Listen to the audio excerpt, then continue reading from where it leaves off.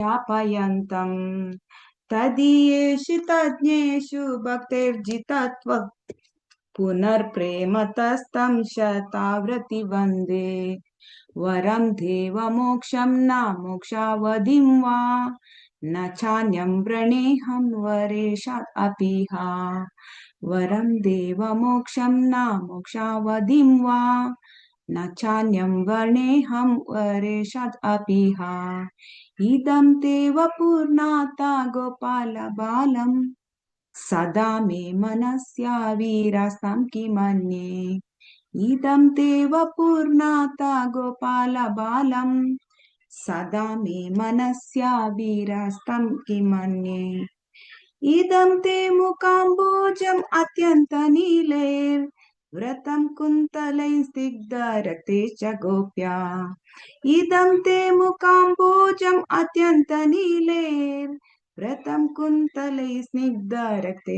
च गोप्या मुहुर्चुम्बितं बिम्बारक्ताधरं मे मनस्याविरास्ताम् अलं लक्षलाभे मुहुर्चुम्बितं बिम्बारक्ताधरं मे मनस्याविरास्ताम् अलं लक्षलाभे नमो देव दामोदरानन्त विष्णु प्रसीद प्रभो दुःखजलाब्धिमग्नम् नमो देव दामोदरानन्त विष्णु प्रसीद प्रभो दुःखजलाब्धिमग्नम् कृपादष्टिवृष्टातिदिनं बतानु ग्रहाणे क्षमाम् आज्ञामित्यक्षिद्रश्या कृपादृष्टिवृष्टातिदिनं बतानु गृहाणे क्षमाम् आज्ञामित्यक्षिद्रश्या कुबेरात्मजौ बद्धमूर्तैव यद्वत् त्रयमुचितौ भक्तिभाजौ क्रतौ च कुबेरात्मजौ बद्धमूर्तैव यद्वत् त्वयामुचितौ भक्तिभाजौ क्रतौ च तथा प्रेम भक्तिं स्वकाम्ये प्रयच्छ न मोक्षे ग्रहो मेऽस्ति दामोदरेह तथा प्रेम भक्तिं स्वकाम्ये प्रयच्छ न मोक्षे ग्रहो मेऽस्ति दामोदरेह नमस्ते स्तुताम्ने स्फुरदीप्तिदाम्ने त्वदीयोदरायाथ विश्वस्य दाम्ने नमस्ते स्तुताम्ने स्फुरदीप्तिदाम्ने त्वदीयोदरायाथ विश्वस्य दाम्ने नमो राधिकायै त्वदीया प्रियायै नमो नन्तलीलाय देवाय तुभ्यम् नमो राधिकायै त्वदीया प्रियायै नमो नन्तलीलाय देवाय तुभ्यम् हरे कृष्ण कृष्ण कृष्ण हरे हरे हरे राम राम राम हरे हरे हरे कृष्ण कृष्ण कृष्ण हरे हरे हरे राम राम राम हरे हरे हरे कृष्ण कृष्ण कृष्ण हरे हरे हरे राम राम राम हरे हरे हरे कृष्ण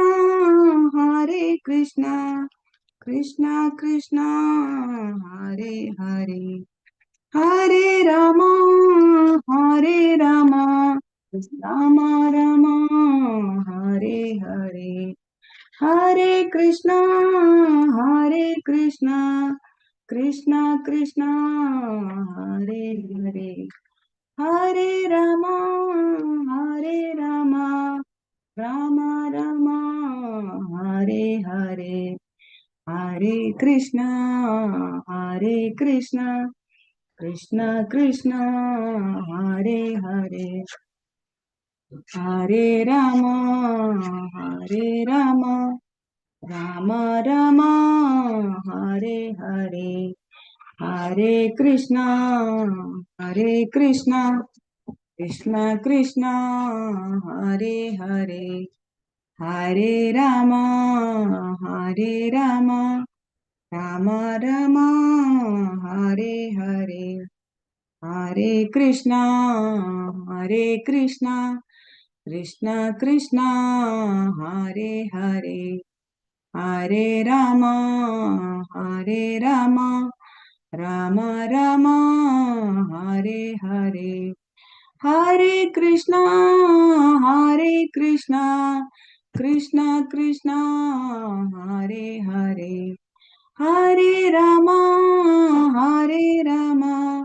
राम राम हरे हरे हरे कृष्णा कृष्णा कृष्णा हरे हरे हरे राम राम राम हरे हरे हरे कृष्णा कृष्णा कृष्णा हरे हरे हरे राम राम राम हरे हरे हरे कृष्णा कृष्णा कृष्णा हरे हरे हरे राम राम राम हरे हरे हरे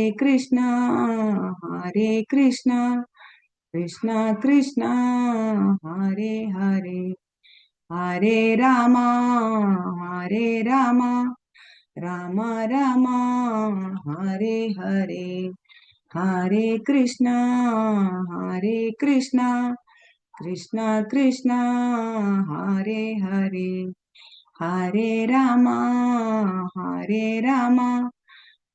राम हरे हरे हरे कृष्णा कृष्णा कृष्णा हरे हरे हरे राम राम राम हरे हरे हरे कृष्णा कृष्णा कृष्णा हरे हरे हरे राम राम राम हरे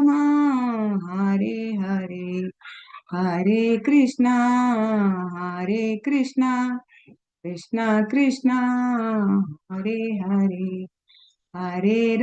हरे हरे हरे राम राम राम हरे हरे हरे कृष्णा कृष्णा कृष्णा हरे हरे हरे राम राम राम हरे हरे हरे कृष्णा कृष्णा कृष्णा हरे हरे हरे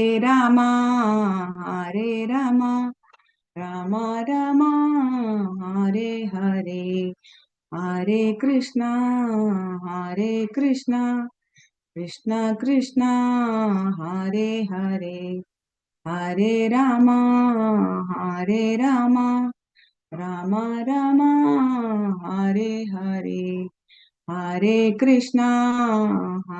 कृष्णा कृष्णा कृष्णा हरे हरे हरे राम राम राम हरे हरे ಹರೇ ಕೃಷ್ಣ.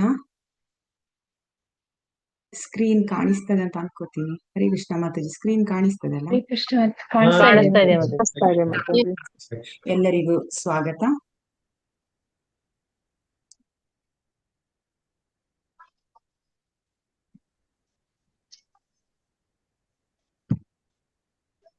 ಶ್ರೀ ಶ್ರೀ ರಾಧಾ ಗೋವಿಂದ ಕುಳಾಯಿ ಕೋಡಿಕೆರೆ ಮಂಗಳೂರು ಇವರು ಆಯೋಜಿಸಿರುವ ಭಕ್ತಿ ಶಾಸ್ತ್ರಿ ತರಗತಿಯ 2ನೇ ಘಟಕಕ್ಕೆ ಎಲ್ಲರಿಗೂ ಸ್ವಾಗತ. ಮಂದಿರದ ಹಿರಿಯ ವೈಷ್ಣವರಿಗೆ ಪ್ರಣಾಮಗಳನ್ನು ಸಲ್ಲಿಸುತ್ತಾ ಶ್ರೀ ಶ್ರೀ ರಾಧಾ ಗೋವಿಂದರಿಗೆ, ಗೌರನಿತಾಯಿಯವರಿಗೆ, ನರಸಿಂಹದೇವರಿಗೆ ಕೈ ಮುಗಿಯುತ್ತಾ ಹಾಗೂ ಭಕ್ತಿ ವೇದಾಂತ ಸ್ವಾಮಿ ಶ್ರೀಲ ಪ್ರಪಾದರಿಗೆ ಪ್ರಣಾಮಗಳನ್ನು ಸಲ್ಲಿಸುತ್ತಾ, ಮಂದಿರದಲ್ಲಿರುವ ಎಲ್ಲಾ ವೈಷ್ಣವರಿಗೂ ಪ್ರಣಾಮಗಳನ್ನು ಸಲ್ಲಿಸುತ್ತಾ, ಎಲ್ಲ ಹಿರಿಯ ವೈಷ್ಣವರಿಗೂ ಹಾಗೂ ಎಲ್ಲ ಹಿರಿಯ ಆಚಾರ್ಯರಿಗೂ ಹಾಗೂ ಗುರುಗಳಿಗೂ ಪ್ರಣಾಮಗಳನ್ನು ಸಲ್ಲಿಸುತ್ತಾ ಇವತ್ತಿನ ತರಗತಿಯನ್ನು ಮಂಗಳಾಚರಣೆಯೊಂದಿಗೆ ಶುರು ಮಾಡೋಣ. ಓಂ ಅಜ್ಞಾನತಿಮಿರಾಂಧಸ್ಯ ಜ್ಞಾನಾಂಜನಶಲಾಕಯಾ ಚಕ್ಷುರುನ್ಮೀಲಿತಂ ಯೇನ ತಸ್ಮೈ ಶ್ರೀ ಗುರುವೇ ನಮಃ. ಶ್ರೀ ಚೈತನ್ಯ ಮನೋಭೀಷ್ಟಂ ಸ್ಥಾಪಿತಂ ಯೇನ ಭೂತಲೆ ಸ್ವಯಂ ರೂಪ ಕದಾ ಮಹ್ಯಂ ದದಾತಿ ಸ್ವಪದಾಂತಿಕಂ. ವಂದೇಹಂ ಶ್ರೀಗುರು ಶ್ರೀಯುತಪದಕಮಲಂ ಶ್ರೀಗುರೂನ್ ವೈಷ್ಣವಾಂಶ ಶ್ರೀರೂಪಂ ಸಾಗ್ರಜಾತಂ ಸಗಣ ರಘುನಾಥಾನ್ವಿತಂ ತಂ ಸಜೀವಂ ಸಾದ್ವೈತಂ ಸಾವಧೂತಂ ಪರಿಜನ ಸಹಿತಂ ಕೃಷ್ಣ ಚೈತನ್ಯ ದೇವಂ ಶ್ರೀ ರಾಧಾ ಕೃಷ್ಣ ಪಾದಾನ್ ಸಗಣ ಲಲಿತಾ ಶ್ರೀ ವಿಶಾಖಾನ್ವಿತಾಂಶ. ಹೇ ಕೃಷ್ಣ ಕರುಣಾ ಸಿಂಧು ದೀನಬಂಧು ಜಗತ್ಪತೆ ಗೋಪೇಶ ಗೋಪಿಕಾ ಕಾಂತ ರಾಧಾ ಕಾಂತ ನಮೋಸ್ತುತೆ. ಭಕ್ತ ಕಾಂಚನ ಗೌರಾಂಗಿ ರಾಧೆ ವೃಂದಾವನೇಶ್ವರಿ ವೃಷಭಾನುಸುತೆ ದೇವಿ ಪ್ರಣಮಾಮಿ ಹರಿಪ್ರಿಯೆ. ನಮ ಮಹಾವದನ್ಯಾಯ ಕೃಷ್ಣ ಪ್ರೇಮ ಪ್ರದಾಯತೆ ಕೃಷ್ಣಾಯ ಕೃಷ್ಣ ಚೈತನ್ಯ ನಾಮ್ನೆ ಗೌರತ್ವಶೇ ನಮಃ. ನಮ ಬ್ರಹ್ಮಣ್ಯ ದೇವಾಯ ಗೋಬ್ರಾಹ್ಮಣ ಹಿತಾಯ ಚ ಜಗದಿತಾಯ ಕೃಷ್ಣಾಯ ಗೋವಿಂದಾಯ ನಮೋ ನಮಃ. ನಮೋ ವಿಷ್ಣುಪಾದಾಯ ಕೃಷ್ಣ ಪ್ರೇಷ್ಠಾಯ ಭೂತಲೆ ಶ್ರೀಮತೆ ಭಕ್ತಿ ವೇದಾಂತ ಸ್ವಾಮಿನ್ ಇತಿ ನಾಮಿನೆ. ನಮಸ್ತೆ ಸಾರಸ್ವತಿ ದೇವಿ ಗೌರವಾಣಿ ಪ್ರಚಾರಿಣೆ ನಿರ್ವಿಶೇಷ ಶೂನ್ಯವಾದಿ ಪಾಶ್ಚಾತ್ಯ ದೇಶ ತಾರಿಣೆ. ಜೈ ಶ್ರೀ ಕೃಷ್ಣ ಚೈತನ್ಯ ಪ್ರಭು ನಿತ್ಯಾನಂದ ಶ್ರೀ ಅದ್ವೈತ ಗದಾಧರ ಶ್ರೀವಾಸಾದಿ ಗೌರ ಭಕ್ತ ವೃಂದ. ಹರೇ ಕೃಷ್ಣ ಕೃಷ್ಣ ಕೃಷ್ಣ ಹರೇ ಹರೇ ಹರೇ ರಾಮ ರಾಮ ರಾಮ ಹರೇ ಹರೇ. ಹರೇ ಕೃಷ್ಣ ಕೃಷ್ಣ ಕೃಷ್ಣ ಹರೇ ಹರೇ ಹರೇ ರಾಮ ರಾಮ ರಾಮ ಹರೇ ಹರೇ. ಹರೇ ಕೃಷ್ಣ ಕೃಷ್ಣ ಕೃಷ್ಣ ಹರೇ ಹರೇ ಹರೇ ರಾಮ ರಾಮ ರಾಮ ಹರೇ ಹರೇ. ಹರೇ ಕೃಷ್ಣ. ಈ ಒಂದು ಭಕ್ತಿಶಾಸ್ತ್ರೀಯ ಘಟಕ 2 ತರಗತಿಯ ಇವತ್ತು ಪಾಠ 8 ಈ ತರಗತಿಗೆ ಎಲ್ಲ ಮಾತಾಜಿಯವರು ಹಾಗೂ ಪ್ರಭುಜಿಯವರಿಗೆ ಸ್ವಾಗತವನ್ನು ಬಯಸುತ್ತಾ ಇವತ್ತಿನ ಒಂದು ತರಗತಿಯನ್ನು ಮುಂದುವರಿಸೋಣ. ಇವತ್ತಿನ ತರಗತಿಗೆ ಹೋಗುವ ಮೊದಲು ನಾವು ಹಿಂದಿನ ತರಗತಿಯಲ್ಲಿ ಏನೆಲ್ಲ ನೋಡಿದ್ವಿ ಅಂತ ನೋಡೋಣ.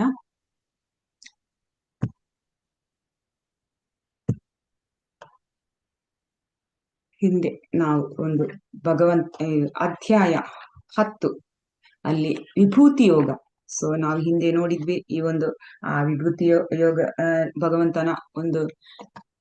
ಭಗವಂತ ಎಲ್ಲದರ ಮೂಲ. ನಾವು 1 ರಿಂದ 7ನೇ ಶ್ಲೋಕದವರೆಗೆ ನೋಡಿದ್ದೇವೆ.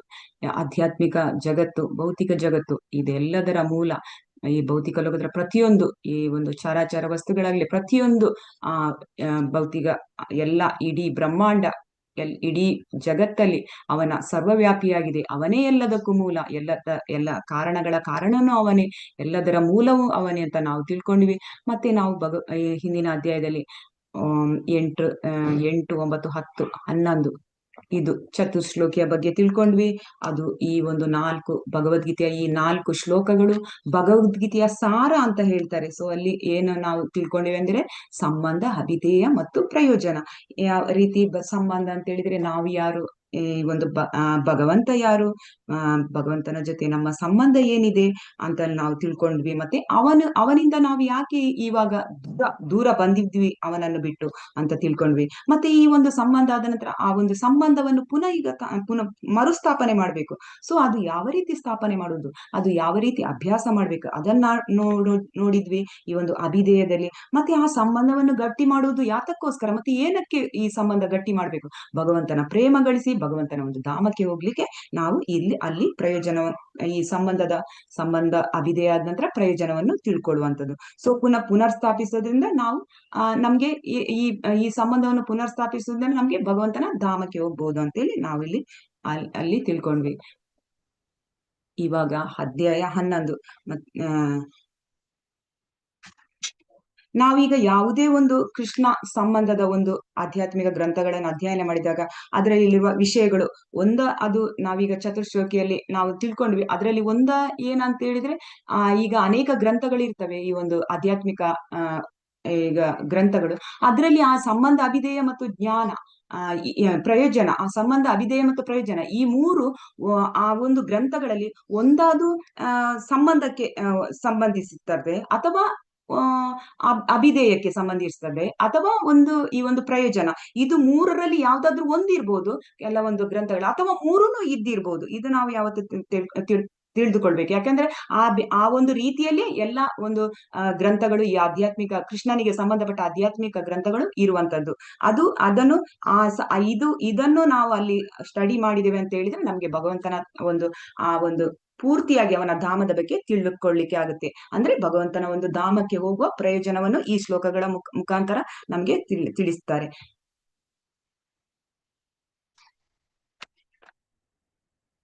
ಇವತ್ತಿನ ಅಧ್ಯಾಯ ಈ ಒಂದು ಅರ್ಜುನ ಈಗ ಭಗವಂತನ ಐಶ್ವರ್ಯಗಳನ್ನೆಲ್ಲ ನಾವು ಹಿಂದಿನ ಅಧ್ಯಾಯದಲ್ಲಿ ನೋಡಿದ್ವಿ. ಭಗವಂತ ಎಲ್ಲ ಅರ್ಜುನನ ಎಲ್ಲ ವಿಭೂತಿ ಐಶ್ವರ್ಯ ಬಗ್ಗೆ ತಿಳ್ಕೊಂಡಾಯ್ತು. ಈಗ ಐಶ್ವರ್ಯಗಳು ತಿಳ್ಕೊಂಡದ ಅವನಿಗೆ ಎಲ್ಲ ಐಶ್ವರ್ಯಗಳ ಬಗ್ಗೆ ಗೊತ್ತಾಯ್ತು. ಅವನ ಅರ್ಥ ಮಾಡಿಕೊಂಡಿದ್ದಾನೆ ಈಗ ಭಗವಂತನನ್ನು ಪೂರ್ತಿಯಾಗಿ.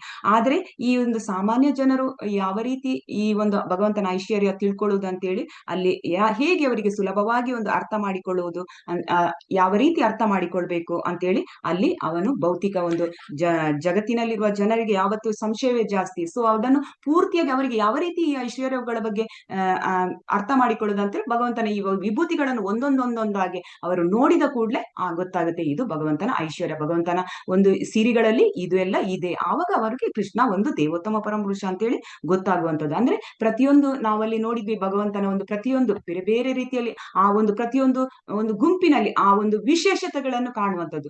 ಅಲ್ಲಿ ವಿಶೇಷತೆಯಲ್ಲಿ ಅದು ಭಗವಂತ ಅಂತೇಳಿ ಭಗವಂತ ಹೇಳುವಂಥದ್ದು. ಸೂರ್ಯ ಇದ್ರೆ ಸೂರ್ಯ, ಅಥವಾ ಎಲ್ಲ ನಕ್ಷತ್ರಗಳಲ್ಲಿ ಚಂದ್ರ, ಎಲ್ಲ ನಕ್ಷತ್ರಗಳು ನಕ್ಷತ್ರಗಳೇ ಸೂರ್ಯ ಅಲ್ಲ, ಕೃಷ್ಣ ಅಲ್ಲ, ಚಂದ್ರನೇ ಕೃಷ್ಣ ಅಲ್ಲ. ಆದ್ರೆ ಚಂದ್ರನ ಆ ಒಂದು ತೇಜಸ್ಸು, ಅದೇನು ಒಂದು ಬೆಳದಿಂಗಳಿರ್ತದೆ, ಅದು ಸೂರ್ಯನ ಒಂದು ವಿಶೇಷ, ಅದು ಕೃಷ್ಣನ ಒಂದು ವಿಶೇಷತೆ. ಆ ಗುಣ ವಿಶೇಷತೆ ಕೃಷ್ಣ ಆಗಿರ್ತಾನೆ ಅಂತೇಳಿ ನಾವು ತಿಳ್ಕೊಳ್ಬೇಕು. ಈಗ ಭಗವಂತ ಆ ಎಲ್ಲ ವಿಭೂತಿಗಳನ್ನು ನೋಡಿದನಂತ ಅವನು ಭಗವಂತನ ಶುದ್ಧ ಭಕ್ತ. ಸೊ ಅವನಿಗೆ ಈಗ ಗೊತ್ತಾಗಿರ್ತದೆ ಭಗವಂತ ಏನು, ಆ ಜ್ಞಾನವನ್ನು ಪಡ್ಕೊಂಡು ಈಗ ಅವನು ಏನ್ ಮಾಡ್ತಾನೆ, ಅದನ್ನು ನನ್ಗೆ ಈಗ ಪ್ರಾಯೋಗಿಕವಾಗಿ ಈಗ ಜ್ಞಾನವನ್ನು ವಿಜ್ಞಾನವಾಗಿ ಅಳವಡಿಸಿಕೊಳ್ಬೇಕು, ಆ ರೀತಿ ನೋಡ್ಬೇಕು. ಅದಕ್ಕೆ ಅವನು ಹೇಳ್ತಾನೆ, ನನ್ಗೆ ಈಗ ತಿಳಿದಾಯ್ತು ನಿನ್ನ ಬಗ್ಗೆ, ಈಗ ನಂಗೆ ಒಂದು ನೇರವಾಗಿ ನಂಗೆ ನೋಡ್ಬೇಕು ಅಂತೇಳಿ ಅವನು ಹೇಳುವಂತದ್ದು. ನಾವು ಇಲ್ಲಿ ಹೇಳ್ತಾರೆ ಇಲ್ಲಿ ಹೇಳುವ ಅಧ್ಯಾಯದಲ್ಲಿ ಅರ್ಜುನನ ಕೋರಿಕೆ ಮತ್ತು ವಿಶ್ವರೂಪದ ಕೃಷ್ಣನ ವಿವರಣೆ, ಮತ್ತೆ ಸಂಜಯನ ವಿಶ್ವರೂಪದ ವಿವರಣೆ, ಕೃಷ್ಣನ ಸೂಚನೆ, ಒಬ್ಬ ನಿಮಿತ್ತನಾಗಿರಲ್ಲ. ನಾವಿವತ್ತು 1ನೇ ಶ್ಲೋಕದಿಂದ 34ನೇ ಶ್ಲೋಕದವರೆಗೆ ನಾವು ತಿಳಿಯಲಿದ್ದೇವೆ. ಇದರ ಬಗ್ಗೆ ಒಂದು ಸಂಕ್ಷಿಪ್ತ ನಾನು ಸ್ವಲ್ಪ ಹೇಳ್ತೀನಿ. ಸೊ ಇಲ್ಲಿ ಏನಾಗಿರ್ತದೆ, ಅವನು ಅರ್ಜುನನಿಗೆ ನೇರವಾಗಿ ನೋಡ್ಬೇಕಂತ ಹೇಳ್ತಾನೆ, ನೋಡ್ಬೇಕು ಅಂತ ಅವನಿಗೆ ಅನಿಸ್ತದೆ. ಸೊ ನೇರವಾಗಿ ನೋಡಿದ್ರೆ ಅಂತ ಹೇಳಿದ್ರೆ ಕೆಲವರು ನೇರವಾಗಿ ನೋಡಿದ್ರೆ ಮಾತ್ರ ನಾನು ಭಗವಂತ ದೇವರು ನನ್ನ ಎದುರು ಬಂದ್ರೆ ಮಾತ್ರ ನಾನು ದೇವರು ಅಂತ ಹೇಳಿ ಒಪ್ಪಿಕೊಳ್ತೇನೆ. ಆ ತರ ಅಲ್ಲ. ಇದು ಏನಂತ ಹೇಳಿದ್ರೆ, ತಾನೇನು ತಿಳಿದೆ ಅದನ್ನು ಆ ಒಂದು ಭಗವಂತನ ಬಗ್ಗೆ ನಾನೇನ್ ನೋಡಿದೆ ಅದು ಯಾರಿಗೋಸ್ಕರ, ಅವನು ಭಗವಂತನ ಶುದ್ಧ ಭಕ್ತ. ಆದ್ರೆ ಈ ಭೌತಿಕ ಲೋಕದ ನಮ್ಮಂತಹ ಒಂದು ಸಾಮಾನ್ಯ ಜನರಿಗೆ ಇದರ ಬಗ್ಗೆ ಗೊತ್ತಿರ್ಬೇಕು ಎಂಬ ಉದ್ದೇಶಕ್ಕೋಸ್ಕರ ಭಗವಂತ ಅರ್ಜುನನ ಮುಖಾಂತರ ಈ ವಿರಾಟ್ ರೂಪವನ್ನು ತೋರಿಸುವಂತದ್ದು. ಆದ್ರೆ ಶುದ್ಧ ಭಕ್ತರಿಗೆ ಇದು ಯಾವುದು ಬೇಕಾಗಿಲ್ಲ, ಅರ್ಜುನನಿಗೆ ಇದರ ಅವಶ್ಯಕತೆನೇ ಇಲ್ಲ. ಯಾಕಂದ್ರೆ ಅವನು ಸಹಜವಾಗಿ ನೋಡ್ತಾ ಇದ್ದಾನೆ ಭಗವಂತನನ್ನು ಎದುರಿದ, ಅವನಿಗೆ ಗೊತ್ತಿದೆ, ಅವನು ಭಕ್ತನು ಕೂಡ ಮತ್ತೆ ಅವನು ಪ್ರೀತಿಯ ಸ್ನೇಹಿತನು ಕೂಡ. ಸೊ ಅವನಿಗೆ ಗೊತ್ತಿದೆ. ಆದ್ರೆ ಅವನು ಯಾತಕ್ಕೋಸ್ಕರ ನಾಳೆ ಅವನು ಹೇಳ್ತಾನೆ, ಈಗ ನನಗೆ ನಿನ್ನ ಬಗ್ಗೆ ಪೂರ್ತಿಯಾಗಿ ಗೊತ್ತಿದೆ. ಹಾಗೇನೋ ಒಂದು ಮಹಾಜನರಾದ ಶುದ್ಧ ಭಕ್ತರಾದ ನಾರದ, ಅಸಿತ, ದೇವಲ ಇವರು ಪ್ರಮಾಣ ಮಾಡಿ ಹೇಳಿದ್ದಾರೆ. ಇವಾಗ ನೀನು ಇದ್ರ ಬಗ್ಗೆ ಹೇಳ್ತೀಯ ಎಲ್ಲವನ್ನ. ಆದ್ರೆ ಇದೆಲ್ಲವೂ ಹೌದು, ಆದ್ರೆ ಈ ಕಲಿಯುಗದ ಬದ್ಧಾತ್ಮರಿಗೆ ಹೇಗೆ ಅದನ್ನು ಸಾಮಾನ್ಯ ಜನರಿಗೆ ಹೇಗೆ ತಿಳಿಪಡಿಸುದು, ಅದಕ್ಕೆ ಅವನು ಆ ಒಂದು ಪ್ರಶ್ನೆಯನ್ನು ಕೇಳುವಂಥದ್ದು, ನನಗೆ ನಿನ್ನ ಇದನ್ನು ತೋರಿಸು ಅಂತ ಹೇಳಿ ಹೇಳುವಂಥದ್ದು. ಸೊ ಇಲ್ಲಿ ಯಾವಾಗ ಅಂದ್ರೆ ಇದು ಆಕ್ಚುಲಿ ಇದು ವಿಶ್ವರೂಪ, ಅದು ನಮ್ಗೆಲ್ಲರಿಗೂ ಗೊತ್ತಿದೆ, ಅದು ಭೌತಿಕವಾದ ರೂಪ, ಅದು ಆಧ್ಯಾತ್ಮಿಕವಾದ ರೂಪ ಅಲ್ಲ ಭಗವಂತನದು. ಭೌತಿಕವಾದ ಅದು ಭಗವಂತನ ನಿತ್ಯ ಆಧ್ಯಾತ್ಮಿಕದಲ್ಲಿರುವ ಜಗತ್ತಿನಲ್ಲಿರುವಾಗೆ ಅದು ನಿತ್ಯ ರೂಪ ಅಲ್ಲ, ಅದು ಭೌತಿಕವಾದದ್ದು ಅಂತೇಳಿ ನಾವು ನೋಡ್ಕೊಳ್ಬೇಕು. ಸೊ ಈ ವಿಶ್ವರೂಪ ನೋಡಿದಂತ ಭಗವಂತನ ಅರ್ಜುನನಿಗೆ ಈ ವಿಶ್ವರೂಪ ನೋಡಲು ಒಂದು ವಿಶೇಷವಾದ ಒಂದು ದಿವ್ಯ ಚಕ್ಷುವನ್ನು ಕೊಡ್ತಾನೆ. ಯಾಕೆಂದ್ರೆ ಅವನು ಭಗವಂತನೊಟ್ಟಿಗೆ ಇರೋದು, ಭಗವಂತನ ಶುದ್ಧ ಭಕ್ತ ಇದ್ದ ಕಾರಣ ಅವನಿಗೆ ಭಗವಂತನ ಅವನ ಕಣ್ಣು ಪ್ರೇಮ ಚಕ್ಷು ಆಗಿರ್ತದೆ. ಸೊ ಆ ಪ್ರೇಮ ಚಕ್ಷುವಿಂದ ಆ ಕಣ್ಣಿನಲ್ಲಿ ಆ ವಿಶ್ವರೂಪವನ್ನು ನೋಡ್ಲಿಕ್ಕೆ ಸಾಧ್ಯವಾಗ್ತಾ ಇಲ್ಲ. ಆಗ ಅವನು ಆ ಭಗವಂತ ಅರ್ಜುನನಿಗೆ ಈ ಒಂದು ದಿವ್ಯ ಚಕ್ಷುವನ್ನು ಕೊಡುವಂತದ್ದು. ಅಂದ್ರೆ ಅದು ಈ ಪ್ರೇಮ ಚಕ್ಷುಗಿಂತ ಕೆಳಗಿನ ಮಟ್ಟದ್ದು. ಯಾಕೆಂದ್ರೆ ವಿಶ್ವರೂಪ ಎಂಬುದು ಅದು ಆಧ್ಯಾತ್ಮಿಕ ಅಲ್ಲದು, ಭೌತಿಕವಾದ ರೂಪ. ಸೊ ಅದನ್ನು ನೋಡ್ಬೇಕಾದ್ರೆ ಅಂಥದೇ ಕಣ್ಣು ಬೇಕು. ಈಗ ಸಾಮಾನ್ಯ ಅವನ ನಿಜವಾದ ಕಣ್ಣಲ್ಲಿ ಆ ಪ್ರೇಮ ಚಕ್ಷುವಿಂದ ಅದನ್ನ ನೋಡ್ಲಿಕ್ಕೆ ಆಗಲ್ಲ. ಅವನಿಗೆ ಈ ಒಂದು ದಿವ್ಯ ಚಕ್ಷುವನ್ನು ಕೊಟ್ರೆ ಮಾತ್ರ ಅದು ನೋಡ್ಲಿಕ್ಕೆ ಆಗ್ತದೆ. ಯಾಕಂದ್ರೆ ಅದು ಭೌತಿಕವಾದ ರೂಪ. ಅದೇ ರೀತಿ ಅವನು ನೋಡ್ತಾನೆ ಅರ್ಜುನ ಎಲ್ಲವನ್ನು, ಅದ್ರಲ್ಲಿ ಆ ಭಗವಂತನ ಆ ವಿಶ್ವರೂಪವನ್ನು ನೋಡ್ತಾನೆ. ಆ ವಿಶ್ವರೂಪ ನೋಡಿದಾಗ ಅವನಿಗೆ ಎಲ್ಲ ಅವನು ನಿಜವಾಗಿ ಒಂದು ಸಾಕ್ಯ ರಸದಲ್ಲಿ ಇರುವಂತದ್ದು ಭಗವಂತನ ಜೊತೆ ಅರ್ಜುನ. ಆದ್ರೆ ಆ ವಿಶ್ವರೂಪವನ್ನು ನೋಡುವಾಗ ಅವನು ಒಂದು ಅದ್ಭುತ ರಸಕ್ಕೆ ಬರ್ತಾನೆ. ಅಲ್ಲಿ ಅವನಿಗೆ ಭಯಾನಕವಾದ ಎಲ್ಲಾ ಒಂದು ದೃಶ್ಯಗಳನ್ನು ನೋಡ್ತಾನೆ. ಮತ್ತೆ ಆ ಎಲ್ಲಾ ದೃಶ್ಯಗಳನ್ನು ನೋಡಿದ ನಂತರ ಭಗವಂತನ ಹತ್ರ ತುಂಬಾ ಅವನು ಗಾಬರಿ ಆಗ್ತಾನೆ. ಆ ಒಂದು ಅದ್ಭುತ ರಸದಲ್ಲಿ ಮುಳುಗಿ ಅವನು ಭಗವಂತನ ಹತ್ರ ಕಾಲರೂಪವನ್ನು ತೋರಿಸ್ತಾನೆ. ಕಾಲರೂಪವನ್ನು ತೋರಿಸಿದಾಗ ಅರ್ಜುನನಿಗೆ ಇನ್ನೂ ಭಯ ಆಗ್ತದೆ. ನೀನು ಯಾರು ಅಂತ ಹೇಳಿ ಕೇಳ್ತಾನೆ. ಅಂದ್ರೆ ಅವನು ಯಾರು ಅಂತ ಕೇಳುವಾಗ ಅವನು ಆ ಒಂದು ಅದ್ಭುತ ರಸದಲ್ಲಿ ಮುಳುಗಿಕೊಂಡು ತಾನು ಎಲ್ಲಿದ್ದೇನೆ, ಯಾರ ಜೊತೆ ನಾನು ಮಾತಾಡ್ತಾ ಇದ್ದೇನೆ ಅಂತ ಏನು ಗೊತ್ತಾಗ್ತಾ ಇಲ್ಲ. ನೀನು ಯಾರು, ನೀನು ಯಾಕೆ ಇಲ್ಲಿ ಬಂದಿದ್ದೀ ಅಂತೇಳಿ ಅವನು ಕೇಳ್ತಾ ಇದ್ದಾನೆ. ಸೊ ಆ ಹೊತ್ತಿಗೆ ಭಗವಂತ ಹೇಳುವಂತದ್ದು ಅರ್ಜುನನಿಗೆ, ನಾನು ಮೃತ್ಯುವಾಗಿ ಬಂದಿದ್ದೇನೆ ಅಂತೇಳಿ ಹೇಳುವಂತದ್ದು. ಹಾಗೆ ಎಲ್ಲಾ ಉದಾಹರಣೆಗಳು ಅದನ್ನು ವಿವರಿಸ್ತಾನೆ ಭಗವಂತ. ನಂತರ ಅರ್ಜುನನಿಗೆ ಎಲ್ಲವನ್ನು ನೋಡಿ ಅರ್ಜುನ ಹೇಳ್ತಾನೆ, ನಿನ್ನ ಒಂದು ಚತುರ್ಭುಜ ರೂಪವನ್ನು ತೋರಿಸುವಂತ. ಅದು ಭಕ್ತರಿಗೆ ಆ ಚತುರ್ಭುಜ ರೂಪನೂ ಕೂಡ ಬೇಕಾಗಿರುವುದಿಲ್ಲ. ಕಡೆಗೆ ಅವನು ಹೇಳ್ತಾನೆ, ನಿನ್ನ ಒಂದು ಸಹಜವಾದ ಒಂದು ವ್ಯಕ್ತಿ ರೂಪವನ್ನು ತೋರಿಸುವಂತ. ಕಡೆಗೆ ಕೊನೆಯದಾಗಿ ಅವನು ವ್ಯಕ್ತಿ ರೂಪವನ್ನು ತೋರಿಸ್ತಾನೆ ಅರ್ಜುನನಿಗೆ. ಸೊ ಈ ರೀತಿಯಾಗಿ ಈ ಒಂದು ವಿಶ್ವರೂಪದ ಇದನ್ನು ಭಗವಂತ ಇವತ್ತು ವಿವರಿಸಲಿದ್ದಾನೆ. ಅರ್ಜುನನ ಮುಖಾಂತರ ನಾವು ತಿಳಿಯಲಿದ್ದೇವೆ. ಸೊ ನಾವಿಲ್ಲಿ ತಿಳ್ಕೊಳ್ಬೇಕು ಏನಂತ ಹೇಳಿದ್ರೆ, ಈ ಒಂದು ವಿಶ್ವರೂಪ ಭಗವಂತನ ಭೌತಿಕ ರೂಪ ಅಂತ ಹೇಳಿ ತಿಳ್ಕೊಳ್ಬೇಕು. ಈ ಭೌತಿಕ ರೂಪವನ್ನು ನೋಡಲು ನಮ್ಮಂತ ಕಣ್ಣುಗಳಿಂದಲೂ ಸಾಧ್ಯವಿಲ್ಲ. ಯಾಕೆಂದ್ರೆ ನಮ್ಮ ಈ ಭೌತಿಕ ಕಣ್ಣುಗಳಿಂದ ನೋಡ್ಲಿಕ್ಕೆ ಅದು ಸಾಧ್ಯವೇ ಇಲ್ಲ. ಅದಕ್ಕೆ ಭಗವಂತ ಆ ಪ್ರೇಮ ಚಕ್ಷುವನ್ನ ಬದಲು ದಿವ್ಯ ಚಕ್ಷುವನ್ನು ಭಗವಂತ ಅರ್ಜುನಿಗೆ ಕೊಡುವಂಥದ್ದು. ಇನ್ನು ನಮ್ಮ ಈ ಭೌತಿಕ ಕಣ್ಣುಗಳಿಂದ ನೋಡ್ಲಿಕ್ಕೆ ಸಾಧ್ಯ ಆಗುತ್ತಾ? ಇಲ್ಲ. ಸೊ ಈಗ ನಾವು ಹಿಂದೆ ತಿಳ್ಕೊಂಡಿದ್ದೇವೆ ಇಂಥ ದಿವ್ಯ ಚಕ್ಷುವನ್ನು ಅರ್ಜುನನಿಗೆ ಈಗ ಕೃಷ್ಣ ಕೊಟ್ಟ ದಿವ್ಯ ಚಕ್ಷು. ಸೊ ಹಾಗೆ ಇದು ಮಹಾಭಾರತ ಎಲ್ಲಾ ಆ ಯುದ್ಧರಂಗದಲ್ಲಿ ಆಗುವಂತ ಎಲ್ಲಾ ಚಿತ್ರಪಟವನ್ನು ನೋಡಲು ವೇದವ್ಯಾಸರು ಸಂಜಯನಿಗೆ ಕೊಟ್ಟಿರ್ತಾರೆ. ಅದು ಯಾಕೆಂದ್ರೆ ಧೃತರಾಷ್ಟ್ರನಿಗೆ ಪೂರ್ತಿಯಾಗಿ ತಿಳಿಸ್ಲಿಕ್ಕೆ ಅಂತ ದಿವ್ಯ ಚಕ್ಷುವನ್ನು ವೇದವ್ಯಾಸರು ಸಂಜಯನಿಗೆ ಕೊಟ್ಟಿರ್ತಾರೆ. ಅವರು ಈ ಎಲ್ಲ ವಿರಾಟ್ ರೂಪದ ಪ್ರತಿಯೊಂದು ಸನ್ನಿವೇಶ ಘಟನೆ ನಡೆದದನ್ನು ಅವರು ಧೃತರಾಷ್ಟ್ರನಿಗೆ ನೋಡ್ಲಿಕ್ಕೆ ಅವರು ವೇದವ್ಯಾಸರು ಅಂತ ಒಂದು ವ್ಯವಸ್ಥೆಯನ್ನು ಮಾಡಿರ್ತಾರೆ. ಸೊ ಭಕ್ತರಿಗೆ ಪ್ರೇಮ ಚಕ್ಷು ಇದ್ದ ಕಾರಣ ಭಗವಂತನನ್ನು ನೋಡಲಾಗ್ತದೆ. ಅದು ಸಾಮಾನ್ಯ ಜನರಿಗೆ ಭಗವಂತನನ್ನು ನೋಡ್ಲಿಕ್ಕೆ ಆಗಲ್ಲ. ಯಾಕಂದ್ರೆ ನಮ್ಮದು ಚರ್ಮ ಚಕ್ಷು ರಕ್ತ ಮಾಂಸದಿಂದ ಆಗಿರುವಂತದ್ದು. ಸೊ ಇಂತಹ ಕಣ್ಣಿಂದ ಭಗವಂತನ ನೋಡಲು ನಮ್ಗೆ ಸಾಧ್ಯ ಇಲ್ಲ. ಆದ್ರೆ ಭಗವಂತನ ಈ ಒಂದು ಪ್ರೇಮ ಪೂರ್ವಕ ಭಕ್ತಿ ಸೇವೆ ಮಾಡಿ ಆನಂತರ ಈ ಪ್ರೇಮ ಚಕ್ಷುವನ್ನು ಭಗವಂತನ ಒಂದು ಕರುಣೆಯಿಂದ ನಮ್ಗೆ ಈ ಒಂದು ಈ ಚರ್ಮ ಚಕ್ಷು ಪ್ರೇಮ ಚಕ್ಷುವಾಗಿ ನಾವು ಪರಿವರ್ತನೆ ಮಾಡ್ಬೋದು. ಭಕ್ತರ ಒಂದು ಪ್ರೇಮ ಚಕ್ಷು. ಯಾಕೆಂದ್ರೆ ಅವರು ಆ ಉನ್ನತ ಸ್ತರದಲ್ಲಿದ್ದಾರೆ, ಸದಾ ಅವರು ಭಗವಂತನನ್ನು ಕಾಣ್ಬೋದು. ಯಾಕೆಂದ್ರೆ ಅವರ ಕಣ್ಣು ಪ್ರೇಮ ಚಕ್ಷು ಆಗಿರ್ತದೆ.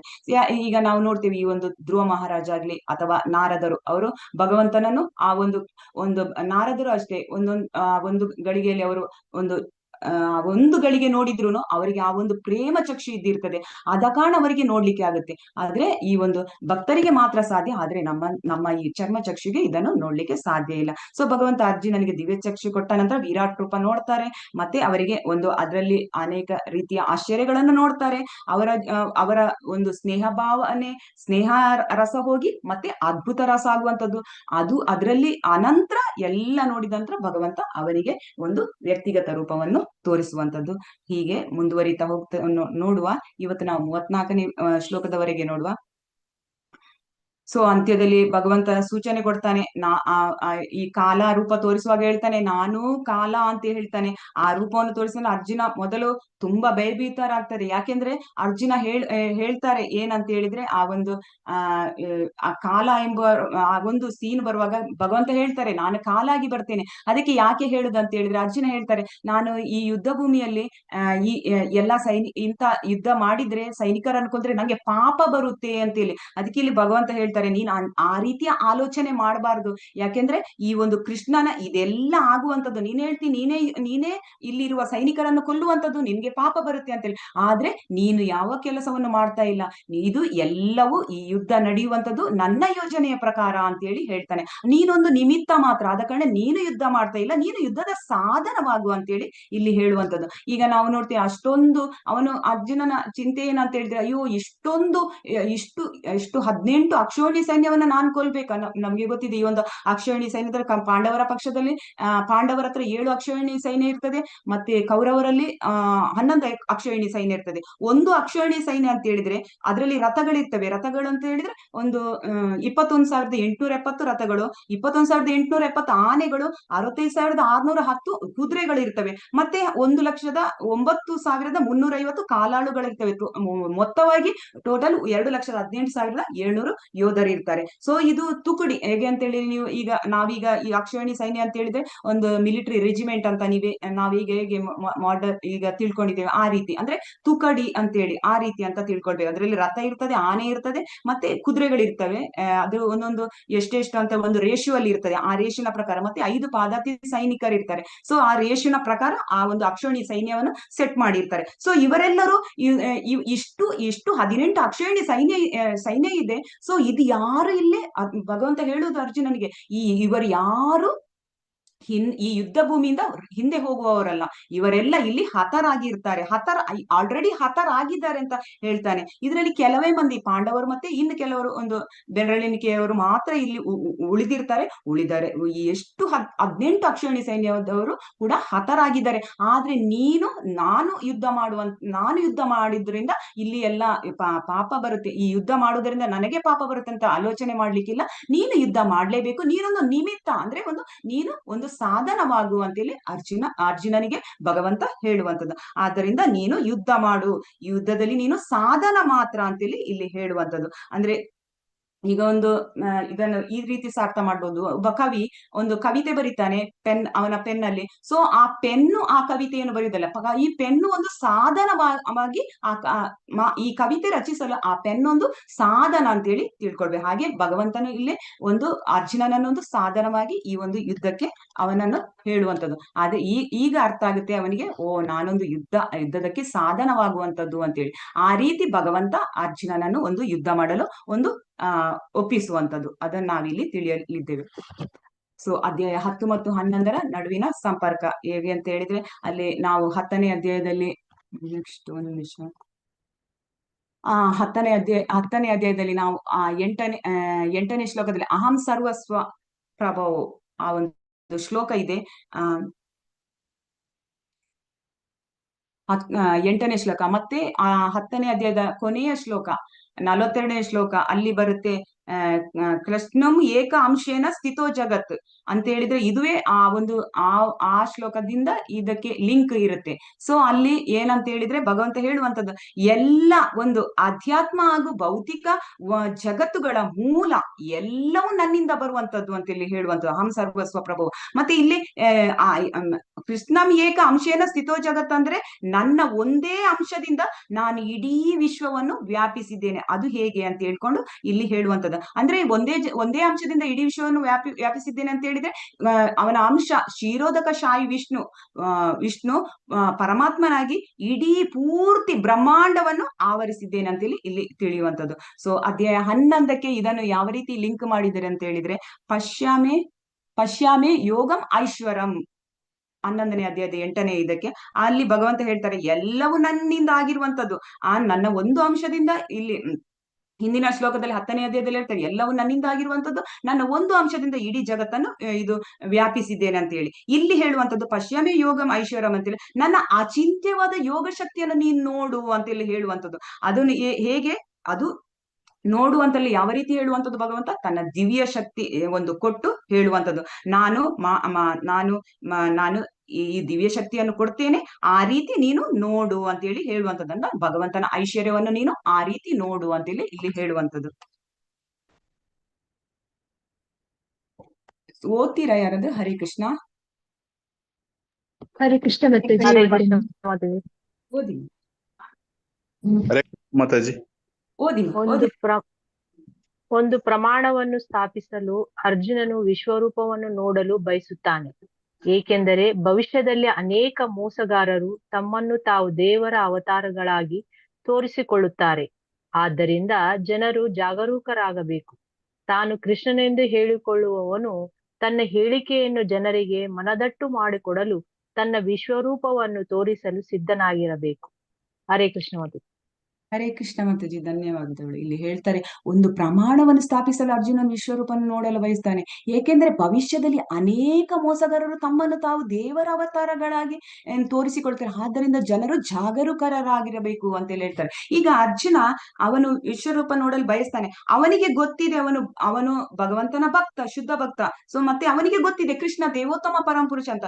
ಈಗ ಅನೇಕ ಹಲವರು ಏನ್ ಮಾಡ್ತಾರೆ, ಈ ರೀತಿಯ ಕೆಲವು ಒಂದು ಮಾಯಾವಿದ್ಯೆಯ ಮುಖಾಂತರ ಅವರು ಏನ್ ಮಾಡ್ತಾರೆ, ಸಿದ್ಧಿ ಪಡಿತು ತಮ್ಮನ್ನು ತಾವು ದೇವರು ಅಂತೆಲ್ಲ ಹೇಳ್ಕೊಳ್ಳೋರಿದ್ದಾರೆ. ಸೊ ಆ ರೀತಿಯ ಜನರು ಅನೇಕ ಈ ಒಂದು ಭೌತಿಕ ಲೋಕದಲ್ಲಿ ಹೆಚ್ಚಿನವರಂದ್ರೆ ಅವರಿಗೆ ಹಲೋ ಕೇಳಿಸ್ತಾ ಕೇಳಿಸ್ತಾ ಇದೆ. ಈಗ ಭೌತಿಕ ಲೋಕದಲ್ಲಿ ಅನೇಕ ಜನರು ಅಂದ್ರೆ ಹೆಚ್ಚು ಇಲ್ಲಿ ನಾವು ಭಾಗವತದಲ್ಲಿ ಹೇಳಿದಾಗೆ ಇಲ್ಲಿ ಎಲ್ಲ ಮಂದಮತಿಗಳೇ ಇರುವಂತವ್ರು. ಸೊ ಎಷ್ಟು ಜ್ಞಾನವಂತರಾದ್ರೂ ಸಹ ಅವರು ಮಂದಮತಿಗಳು. ಯಾರ ಈ ಭಗವಂತನ ವಿಷಯದಲ್ಲಿ ಅವರು ದೇವೋತ್ತಮ ಪರಮಪುರುಷ ಅಂತ ಕೃಷ್ಣ ಅಂತ ಅವರಿಗೆ ಗೊತ್ತೇ ಇರುವುದಿಲ್ಲ. ಸೊ ಇಂತಹ ಮುಗ್ಧ ಜನರನ್ನು ಈ ಕೆಲವು ಮಾಯಾವಿದ್ಯೆಯಿಂದ ಸಿದ್ಧಿ ಪಡೆದು ಅವರು ಏನ್ ಮಾಡ್ತಾರೆ ಅಂತ ಹೇಳಿದ್ರೆ, ಅವರು ಈ ಒಂದು ಇಂಥ ಸಾಮಾನ್ಯ ಜನರನ್ನು ಅವರು ಮೋಸ ಮಾಡ್ತಾರೆ, ಸಂಭವ ಜಾಸ್ತಿ ಇರ್ತದೆ. ಸೊ ಅಂತವರಿಗಾಗಿ ಅಂದ್ರೆ ಯಾರು ಹಾಗೆ ಹೇಳ್ತಾರೆ ನಾನು ದೇವರಂತ ಹೇಳಿ ಯಾರು ಹೇಳ್ಕೊಳ್ತಾರೆ ಅವರ ಸಿದ್ಧಿಯ ಮುಖಾಂತರ, ಸೊ ಅಂತವರಿಗೆ ಭಗವಂತ ಈ ಒಂದು ಅಂತ ಜನರು ಯಾರಾದ್ರೂ ನಾನು ದೇವರು ಅಂತ ಹೇಳಿದ್ರೆ, ಆಗ ಇಲ್ಲಿ ಹೇಳ್ತಾ ಇದ್ದಾರೆ ಏನಂತ ಹೇಳಿದ್ರೆ, ಆಯ್ತು ನಿಮ್ಮ ವಿಶ್ವರೂಪವನ್ನು ನೀವು ತೋರಿಸಿ ಅಂತೇಳಿ ಇವರು ನಮ್ಗೆ ಇಲ್ಲಿ ಆಚಾರ್ಯರು ಹೇಳ್ತಾ ಇದ್ದಾರೆ. ಸೊ ಈ ತರ ಹೇಳ್ಬೇಕು ಅಂತೇಳಿ ಅಂದ್ರೆ ಯಾರು ಈಗ ಭಗವಂತ ಈ ವಿಶ್ವರೂಪವನ್ನು ತೋರಿಸ್ತಾನೆ, ಅತ್ಯದ್ಭುತವಾದ ಅಲ್ಲಿ ಭಯಾನಕವಾದ ಮತ್ತೆ ಎಲ್ಲಾ ಒಂದು ಯುದ್ಧದಲ್ಲಿ ಕೌರವರು ಪಾಂಡವರು ಇರ್ತಾರೆ, ಎಲ್ಲ ಕೌರವರು ಆ ಒಂದು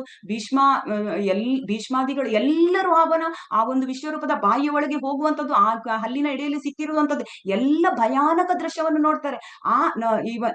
ಅರ್ಜುನ ನೋಡಿ ನಮ್ಗೆ ಈಗ ತಿಳಿಸ್ತಾರೆ. ಸೊ ಆ ರೀತಿ ಅಲ್ಲಿ ಹೋಗುವಂತದ್ದೆಲ್ಲ ನೋಡಿಕೊಳ್ತಾರೆ. ಅದಕ್ಕೆ ಅವರು ಆಗ ಇಲ್ಲಿ ಭಗವಂತ ತಾನು ದೇವರು ಅಂತ ಹೇಳಿ ಪ್ರಮಾಣೀಕರಿಸ್ತಾನೆ ಅರ್ಜುನನ ಮುಖಾಂತರ ನಮಗೆ.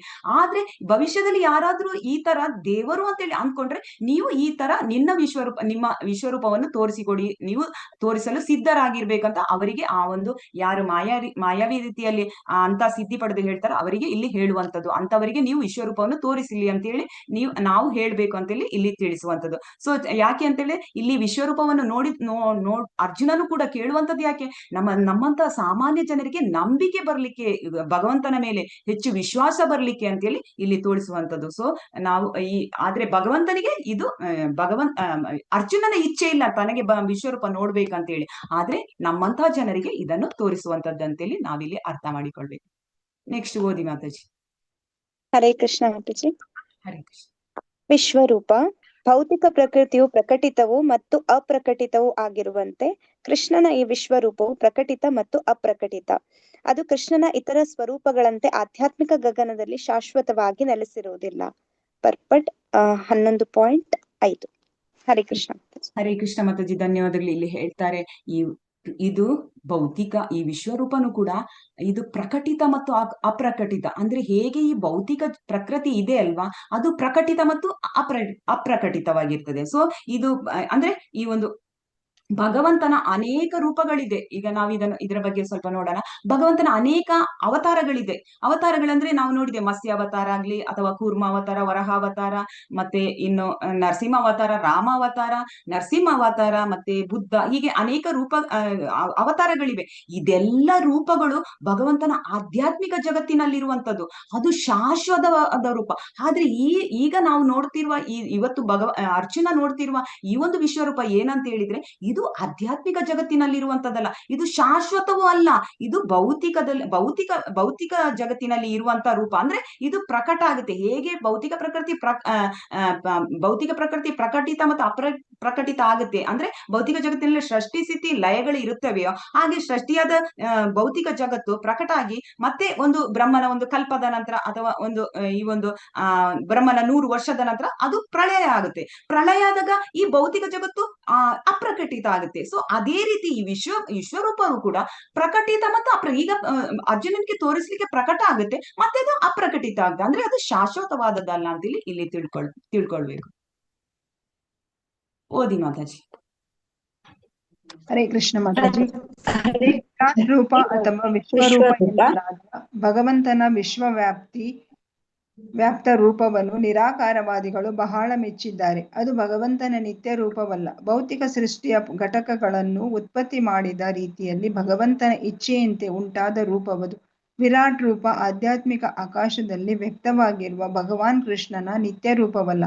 ಅದು ಭಗವಂತನ ಭೌತಿಕ ಅಭಿವ್ಯಕ್ತಿಯಾಗಿರುತ್ತದೆ. ಹರೇ ಕೃಷ್ಣ ಮಾತಾಜಿ, ಧನ್ಯವಾದ. ಹರೇ ಕೃಷ್ಣ ಮಾತಾಜಿ, ಧನ್ಯವಾದಗಳು. ಇಲ್ಲಿ ಹೇಳ್ತಾರೆ ವಿರಾಟ್ ರೂಪ ಭಗವಂತನ ಭೌತಿಕ ಅಭಿವ್ಯಕ್ತಿ ಅಂತ ಹೇಳ್ತಾರೆ. ಈಗ ಭಗವಂತನ ಈ ಒಂದು ನಿರಾಕಾರವಾದಿಗಳು ಭಗವಂತ ಒಂದು ಶಕ್ತಿ, ಅವನು ವ್ಯಕ್ತಿ ಅಲ್ಲ, ಮತ್ತೆ ಅವನಿಗೆ ಒಂದು ವ್ಯಕ್ತಿಗತ ರೂಪ ಇಲ್ಲ, ಈ ತರ ಎಲ್ಲ ಹೇಳುದನ್ನು ನಾವು ನೋಡಿದ್ದೇವೆ ಹಿಂದಿನ ಅಧ್ಯಾಯದಲ್ಲಿ. ಸೊ ಭಗವಂತ ಕೃಷ್ಣ ಈ ಭೂಮಿಗೆ ಬಂದಾಗ ಅವನ ಶಕ್ತಿ ಒಂದು ರೀತಿಯ ರೂಪವನ್ನು ಪಡೆದಿದೆ. ನಿರಾಕಾರವಾದಿಗಳು ಹೇಳುವಂತದ್ದು, ಭಗವಂತ ಈ ಭೌತಿಕ ಲೋಕಕ್ಕೆ ಬರ್ತಾನೆ, ಕೃಷ್ಣ ಅವನಿಗೆ ಈ ಶಕ್ತಿ ಇಲ್ಲಿಗೆ ಬಂದ ಕೂಡಲೇ ಅದೊಂದು ಈ ಭೌತಿಕ ಇದರಿಂದಾಗಿ ಅವನ ಒಂದು ರೂಪ ಬರುವಂತದ್ದು, ಮತ್ತೆ ಅವನ ರೂಪ ಕೆಲವು ಸಮಯ ಇರುತ್ತೆ, ಮತ್ತೆ ಅವನು ಕೆಲವು ಸಮಯದ ನಂತರ ಮತ್ತೆ ಮೊದಲಿನ ಹಾಗೆ ಅದು ಶಕ್ತಿಯಾಗಿ ಆಗುತ್ತೆ. ಅವನು ಅಂತರ್ಧಾನ ಆದಾಗ ಆ ಶಕ್ತಿ ಹೋಗಿ ಬಿಡ್ತದೆ, ಅವನ ಜೊತೆ ಹೊರಟು ಹೋಗ್ತದೆ, ಈ ತರ ಎಲ್ಲ ಹೇಳುವಂಥದ್ದು. ಆ ವ್ಯಕ್ತಿ ಅವರು ಅವನು ನಿರಾಕಾರವಾದಿಗಳು ಭಗವಂತನನ್ನು ವ್ಯಕ್ತಿ ಅಂತ ಹೇಳುದಿಲ್ಲ, ವ್ಯಕ್ತಿಯಾಗಿ ಕಾಣಿಸುವುದೇ ಇಲ್ಲ ಅವರಿಗೆ. ಅಂದ್ರೆ ಅವರು ಆ ರೀತಿ ಅವರು ತಿಳ್ಕೊಳ್ಳುವಂತ. ಅದೇ ರೀತಿ ಈ ಒಂದು ಭೌತಿಕ ಈ ವಿಶ್ವರೂಪವನ್ನು ಅವರು ಯಾವ ರೀತಿ ನೋಡ್ತಾರೆ ಅಂತ ಹೇಳಿದ್ರೆ, ಅವರಿಗೆ ಅವರಿಗೆ ಈ ವಿಶ್ವರೂಪದ ಮೇಲೆ ತುಂಬಾ ಆಸಕ್ತಿ ಇರ್ತದೆ. ಯಾಕೆಂದ್ರೆ ಅವರು ನಿರಾಕಾರವಾದಿಗಳು, ಅವರಿಗೆ ಇದರ ಮೇಲೆ ತುಂಬಾ ಆಸಕ್ತಿ ಆಗ್ತದೆ. ಅವರು ಈ ವಿಶ್ವರೂಪವನ್ನು ನೋಡಿ ಅವರು ತುಂಬಾ ಆನಂದಿಸ್ತಾರೆ, ಅವರ ಇದರಲ್ಲಿ ಆನಂದ ಪಡುವಂತದ್ದು. ಸೊ ವಿಶ್ವರೂಪ ಪ್ರಕಟಿತ ಅಪ್ರಕಟಿತ. ಅದೇ ರೀತಿ ಇಲ್ಲಿ ಭಗವಂತ ಕೃಷ್ಣ ಕೂಡ ಪ್ರಕಟ ಅಪ್ರಕಟ ಅಂತ ಆ ರೀತಿ ಅವರು ತಿಳ್ಕೊಳ್ಳುವಂತದ್ದು. ಸೊ ಇದು ಅವರು ಅಂದ್ರೆ ಈಗ ಈ ವಿಶ್ವರೂಪ ಯಾವ ರೀತಿ ಇದೆ ಅಂತ ಹೇಳಿದ್ರೆ, ಅವರ ಎಣಿಕೆ ಆ ರೀತಿ ಇರ್ತದೆ, ಆ ವಿಶ್ವರೂಪನು ಅದೇ ರೀತಿ ಇರುವಂತದ್ದು. ಅದಕ್ಕೆ ಅವರು ಈ ಒಂದು ವಿಶ್ವರೂಪವನ್ನು ಅವರು ಇಚ್ಛೆ ಪಡುವಂತದ್ದು. ಕೃಷ್ಣ ಸ್ವಲ್ಪ ಸಮಯ ಮಾತ್ರ ಈ ಒಂದು ಇದಕ್ಕೆ ವ್ಯಕ್ತಿಯಾಗಿ ಬರ್ತಾರೆ, ಮತ್ತೆ ಅವರು ಪುನಃ ಶಕ್ತಿ ಆಗ್ತಾರೆ, ಆ ರೀತಿ ಭಾವನೆ ಅವರದು. ಅದೇ ರೀತಿ ಈ ಭಗವಂತನ ಈ ವಿಶ್ವರೂಪ ಕೂಡ ಅವರು ಯಾವ ಒಂದು ಕಲ್ಪನೆ ಮಾಡಿರ್ತಾರೆ, ಅಂದ್ರೆ ಅವರದೊಂದು ತತ್ವ ಸಿದ್ಧಾಂತ ಇರ್ತದೆ, ಅದೇ ರೀತಿಯಾಗಿ ಈ ವಿಶ್ವರೂಪ ಇರುವಂತದ್ದು. ಅದಕ್ಕೆ ಅವರು ಎಣಿಸಿದ ಹಾಗೆ ಇದ್ದ ಕಾರಣ ಅವರಿಗೆ ಈ ಒಂದು ನಿರಾಕಾರವಾದಿಗಳು ಇದನ್ನು ತುಂಬಾ ಇಷ್ಟಪಡ್ತಾರೆ. ಸಾಮಾನ್ಯವಾಗಿ ಈ ಒಂದು ಹೊಸದಾಗಿ ಭಕ್ತರು ಒಂದು ಇದಕ್ಕೆ ಕೃಷ್ಣ ಭಜನೆಗೆ ಬಂದಾಗಲೂ ವಿಶ್ವರೂಪ ಅಂತ ಹೇಳಿದ್ರೆ ಎಲ್ಲರೂ ಸಹ ವಿಶ್ವರೂಪವನ್ನು ನೋಡ್ಬೇಕು ಅಂತೇಳಿ ಅಂದ್ರೆ ಆ ತರ ಒಂದು ಆಸಕ್ತಿ ಪಡ್ತಾರೆ. ನಿರಾಕಾರವಾದಿಗಳು ಕೂಡ ಅದೇ ರೀತಿ. ಆದ್ರೆ ಮತ್ತೆ ಭಗವಂತನ ಬಗ್ಗೆ ಈ ಕೃಷ್ಣ ಭಜನೆಗೆ ಬರುವ ಮೊದಲು ಇದೆಲ್ಲವೂ ಎಲ್ಲರಿಗೂ ಇರ್ತದೆ, ಆದ್ರೆ ಕೃಷ್ಣ ಭಜನೆಯಲ್ಲಿ ಮತ್ತೆ ಬರ್ತಾ ಈ ಒಂದು ವಿಶ್ವರೂಪದ ಬಗ್ಗೆ ಅವರು ಏನು ಅಂತೇಳಿ ಮತ್ತೆ ಇಲ್ಲಿ ಗೊತ್ತಾಗುತ್ತೆ. ನೆಕ್ಸ್ಟ್ ಓದಿ ಮಾತಾಜಿ. ಹರೇ ಕೃಷ್ಣ ಮಾತಾಜಿ. ಆರಂಭಿಕ ಭಕ್ತರಿಗೆ ಅರ್ಚಾ ವಿಗ್ರಹ ಅಥವಾ ದೇವಾಲಯದಲ್ಲಿನ ದೇವರ ಪೂಜಾ ವಿಗ್ರಹವು ಅದೇ ಬಗೆಯ ಅಭಿವ್ಯಕ್ತಿಯಾಗಿರುತ್ತದೆ. ಅವುಗಳಿಗೆ ಭೌತಿಕ ಸಂಪರ್ಕವಿರುವುದಾದರೂ ವಿರಾಟ ರೂಪ, ಆರ್ಚಾ ರೂಪಗಳಂತಹ ಭಗವದ್ ರೂಪಗಳು ಎಲ್ಲವೂ ಭಗವಾನ್ ನಿತ್ಯ ರೂಪದಿಂದ ಬೇರೆಯಲ್ಲ. ಹರೇ ಕೃಷ್ಣ ಮಾತಾಜಿ, ಧನ್ಯವಾದಗಳು. ಹರೇ ಕೃಷ್ಣ ಮಾತಾಜಿ, ಧನ್ಯವಾದಗಳು. ಇಲ್ಲಿ ಆಧ್ಯಾತ್ಮಿಕ ಲೋಕ ತ್ರಿಪಾದ ನಮ್ಗೆ ಗೊತ್ತಿದೆ, ಈ ಭೌತಿಕ ಲೋಕ ಎಲ್ಲ ಏಕಪಾದ. ಸೊ ಇಲ್ಲಿ ರೂಪಗಳು, ಈ ಒಂದು ಅಲ್ಲಿರುವ ರೂಪಗಳು ಆಧ್ಯಾತ್ಮಿಕ ಲೋಕದಲ್ಲಿ ಯಾವೆಲ್ಲ ಭಗವಂತನ ಇರ್ತವೆ ರೂಪಗಳು, ಅಲ್ಲಿ ಅದು ನಿತ್ಯ ರೂಪ, ಅದು ಈ ವಿಶ್ವರೂಪ ನಿತ್ಯ ರೂಪ ಅಲ್ಲ ಅಂತ ಹೇಳಿ ಹೇಳುವಂಥದ್ದು. ಸೊ ಇದು ವಿಶ್ವರೂಪ ಭಗವಂತನ ಒಂದು ಭೌತಿಕ ಅಭಿವ್ಯಕ್ತಿ ಮಾತ್ರ. ಅಂದ್ರೆ ಭೌತಿಕ ಜಗತ್ತು ಅಶಾಶ್ವತ, ಹಾಗೆ ಇದನ್ನು ಅಶಾಶ್ವತ ಅಂತ ತಿಳ್ಕೊಳ್ಬೇಕು. ಅದೇ ರೀತಿ ವಿಶ್ವರೂಪ ಕೂಡ, ಭೌತಿಕ ಜಗತ್ತು ಹೇಗೆ ಅಶಾಶ್ವತವೋ ವಿಶ್ವರೂಪ ಕೂಡ ಅಶಾಶ್ವತವೇ. ಈ ಭೌತಿಕ ಜಗತ್ತಿನಲ್ಲಿ ಭಗವಂತ ಪರಮಾತ್ಮನಿಗೆ ಹೇಗೆ ಸರ್ವವ್ಯಾಪಿಯಾಗಿದ್ದಾನೆ, ಹೇಗೆ ನೆಲೆಸಿದ್ದಾನೆ, ಅದನ್ನು ಹೇಗೆ ಇಲ್ಲಿ ಅವನ ಈ ಭೌತಿಕ ಲೋಕದಲ್ಲಿ ಯಾವ ರೀತಿ ಅಭಿವ್ಯಕ್ತಿ ಪಡಿಸ್ತಾ ಇದ್ದಾನೆ ಎಂಬುದನ್ನು ತೋರಿಸ್ಲಿಕ್ಕೆ ಮಾತ್ರ ಈ ಒಂದು ವಿಶ್ವರೂಪ ಇರುವಂತದ್ದು. ಸೊ ಆರಂಭಿಕ ಭಕ್ತರಿಗೆ ಅರ್ಚಾ ವಿಗ್ರಹ ಅಥವಾ ದೇವಾಲಯದಲ್ಲಿನ ದೇವರ ಪೂಜಾ ವಿಗ್ರಹವು ಅದೇ ಬಗೆಯ ಅಭಿವ್ಯಕ್ತಿಯಾಗಿರ್ತದೆ. ಇಲ್ಲಿ ಹೇಳ್ತಾರೆ ಈಗ ಗುರು, ಶಾಸ್ತ್ರ, ಸಾಧು, ಈ ಮೂರು ಇದರಲ್ಲಿ ಹೇಳುವಂತದ್ದು ಭಗವಂತ ಹೇಗಿರ್ತಾರೆ ಅಂದ್ರೆ, ಭಗವಂತನನ್ನು ಅವರು ಈ ಗುರು, ಶಾಸ್ತ್ರ, ಸಾಧು ಇವರು ಭಗವಂತನನ್ನು ಕಂಡಿರ್ತಾರೆ. ಅವರಿಗೆ ಗೊತ್ತಿದೆ ಭಗವಂತ ಯಾರು, ಭಗವಂತ ಹೇಗಿರ್ತಾರೆ ಅಂತೇಳಿ. ಸೊ ಅವರು ಭಗವಂತನನ್ನು ಕಂಡಿರ್ತಾರೆ. ಆ ರೂಪದ ಮೇಲೆ ಅವರು ಏನ್ ಮಾಡ್ತಾರೆ, ಈ ಒಂದು ಭಗವಂತನ ರೂಪವನ್ನು ಅವರು ಒಂದು ಪ್ರತಿಷ್ಠಾಪಿಸ್ತಾರೆ, ಒಂದು ವಿಗ್ರಹವನ್ನು ಮಾಡ್ತಾರೆ. ಅದು ಅರ್ಚ ವಿಗ್ರಹವಾಗಿರ್ತದೆ. ಮತ್ತೆ ಅದಕ್ಕೆ ಒಂದು ಪ್ರಾಣ ಪ್ರತಿಷ್ಠೆ ಮಾಡಿ ಅದನ್ನು ಒಂದು ದೇವರ ಒಂದು ಸಂಪರ್ಕ, ನಮ್ಮಂತ ಜನರಿಗೆ ಒಂದು ದೇವರ ಒಂದು ಸಂಪರ್ಕ ಇರ್ಲಿ ಅಂತೇಳಿ, ಭಗವಂತನ ಜೊತೆ ಸಂಬಂಧ ಇರ್ಲಿ ಅಂತೇಳಿ ಈ ಪ್ರಾಣ ಪ್ರತಿಷ್ಠೆ ಮಾಡಿ ಆ ಒಂದು ಅರ್ಚ ವಿಗ್ರಹವನ್ನು ಮಾಡುವಂಥದ್ದು. ಇಲ್ಲಿ ನಾವು ಏನ್ ತಿಳ್ಕೊಳ್ಬೇಕಂದ್ರೆ, ಈ ಅರ್ಚ ವಿಗ್ರಹ ಅರ್ಚ ವಿಗ್ರಹ ಬೇರೆ ಅಲ್ಲ, ಭಗವಂತ ಬೇರೆ ಅಲ್ಲ, ಭಗವಂತನ ರೂಪವೇ ಅಂತೇಳಿ, ಭಗವಂತನ ಒಂದು ಸಹಜ ರೂಪದಾಗೆ ಈ ಒಂದು ಅರ್ಚ ವಿಗ್ರಹ. ಅದೇ ರೀತಿ ಈ ಒಂದು ವಿರಾಟ್ ರೂಪ ಭಗವಂತನ ಸಹಜ ನಿತ್ಯದ ರೂಪ ಅಲ್ಲ, ಅದು ಬೇರೆ ಭೌತಿಕವಾದ ರೂಪ.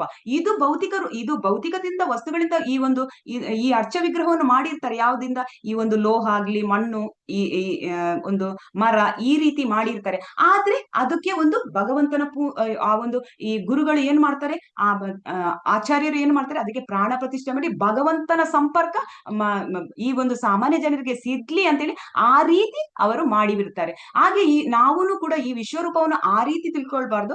ಇದು ಭಗವಂತನ ಒಂದು ಪ್ರಕಟಿತ ಇದು ಅರ್ಚ ವಿಗ್ರಹ ಯಾವತ್ತು ನಮ್ಮ ಜನಸಾಮಾನ್ಯರಿಗೆ ಸಾಮಾನ್ಯವಾಗಿ ನಾವೀಗ ದೇವಸ್ಥಾನದಲ್ಲಿ ನೋಡ್ತೇವೆ ಈ ಒಂದು ಅರ್ಚ ವಿಗ್ರಹ, ಅದು ನಮ್ಗೆ ಬೇರೆಯಾಗಿ ಕಾಣುದಿಲ್ಲ. ಅದು ಭಗವಂತನೇ ಅಂತೇಳಿ ನಾವು ಅದನ್ನು ನಂಬಿರ್ತೇವೆ. ಯಾಕೆಂದ್ರೆ ಅಲ್ಲಿ ಭಗವಂತ ನೆಲೆಸಿದ್ದಾನೆ. ಅದಕ್ಕೆ ಅಷ್ಟು ಪ್ರಾಣ ಪ್ರತಿಷ್ಠೆ ಕೊಟ್ಟ ನಂತರ ಅಲ್ಲಿ ಭಗವಂತ ನೆಲೆಸಿರ್ತಾನೆ. ಅಲ್ಲಿ ನಾವು ಏನು ನೈವೇದ್ಯ ಇಡ್ತೇವೆ ಅದು ಅವನು ಸ್ವೀಕರಿಸ್ತಾನೆ. ನಾವು ನೋಡಿದ್ದೇವೆ ಹಿಂದಿನ ಅನೇಕ ತರಗತಿಗಳಲ್ಲಿ, ಅದು ಸ್ವೀಕರಿಸ್ತಾನೆ. ಅದು ಈ ವಿಶ್ವರೂಪ ಈ ರೀತಿ ಹೇಳ್ತಾರೆ, ಭಗವಂತನ ಒಂದು ಅಪ್ರತ್ಯ. ಈ ಭೌತಿಕ ಜಗತ್ತಿನಲ್ಲಿ ಈ ವಿಶ್ವರೂಪ ಪ್ರಕಟ ಆಗುತ್ತೆ, ಅಪ್ರಕಟ ಆಗುತ್ತೆ. ಇದು ನಿತ್ಯ ರೂಪ ಅಲ್ಲ ಅಂತೇಳಿ, ಭಗವಂತನ ನಿತ್ಯ ರೂಪ ಅಲ್ಲ ವಿಶ್ವರೂಪ ಅಂತೇಳಿ ನಾವಿಲ್ಲಿ ತಿಳ್ಕೊಳ್ಬೇಕು. ಅವನು ಅಂದ್ರೆ ನಿರಾಕಾರವಾದಿಗಳಿಗೆ ಇದು ತುಂಬಾ ಇಷ್ಟ ಆಗುತ್ತೆ. ಆದ್ರೆ ಭಕ್ತರು ಈ ವಿಶ್ವರೂಪವನ್ನು ಅವರು ಒಪ್ಪುತ್ತಾ ಇಲ್ಲ. ಅವರು ಈ ಒಂದು ಶಾಶ್ವತ ರೂಪವಾದ ಒಂದು ಭಗವಂತನ ನಿತ್ಯ ರೂಪ, ಆಧ್ಯಾತ್ಮಿಕ ಜಗತ್ತಿನಲ್ಲಿ ಯಾವ ರೂಪ ಇದೆ ಆ ನಿತ್ಯ ರೂಪ, ಅಂತ ರೂಪಗಳನ್ನು ಅವರು ನೋಡಲು ಇಷ್ಟಪಡ್ತಾರೆ ಅಂತೇಳಿ ಇಲ್ಲಿ ತಿಳ್ಕೊಳ್ಬೇಕು. ವಿಶ್ವರೂಪ ದಿವ್ಯಂ ದಾದಾಮಿ ತೇ ಚಕ್ಷು ಪಶ್ಯಮೇ ಯೋಗಂ ಐಶ್ವರಂ. ಆದರೆ ನೀನು ನನ್ನ ಈಗಿನ ಕಣ್ಣುಗಳಿಂದ ನನ್ನನ್ನು ಕಾಣಲಾರೆ, ಆದ್ದರಿಂದ ನಿನಗೆ ದಿವ್ಯವಾದ ಕಣ್ಣುಗಳನ್ನು ಕೊಡುತ್ತೇನೆ, ನನ್ನ ಯೋಗ ಐಶ್ವರ್ಯವನ್ನು ನೀನು ನೋಡು ಅಂತೇಳಿ ಭಗವಂತ ಹೇಳುವಂಥದ್ದು. ಸೊ ಈ ಒಂದು ದಿವ್ಯ ಚಕ್ಷು ಭಗವಂತ ಕೊಡ್ತಾರೆ. ಈಗ ವಿರಾಟ್ ರೂಪ ನೋಡ್ಲಿಕ್ಕೆ ಅರ್ಜುನ ನೋಡ್ಲು ಬಯಸ್ತಾನೆ. ಸೊ ಅಲ್ಲಿ ಬಯಸಿದಾಗ ಈ ದಿವ್ಯ ಚಕ್ಷುವನ್ನು ಕೊಡ್ತಾರೆ. ಸೊ ಭಗವಂತನ ಒಂದು ಶುದ್ಧ ಭಕ್ತರಿಗೆ ಆಕ್ಚುಲಿ ಇದರಲ್ಲಿ ಈ ಒಂದು ವಿಶ್ವರೂಪದಲ್ಲಿ ಅವನ ಎಲ್ಲ ಭಯಾನಕವಾದ ಎಲ್ಲ ವೈಭವ, ಮತ್ತೆ ಅವನ ಹೇಗೆ ವ್ಯಸ್ತನಾಗಿದ್ದಾನೆ ಅಲ್ಲಿ ಈ ಒಂದು ಭೌತಿಕ ಜಗತ್ತಿನ ಎಲ್ಲವನ್ನು ತೋರಿಸ್ತಾರೆ. ಆದ್ರೆ ಅರ್ಜುನನಂತ ಶುದ್ಧ ಭಕ್ತರಿಗೆ ಇದು ಬೇಕಾಗಿಲ್ಲ. ಯಾಕಂದ್ರೆ ಭಗವಂತನ ಶುದ್ಧ ಭಕ್ತರಿಗೆ ಭಗವಂತನ ವೈಭವವನ್ನು ನೋಡುವುದಾಗ್ಲಿ ಅಥವಾ ಐಶ್ವರ್ಯವನ್ನು ನೋಡುವುದಾಗ್ಲಿ ಅವರಿಗೆ ಇಚ್ಛೆ ಇರುವುದಿಲ್ಲ. ಅವರಿಗೆ ಭಗವಂತನ ವಿರಾಟ ರೂಪದ ಮೇಲೆ ಆಸಕ್ತಿಯೇ ಇರುವುದಿಲ್ಲ ಅವರಿಗೆ. ಆದ್ರೆ ಯಾರು ಅಭಕ್ತರಿರ್ತಾರೆ ಅವರಿಗೆ ಭಗವಂತನ ಒಂದು ಐಶ್ವರ್ಯವನ್ನು ಮತ್ತು ವೈಭವವನ್ನು ನೋಡುವ ಒಂದು ಉತ್ಸುಕತೆ ಇರ್ತದೆ. ಅಂತವರಿಗೆ ಅದು ವಿಶ್ವರೂಪ ಬೇಕಾಗುತ್ತದೆ. ಯಾವಾಗ ಅವರು ಅದನ್ನು ನೋಡಿ ಅಂದ್ರೆ ಯಾಕೆ ತೋರಿಸ್ತಾರೆ ಅಂತ ಹೇಳಿದ್ರೆ, ಅಭಕ್ತರು ಯಾಕೆ ಇದನ್ನು ನೋಡ್ತಾರೆ ಅಂತ ಹೇಳಿ, ಅವರು ಅಂತ ವೈಭವವನ್ನು ನೋಡ್ತಾರೆ. ಕಡೆಗೆ ಭಗವಂತನಲ್ಲಿ ಭಗವಂತನ ಹತ್ರ ಇಂಥ ಐಶ್ವರ್ಯಗಳಿವೆ, ಇಂಥ ಒಂದು ವೈಭವಗಳಿವೆ, ಇಷ್ಟು ಅದ್ಭುತವಾಗಿದ್ದಾನೆ ಭಗವಂತ ಅಂತ ಎಣಿಸಿಕೊಂಡು ಮತ್ತೆ ಅವರು ಭಗವಂತನಿಗೆ ಶರಣಾಗುತ್ತಾರೆ. ಮತ್ತೆ ಅವರು ಭಗವಂತನ ಭಕ್ತಿ ಸೇವೆ ಮಾಡ್ತಾರೆ. ಮತ್ತೆ ಅವರಿಗೆ ಈ ಅಭಕ್ತರಿಗೆ ಭಗವಂತ ದೇವೋತ್ತಮ ಪರಮಪುರುಷ ಅಂತೇಳಿ ಪೂರ್ತಿ ವಿಶ್ವಾಸ ಬರ್ಬೇಕಲ್ಲ. ಸೊ ಅವರು ಅಭಕ್ತರು ಈ ರೀತಿ ನೋಡಿ ಮತ್ತೆ ಅವರು ಭಕ್ತರಾಗ್ಲಿಕ್ಕೆ ಒಂದು ಅವಕಾಶ ಇದೆ ಅಂತೇಳಿ ನಾವಿಲ್ಲಿ ತಿಳ್ಕೊಳ್ಬಹುದು. ಆದ್ರೆ ಭಗವಂತನ ಶುದ್ಧ ಭಕ್ತರಿಗೆ ಈ ರೂಪ ಬೇಕಾಗಿರೋದಿಲ್ಲ ಅಂತೇಳಿ ಇಲ್ಲಿ ನಾವು ತಿಳ್ಕೊಳ್ಬಹುದು. ಸೊ ಭಾವಾರ್ಥ 11.8 ಓದಿ ಭಗವಂತನ ಅರ್ಜುನನಿಗೆ ಅವನ ರೂಪವನ್ನು ನೋಡಲು ಅಗತ್ಯವಾದ ಶಕ್ತಿಯನ್ನು ಏಕೆ ನೀಡಿದನು ಎಂದು ನಿಮ್ಮ ಜೊತೆಗಾರರೊಂದಿಗೆ ವಿವರಿಸಿ ಅಂತ ಕೇಳ್ತಾ ಇದ್ದಾರೆ. ಇಲ್ಲಿ ಒಂದು ಚಟುವಟಿಕೆ ಇದೆ. 8ನೇ ಶ್ಲೋಕ, ಭಗವಂತನು ಅರ್ಜುನನಿಗೆ ಅವನ ವಿಶ್ವರೂಪವನ್ನು ನೋಡಲು ಅಗತ್ಯವಾದ ಶಕ್ತಿಯನ್ನು ಏಕೆ ನೀಡಿದನು ಎಂದು ನಿಮ್ಮ ಜೊತೆಗಾರರಿಗೆ ಚರ್ಚಿಸಿ ಅಂತ ಹೇಳ್ತಾರೆ. ನಾನು 3 ಗ್ರೂಪ್ ಮಾಡ್ತೀನಿ, ನೋಡಿ. ಪ್ರಶ್ನೆ ಅರ್ಥ ಆಯ್ತಾ ಅಂದ್ಕೊಳ್ತೀನಿ. ಹರೇ ಕೃಷ್ಣ, ಗೊತ್ತಾಯ್ತಲ್ಲ ಪ್ರಶ್ನೆ?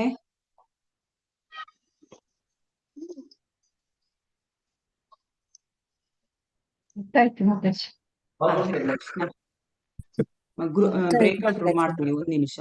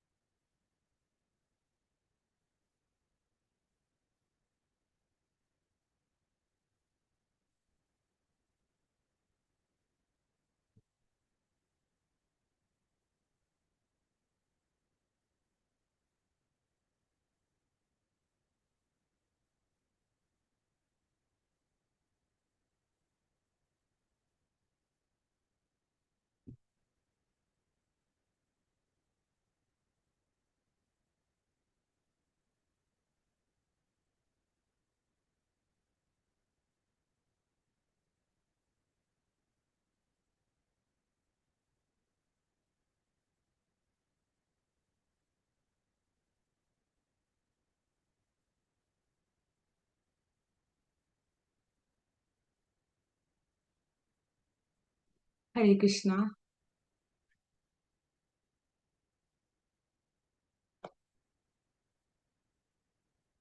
ಹರೇ ಕೃಷ್ಣ ಮಾತಾಜಿ.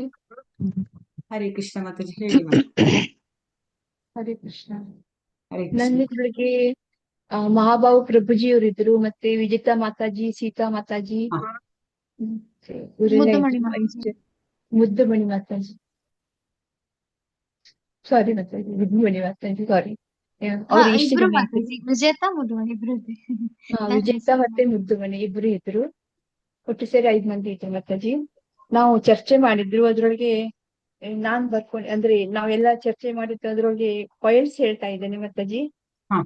ವಿರಾಟ ರೂಪ ಅದು ಯಾರಿಗೆ? ಕೃಷ್ಣನಿಗೆ ಸಂಬಂಧಿಸಿದ್ದು. ನಾನ್ ಬರ್ದಿದ್ ತಪ್ಪಾದ್ರೂ ಹೇಳಿ ಮಾತಾಜಿ, ನಾನು ಇದ್ ಮಾಡಿದ್ದೀನಿ.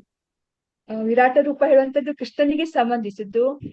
ಯಾಕೆಂದ್ರೆ ಆ ಕೃಷ್ಣನಿಗೆ ಯಾವುದೋ ಒಂದು ಸಂಬಂಧ ಇದ್ದದ್ದು. ಯಾವುದು ಅಂದ್ರೆ ಈಗ ಯೋಗ ಹೇಳುವಂತದ್ದು ನಾವು ಮಾಡಿದ್ರೆ ಅದು ಯೋಗ, ಆದ್ರೆ ಅದನ್ನ ಭಕ್ತಿಯಿಂದ ಮಾಡಿದ್ರೆ, ಅಂದ್ರೆ ಯೋಗ ಹೇಳುವಂತದ್ದು ಕೃಷ್ಣನೊಂದಿಗೆ ಸಂಪರ್ಕವನ್ನು ಮಾಡಿದಾಗ ಅದು ಯೋಗ ಆಗತ್ತೆ. ಆದ್ರೆ ಅದ್ರಲ್ಲಿ ಭಕ್ತಿ ಸೇರಿದ್ರೆ ಅದು ಪರಿಶುದ್ಧ ಯೋಗ. ಹಾಗೆ ಹಾಗೆ ಈ ಕೃಷ್ಣನಿಗೆ ಯಾವ್ದು ಸಂಬಂಧಿಸಿದೆಯೋ ಅದೆಲ್ಲ ಭೌತಿಕದಲ್ಲಿ ಇದ್ದರೂ ಸಹ ಅದು ಆಧ್ಯಾತ್ಮಿಕವಾಗ್ತದೆ ಅಂತ ಒಂದ್ ಪಾಯಿಂಟ್ ಮಾಡಿದ್ದೇನೆ. ಅದು ಒಳ್ಳೆಯದು. ಮತ್ತೆ ಭೌತಿಕ ದೃಷ್ಟಿಯಿಂದ ನಾವು ಭೂಮಿ, ನೀರು, ಗಾಳಿ ಮತ್ತೆ ಆಕಾಶ ಇದು ಎಲ್ಲ ವಿಷಯ ಇರ್ತದಲ್ಲ, ಹಾಗೆ ಚಿತ್ತದಲ್ಲಿ ಇರುವಂತ ಆತ್ಮ ಹೇಳುವಂತದ್ದು ಅದು ಭೌತಿಕದಲ್ಲಿ ಇದೆ, ಆದ್ರೆ ಅದನ್ನ ನಾವೇನ್ ತಗೊಳ್ತೇವೆ? ಅಧ್ಯಾತ್ಮ ಅಂದ್ರೆ ಕೃಷ್ಣನ ಒಂದು ಅಂಶ, ಅದು ಸೂಕ್ಷ್ಮ ಇದ್ರೊಳಗೆ ಬರುತ್ತಲ್ಲ, ಅಂದ್ರೆ ಹಾಗೆ ನಾನು ತೊಳ್ಕೊಂಡಿದ್ದೇನೆ. ಮತ್ತೆ ತಪ್ಪಂದ್ರೆ ಹೇಳಿ ಮಾತಾಜಿ.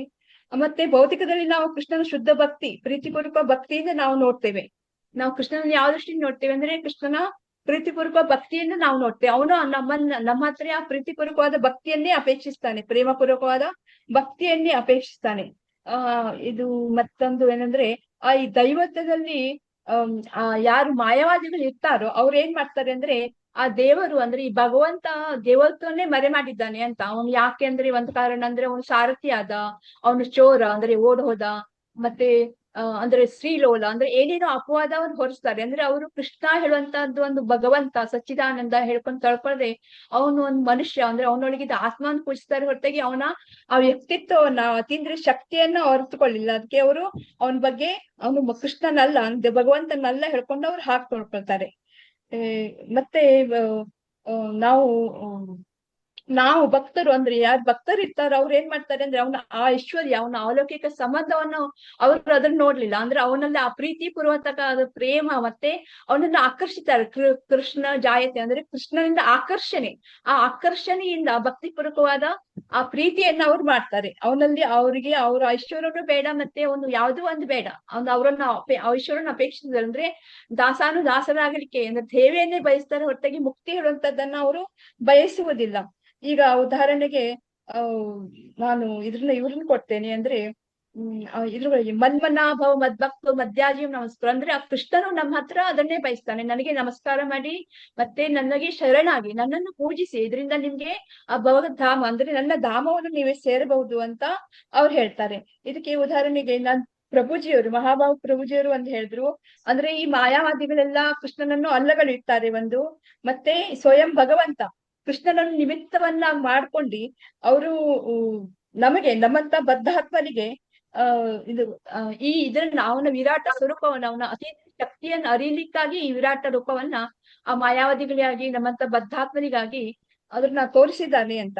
ಇದಕ್ಕೆ ಉದಾಹರಣೆ ನಾನು ಇವರು ಗೋಪಾಲಕರನ್ನು ಕೊಡ್ತೇನೆ. ಗೋಪಾಲಕರು ಕೃಷ್ಣನೊಂದಿಗೆ ಆಟವಾಡಿದರು. ಅಂದ್ರೆ ಅವರು ಪುಣ್ಯಕೃತ ಪುಂಜ.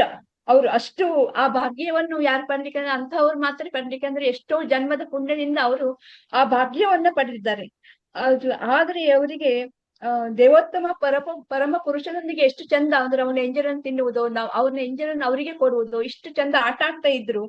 ಆದ್ರೆ ಅವರಿಗೆ ಇವನು ದೇವೋತ್ತಮ ಪರಮ ಪುರುಷ ಹೇಳುವಂತ ಭಾವನೆಯಿಂದ ಆಟ ಆಡ್ತಿರ್ಲಿಲ್ಲ ಅವರು. ಆದ್ರೆ ಅವನು ತನ್ನ ಗೆಳೆಯ ಆಪ್ತ ಸಖ ಹೇಳುವಂತ ಭಾವನೆಯಿಂದ ಅವರು ಆಟ ಆಡ್ತಿದ್ದರು. ಅಂದ್ರೆ ನಮ್ಮ ಇದು ಉತ್ತರ ಏನಂದ್ರೆ ಇದಕ್ಕೆ ವಿಭಿನ್ನ ಜೀವಿ, ಅಂದ್ರೆ ಈ ವಿಭಿನ್ನ ಜೀವಿ ಬೇರೆ ಬೇರೆ ದೃಷ್ಟಿಯಿಂದ ಅವನನ್ನ ಗ್ರಹಿಕೆ ಮಾಡುತ್ತೆ. ಆದ್ರೆ ಎಲ್ಲ ಅಂದ್ರೆ ಎಲ್ಲದೂ ಸೇರ್ತದೆ. ಸಮುದ್ರ ನದಿಗಳು ಹೇಗೆ ಸಮುದ್ರಕ್ಕೆ ಸೇರುತ್ತದೆಯೋ ಹಾಗೆ ನಾವು ಅಂದ್ರೆ ಎಲ್ಲ ಆ ಗ್ರಹಿಕೆ ಏನೇ ಇದ್ರೂ ಸಹ ಅದು ಭಕ್ತಿ ಸೇವೆಗೆ ಅನುಕೂಲಕರವಾಗಿರುತ್ತದೆ ಹೇಳುವಂತದ್ದನ್ನ ಬರೆದಿದ್ದೇನೆ ಮಾತಾಜಿ. ಧನ್ಯವಾದಗಳು ಮಾತಾಜಿ. ಭಗವಂತನದ್ದು ರೂಪವೇ ಅಂತ ಕರೆಕ್ಟ್ ಅದು. ಯಾಕಂದ್ರೆ ಅದೂನು ಆ ವಿಶ್ವರೂಪನು ಕೂಡ ಭಗವಂತನ ರೂಪ, ಆದ್ರೆ ಅದು ಶಾಶ್ವತ ರೂಪ ಅಲ್ಲ ಅಂತೇಳಿ. ಹೇಗೆ ಆಧ್ಯಾತ್ಮಿಕದಲ್ಲಿ ನಿತ್ಯ ರೂಪಗಳಿರ್ತವೆ, ಬೇರೆ ಬೇರೆ ರೂಪ, ಮತ್ಸ್ಯ ಅವತಾರಗಳಿರ್ತವೆ, ಅದೆಲ್ಲ ಭಗವಂತನದು ಸಹಜವಾದ ರೂಪ, ನಿತ್ಯ ರೂಪ. ಆದ್ರೆ ಇದು ಭಗವಂತನದೇ ರೂಪ, ಆದ್ರೆ ಇದು ಶಾಶ್ವತ ರೂಪ ಅಲ್ಲ ಅಂತೇಳಿ ತಿಳ್ಕೊಂಡ್ರೆ ಆಯ್ತು. ಕರೆಕ್ಟ್ ಇದೆ ಮಾತಾಜಿ. ಧನ್ಯವಾದಗಳು ಮಾತಾಜಿ. ನೆಕ್ಸ್ಟ್ ಯಾರು ಹೇಳ್ತೀರಾ? ಹರೇ ಕೃಷ್ಣ ಮಾತಾಜಿ. ಗ್ರೂಪ್ ನಂಬರ್ 3 ಮಾತಾಜಿ. ನಮ್ಮ ಗ್ರೂಪ್ ಅಲ್ಲಿ ಚೈತನ್ಯ ಮಾತಾಜಿ, ರತ್ನಮ್ಮ ಮಾತಾಜಿ, ಸುಜಾತ ಮಾತಾಜಿ ಮತ್ತೆ ಉಮಾ ಮಾತಾಜಿ ಅವರು. ಭಗವಂತ ಯಾಕೆ ದೃಷ್ಟಿ ಕೊಟ್ಟ ಅಂತ ಹೇಳಿ ಕ್ವಶನ್. ಇಲ್ಲಿ ಮುಖ್ಯವಾಗಿ ನಾವು ತಿಳಿದುಕೊಳ್ಬೇಕಾದದ್ದು, ಅರ್ಜುನ ಎಲ್ಲಾ ಜನಸಾಮಾನ್ಯರ ಪ್ರತೀಕನಾಗಿ ಇಲ್ಲಿ ನಿಂತಿದ್ದಾನೆ. ಅದು ಅಲ್ಲದೆ 9 ಮತ್ತೆ 10ನೇ ಅಧ್ಯಾಯದಲ್ಲಿ ಭಗವಂತ ಎಲ್ಲಾ ವೈಭವಗಳನ್ನ ಐಶ್ವರ್ಯಗಳನ್ನು ಹೇಳ್ತಾ ಹೋಗ್ತಾನೆ. ಅದು ಜಸ್ಟ್ ಥಿಯರಿ ಪಾರ್ಟ್. ಈ 10ನೇ ಅಧ್ಯಾಯ ಆದ್ಮೇಲೆ 11ನೇ ಅಧ್ಯಾಯ ಏನಿದೆ ಇದು ಪ್ರಾಕ್ಟಿಕಲ್. ಯಾರು ಬೇಕಾದ್ರೂ ನನ್ನಲ್ಲಿ ಇದೆ ಇದೆ ಅಂತ ಹೇಳ್ಬೋದು. ಜ್ಞಾನ ಕೊಟ್ಟಿತ್ತು ನಮ್ಗೆ, ಇಲ್ಲಿ ನಮ್ಗೆ ವಿಜ್ಞಾನ ಅಂತ ಹೇಳಿ ತಿಳಿಬೇಕು. ವಿಜ್ಞಾನ ಅನ್ನೋದು ಇದು ಪ್ರಾಕ್ಟಿಕಲ್ ಆಗಿ ಕಾಣಿಸ್ತಾ ಇದ್ದಾನೆ. ಯಾರು ಬೇಕಾದ್ರೂ ನನ್ನಲ್ಲಿ ಇದೆ ಇದೆ ಅಂತ ಹೇಳ್ಬೋದು ಅಲ್ವಾ, ಪುಸ್ತಕದ ಬದನೆಕಾಯಿ ಆದ್ರೆ. ಅದು ನಂಬಿಕೆ ಬರುವುದಿಲ್ಲ ಅವಾಗ, ಯಾರು ಬೇಕಾದ್ರೆ ಹೇಳಲಿಕ್ಕೆ ಆಗಲ್ಲ. ಆದ್ರೆ 11ನೇ ಅಧ್ಯಾಯ ಪ್ರತಿಯೊಬ್ಬ ಭಕ್ತನ ಮನಸ್ಸಲ್ಲಿ ನಂಬಿಕೆಯನ್ನು ಕೊಡುವಂತಹ ಅಧ್ಯಾಯ. ಜನಸ್ಮ ಪ್ರತೀಕರಾಗಿ ನಿಂತುಕೊಂಡಿದ್ದಾನೆ. ಅವನಿಗೇನು ವಿಶ್ವರೂಪ ದರ್ಶನದ ಅಗತ್ಯ ಇರ್ಲಿಲ್ಲ, ಅವನು ಭಕ್ತ ಅಲ್ವಾ. ಭಗವಂತನ ಮೂಲ ರೂಪದಲ್ಲಿ ಸಂತೋಷ ಇತ್ತು, ಆದ್ರೆ ಅವನು ಜನಸಾಮಾನ್ಯರ ಪ್ರತೀಕ. ಅದು ಅಲ್ಲದೆ ಭಗವಂತ ಹಿಂದೆ ಹೇಳಿದ್ರು ಏಕಾಂಶೇನ ಇದ್ದೀನಿ ಎಲ್ಲದ್ರಲ್ಲಿ ಅಂತ. ಹೇಗೆ ಏಕಾಂಶೇನ ಇದ್ದಾನೆ? ಎಲ್ಲ ಐಶ್ವರ್ಯಗಳನ್ನು ಹೇಳ್ದ, ಅದು ತೋರ್ಸ್ಕೊಡ್ಬೇಕಿತ್ತು ಭಗವಂತ. ಸೊ ಅದು ಯಾರಿಗೆ ತೋರ್ಸ್ಕೊಟ್ರೆ ಎಲ್ಲರಿಗೂ ಅರ್ಥ ಆಗತ್ತೆ? ಅರ್ಜುನನಿಗೆ. ಸೊ ಅದಕ್ಕೆ ಒಂದು ಕಾರಣ ದಿವ್ಯ ದೃಷ್ಟಿಯನ್ನು ಕೊಟ್ಟ. ಇಲ್ಲದಿದ್ರೆ ಯಾರಿಗೂ ಅರ್ಥ ಆಗ್ತಾ ಇರ್ಲಿಲ್ಲ. ಬಾಯಲ್ಲಿ ಹೇಳ್ತಾ ಇದ್ದಾರೆ, ಭಗವಂತ ತೋರಿಸ್ಕೊಟ್ಟ ಕಾರಣ ನಮಗೆ ತಿಳಿತಾ ಇದೆ ಅಲ್ವಾ, ಭಗವಂತ ತೋರಿಸ್ಕೊಟ್ಟಿದ್ದಾನೆ ವಿಶ್ವರೂಪದಲ್ಲಿ ಇದೆಲ್ಲ ಇತ್ತು, ಬಾಯಲ್ಲಿ ಹೇಳಿಲ್ಲ ಅಂತ ನಮಗೆ ಆ ನಮ್ಮ ನಂಬಿಕೆ ದೃಢ ಮಾಡ್ತಾ ಇದ್ದಾನೆ ಭಗವಂತ ಈ ಒಂದು ಅಧ್ಯಾಯದಲ್ಲಿ. ಅದೇ ರೀತಿ ನಾನು ಹೇಳ್ದ ಹಾಗೆ ಅರ್ಜುನ ಜನಸಾಮಾನ್ಯರ ಪ್ರತೀಕ. ಬಾಯಿ ಮಾತಿಗೆ ಹೇಳಿಲ್ಲ, ಎಲ್ಲ ರೀತಿಯಲ್ಲಿ ಭಗವಂತ ನಮಗೆ ಅದು ಒತ್ತು ಕೊಟ್ಟು ಕೊಟ್ಟು ತೋರಿಸ್ತಾ ಇದ್ದಾನೆ. ಯಾವ ಮಟ್ಟಕ್ಕೆ ಅಂತ ಹೇಳಿದ್ರೆ, ಜನಸಾಮಾನ್ಯರು ಭಗವಂತ ಎಲ್ಲೆಲ್ಲ ಇದ್ದಾನೆ ಆದ್ರೆ ಕಣ್ಣಿಗೆ ಕಾಣ್ಲಿಕ್ಕೆ ಆಗೋದಿಲ್ಲ. ಯಾಕೆ ನಮಗೆ ಭಗವಂತ ಕಣ್ಣಿಗೆ ಕಾಣ್ಲಿಕ್ಕೆ ಆಗೋದಿಲ್ಲ? ಒಂದು ಅಡೆಗೋಡೆ ಹಾಗೆ ಮಾಯೆ ಅನ್ನೋದು ಕವಿದಿದೆ ನಮಗೆ.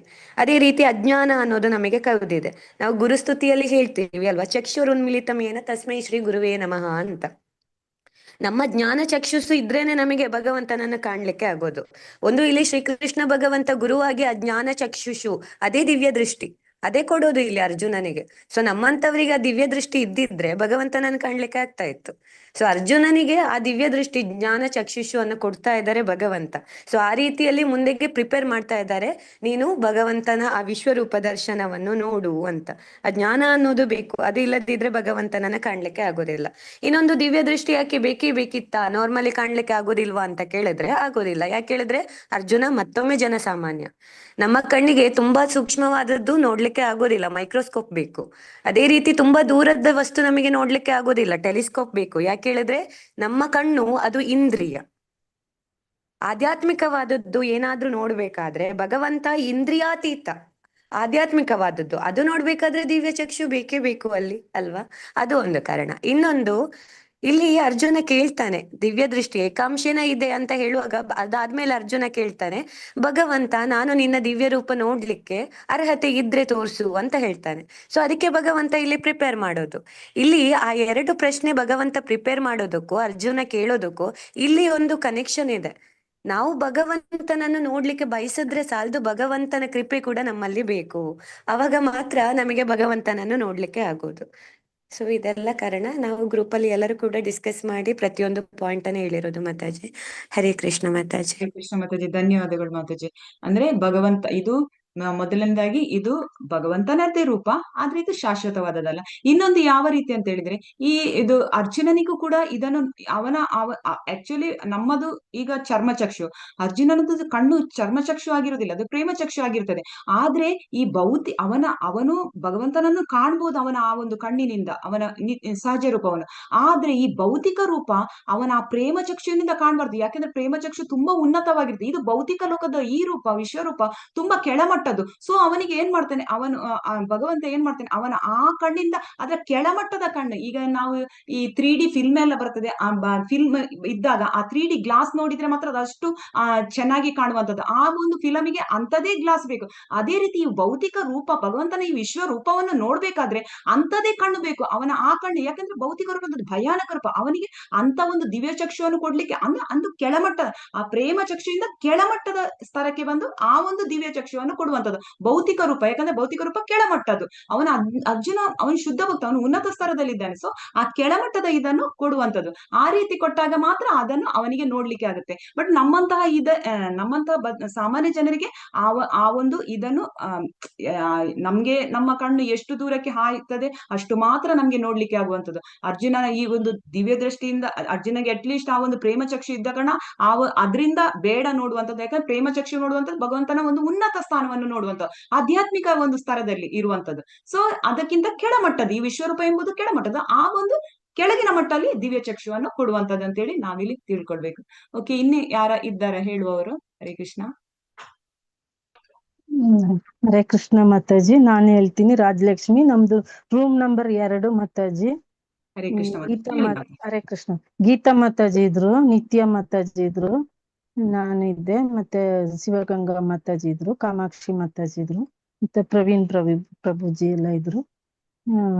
ಈಗ ಶುದ್ಧ ಭಕ್ತನಿ ಎಂದು 2 ಕೈಗಳಿಂದ ಕೃಷ್ಣನನ್ನು ಬಿಟ್ಟು ಬೇರೆ ಯಾವ ರೂಪವನ್ನು ಅವನಿಗೂ ಕಾಣುವುದಿಲ್ಲ ಅಂತ ಮನಸ್ಸಿನಿಂದ ಅವನ ರೂಪವನ್ನು ಕಾಣಲಾರ. ಅವನ ಕೃಪೆಯಿಂದ ಮತ್ತು ದಿವ್ಯವಾದ ಕಣ್ಣುಗಳಿಂದ ಮಾತ್ರ ಕಾಣಬಲ್ಲ ಕೃಷ್ಣನ ರೂಪವನ್ನು. ಅರ್ಜುನನು ಅವನು ನೋಡಲು ಬಯಸಿದ್ರೂ ವಿಶ್ವರೂಪವನ್ನು ನೋಡಲು ಅಗತ್ಯವಾದ ದೃಷ್ಟಿಯನ್ನು ಪ್ರಭು ಅವನಿಗೆ ಕೊಡ್ತಾನೆ, ಯಾರು ಕೃಷ್ಣ ಕೊಡ್ತಾರೆ. ಮತ್ತೆ ಕೃಷ್ಣ ನೋಡ್ರೆ ಆಧ್ಯಾತ್ಮಿಕ ಸಂಬಂಧದಲ್ಲಿ ಸರಿಯಾದ ಅವನ ಸ್ನೇಹಿತರು, ಮತ್ತೆ ತಂದೆ ತಾಯಿ ಕೃಷ್ಣನ ಸಿರಿಯಾದ ರೂಪವನ್ನು ನೋಡಲು ಅವರು ಬಯಸಲಿಲ್ಲ.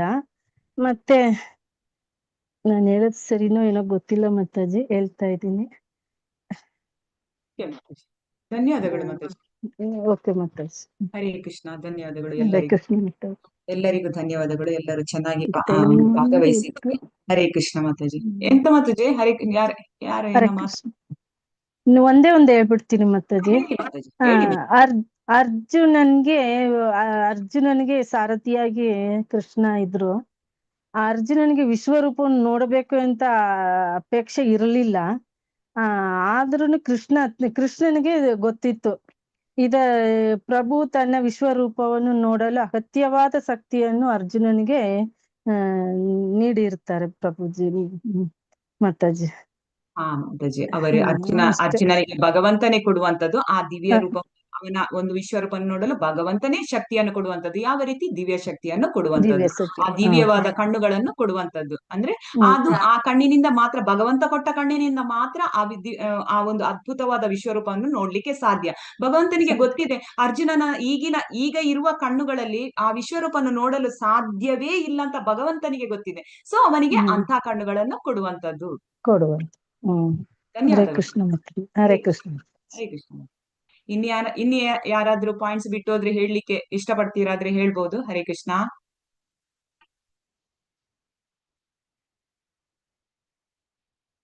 ಓಕೆ, ಮುಂದಕ್ಕೆ ಹೋಗೋಣ. ಓದಿ ಯಾರಾದ್ರೂ. ಹರೇ ಕೃಷ್ಣ. ಹರೇ ಕೃಷ್ಣ ಮಾತಾಜಿ. ಓದಿ.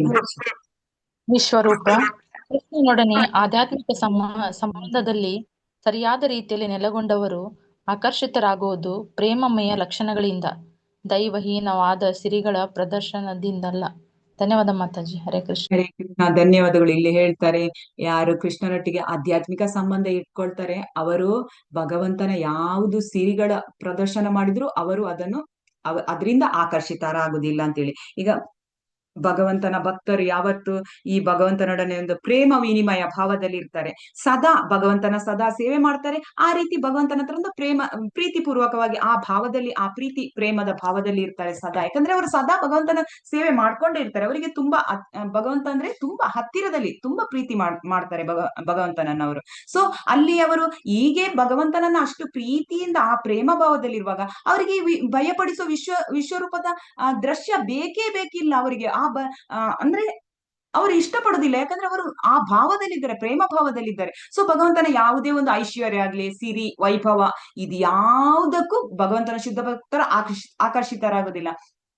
ಅದು ಆ ವಿಶ್ವರೂಪದಲ್ಲಿರುವ ಭಗವಂತ ಯಾವ ರೀತಿ ಅಂತ ಹೇಳಿದ್ರೆ, ಈಗ ಒಂದು ನ್ಯಾಯಾಧೀಶ ಅವರ ಒಂದು ಕೋರ್ಟಿನಲ್ಲಿ ಅವರು ಒಂದು ತುಂಬಾ ಗಂಭೀರವಾಗಿ ಇರ್ತಾರೆ. ಅಲ್ಲಿರುವ ಒಂದು ಕೋರ್ಟ್ ಅಲ್ಲಿರುವ ಇತರ ವ್ಯಕ್ತಿಗಳು ಕೂಡ ಅವರನ್ನು ಈ ನ್ಯಾಯಾಧೀಶನನ್ನು ತುಂಬಾ ಒಂದು ಭಯಭಕ್ತಿಯಲ್ಲಿ ಗೌರವಯುತವಾಗಿ ಆ ರೀತಿ ಒಂದು ಶ್ರೇಷ್ಠವಾದ ವ್ಯಕ್ತಿ ಅಂತ ಹೇಳಿ ಆ ರೀತಿ ಅವರು ನೋಡಿರುತ್ತಾರೆ. ಅದೇ ನ್ಯಾಯಾಧೀಶ ಅವನ ಮನೆಯಲ್ಲಿ ಅವನ ಮಕ್ಕಳ ಜೊತೆ ತುಂಬಾ ಸಲಿಗೆ ಪ್ರೀತಿಯಿಂದ ಇರ್ತಾರೆ. ಅಂದ್ರೆ ಇಲ್ಲಿ ನಾವು ಏನ್ ತಿಳ್ಕೊಳ್ಬೇಕಂದ್ರೆ, ಕೃಷ್ಣ ಈ ಮನೆಯಲ್ಲಿರುವ ಒಂದು ತುಂಬಾ ಮಕ್ಕಳೊಟ್ಟಿಗೆ ಆ ನ್ಯಾಯಾಧೀಶ ತುಂಬಾ ಪ್ರೀತಿಯಿಂದ ಆಟ ಆಡ್ಕೊಂಡು ಈ ತರ ಎಲ್ಲ ಇರ್ತಾರೆ ಮಕ್ಕಳ ಜೊತೆ. ಸೊ ಕೃಷ್ಣ ಯಾವ ರೀತಿ ಅಂತ ಹೇಳಿದ್ರೆ, ಮನೆಯಲ್ಲಿರುವ ನ್ಯಾಯಾಧೀಶನ ಪಾತ್ರ ಆ ರೀತಿ ವರ್ತಿಸ್ತಾರೆ. ಇದು ವಿಶ್ವರೂಪ ಯಾವ ರೀತಿ ಅಂದ್ರೆ ಭಯಾನಕವಾದದ್ದು. ಸೊ ಅಲ್ಲಿ ಆ ನ್ಯಾಯಾಧೀಶ ಕೋರ್ಟ್ ಅಲ್ಲಿ ಯಾವ ರೀತಿ ಇರ್ತಾರೆ ಆ ರೀತಿ ನಾವು ಇಲ್ಲಿ ಅರ್ಥ ಮಾಡಿಕೊಳ್ಬಹುದು. ಅಂದ್ರೆ ಈ ಒಂದು ಕೃಷ್ಣ ಇದು ಭಕ್ತರು ಈ ಸಿರಿಗಳ ಯಾವುದೇ ಒಂದು ಸಿರಿಗಳಕ್ಕೆ ಅವರ ಒಂದು ಆಕರ್ಷಿತರಾಗುದಿಲ್ಲ ಅಂತೇಳಿ ಇಲ್ಲಿ ನಾವು ತಿಳ್ಕೊಳ್ಬಹುದು. ಓದಿ ಮಾತಾಜಿ ಯಾರಾದ್ರೂ.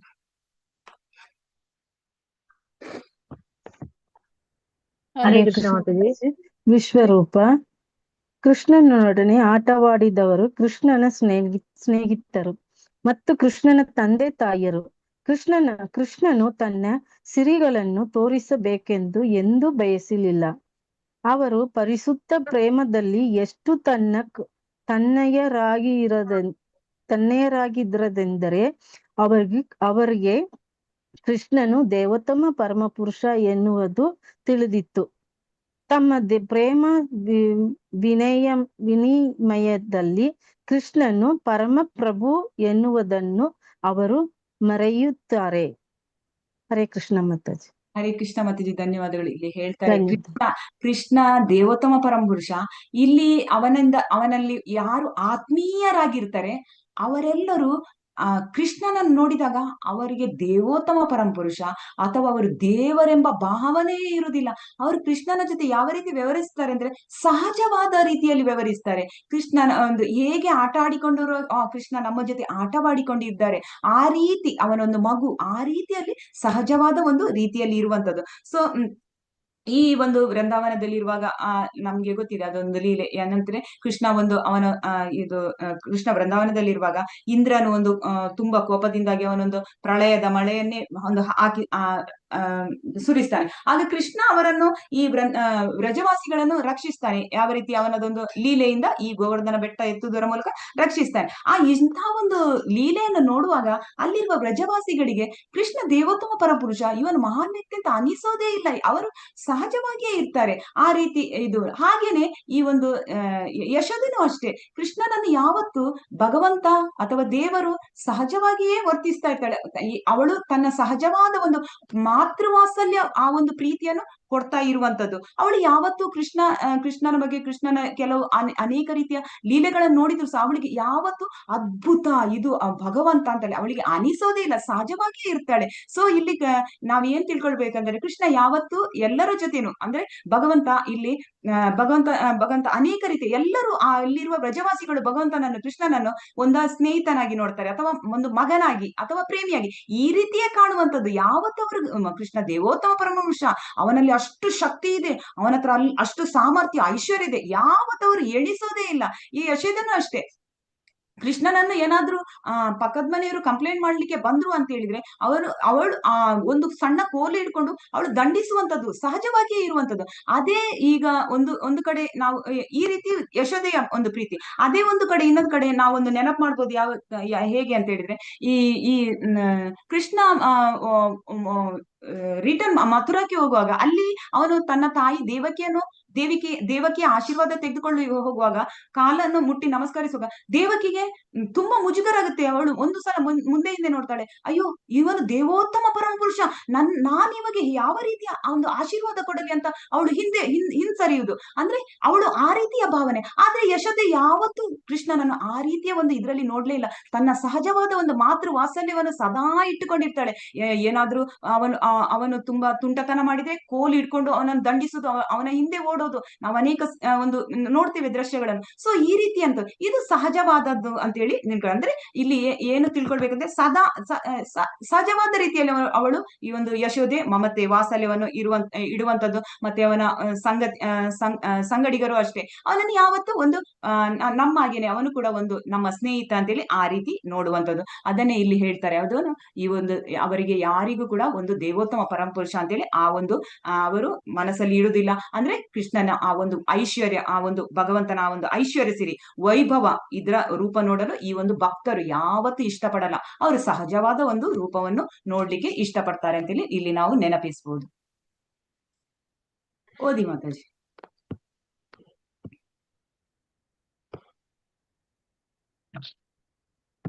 ಹರೇ ಕೃಷ್ಣ ಮಾತಾಜಿ. ವಿಶ್ವರೂಪ ದೇವೋತ್ತಮ ಪರಮ ಪುರುಷನಾದ ಕೃಷ್ಣನನ್ನು ಅರ್ಥ ಮಾಡಿಕೊಳ್ಳಬೇಕೆಂದು ನಿಜವಾಗಿ ಆಸಕ್ತಿ ಇದ್ದು ಅರ್ಜುನನ ಹೆಜ್ಜೆಗಳಲ್ಲಿಯೇ ಹೆಜ್ಜೆ ಇಟ್ಟು ಅನುಸರಿಸುವವರು ಇದನ್ನು ಅರ್ಥ ಮಾಡಿಕೊಳ್ಳಬೇಕು.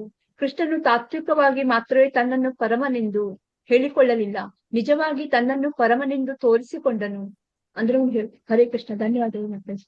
ಹರೇ ಕೃಷ್ಣ ಮಾತಾಜಿ, ಧನ್ಯವಾದಗಳು. ಇಲ್ಲಿ ನಾವು ಇದು ಈಗ ಕೃಷ್ಣ ಅರ್ಜುನನಿಗೆ ಗೊತ್ತಿದೆ ಕೃಷ್ಣ ದೇವೋತ್ತಮ ಪರಮಪುರುಷ ಅಂದ್ರೆ ಅವನು ಹೇಳ್ತಾನೆ ಪರಂ ಬ್ರಹ್ಮ ಪರಂಧಾಮ ಪವಿತ್ರಂ ಪರಮಮ್ಮ ಅಂತೇಳಿ ಎಲ್ಲ ಹೇಳ್ತಾನೆ. ಅದೇ ರೀತಿ ಇಲ್ಲಿ ಹೇಳುವಂಥದ್ದು ಈಗ ಇದು ನಾವು ಕೂಡ ಭಗವಂತನನ್ನು ದೇವೋತ್ತಮ ಪರಮಪುರುಷ, ಹೇಗೆ ಅರ್ಜುನ ದೇವೋತ್ತಮ ಪರಮಪುರುಷ ಅಂತೇಳಿ ಅರ್ಜುನ ಹೇಗೆ ಶರಣಾಗತನಾಗಿ ಭಗವಂತ ದೇವೋತ್ತಮ ಪರಮಪುರುಷ ನಾನು ಈಗ ಸಂಪೂರ್ಣವಾಗಿ ತಿಳಿದಿದ್ದೇನೆ ಅಂತೇಳಿ ಹೇಗೆ ಹೇಳ್ತೇನೆ, ಅದೇ ರೀತಿ ಅರ್ಜುನನ ಹೆಜ್ಜೆ ಇದರಲ್ಲಿ ನಾವು ಅನುಸರಿಸ್ಬೇಕಂತೇಳಿ ಇಲ್ಲಿ ಹೇಳುವಂಥದ್ದು.